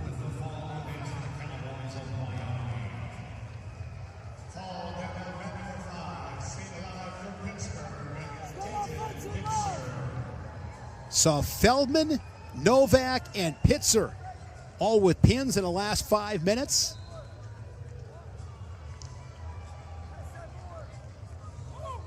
Volker and Bechtold on mat number 1 in a tight one. Bullock and Hoffman wrestle a scoreless first period. Bottom right on your screen on mat 8.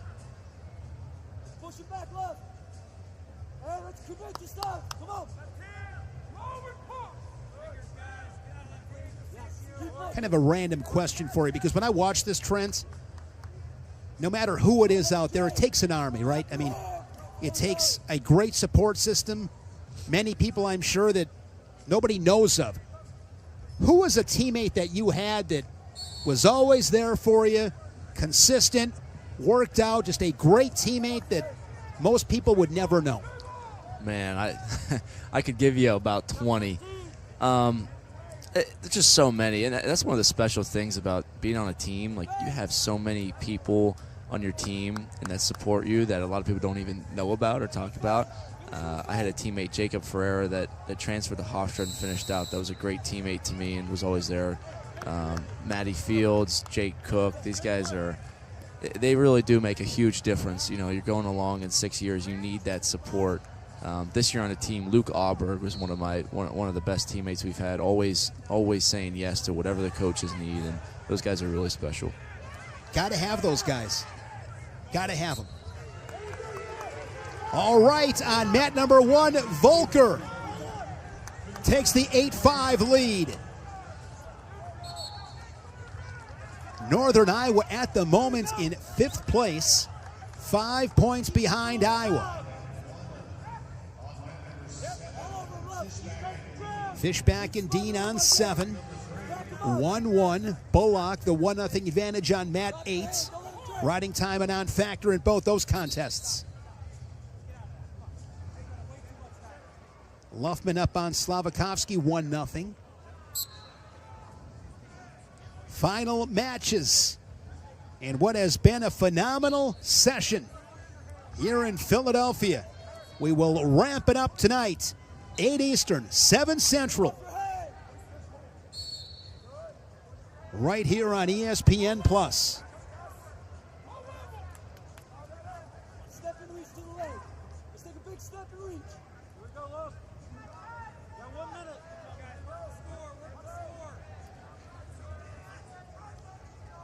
Want to give a special hello to a guy that's watching us.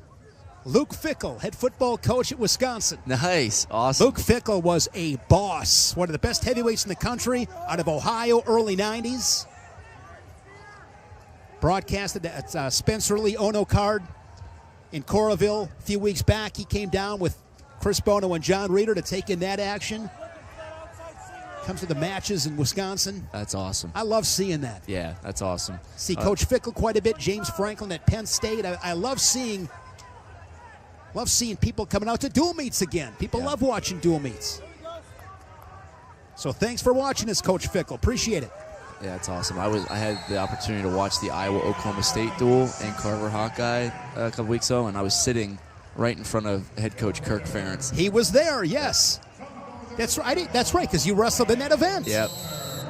You and Valencia throwing down.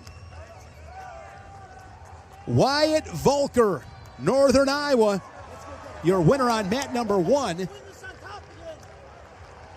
Mat number 8. That is now 4-1. Gavin Hoffman takes the lead on Bullock. Mat 7, 10 seconds away from sudden victory with Fishback and Dean.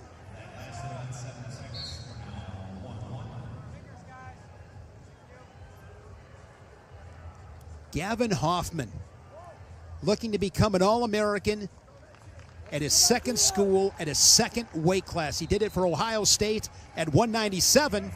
Tosses the headgear to the Lockhaven corner. Gavin Hoffman will wrestle tonight in the blood round for the right to be an All-American.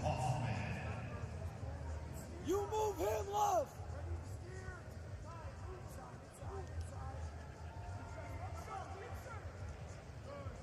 There we go. Check that up.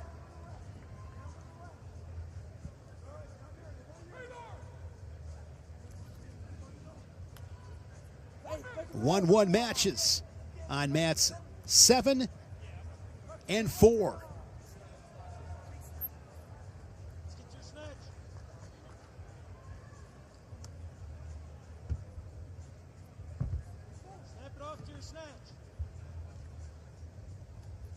Penn State, Nebraska, Oklahoma State, Iowa, and Northern Iowa your top 5 teams in the team standings.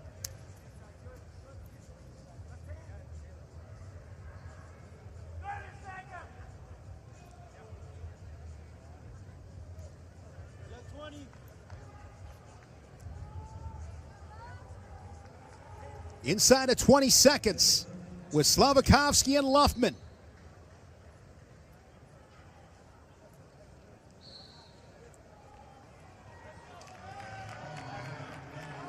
Slavakovsky began his career at Harvard before coming to Piscataway. Him and Luffman to sudden victory on 4. They are in sudden victory with Fishback and Dean.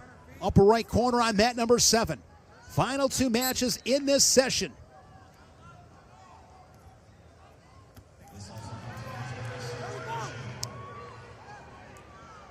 Good scramble on mat number 7.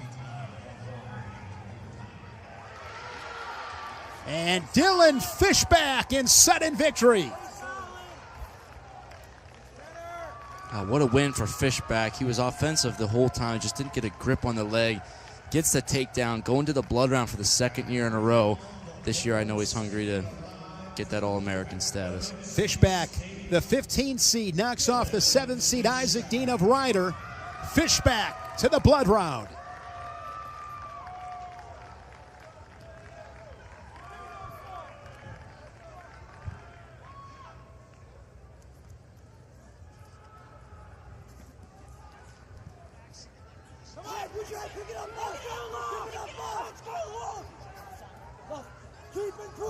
All right, here we go. Luffman in on the leg. Golden opportunity. Wants to drag him back in. Plenty of time with 50 seconds. There's a stall call, but Slavakovsky will take that. Yeah, for sure. Slavakovsky's so good when his leg gets up in the air. He is so good at maintaining balance.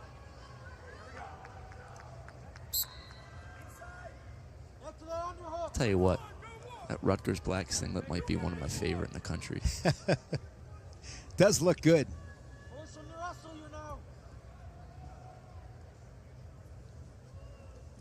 That'd be a good poll question. Top 5 favorite singlets. Yes, there's been a lot of good ones. There's been a lot of bad ones, too. I like Illinois singlets, too. I like the color scheme of the Fighting Illini, that orange and navy. Dropping in, Luffman driving through. Now going to switch off to a single leg. And this time he gets the takedown. Luffman in sudden victory. 4-1. Luffman to the blood round. Avenges that earlier season loss inside Jersey Mike's Arena. Gets a big hug from head coach Mike Poeta. And that will wrap up this session. We'll be back at it again tonight. Be sure to join us. Would love to hang out with you tonight on ESPN Plus. Matt Cat's coverage continues 8 Eastern, 7 o'clock Central. For our ESPN production crew here on the Matt Cast coverage, alongside Trent Heidley, I'm Shane Sparks. We will see you tonight.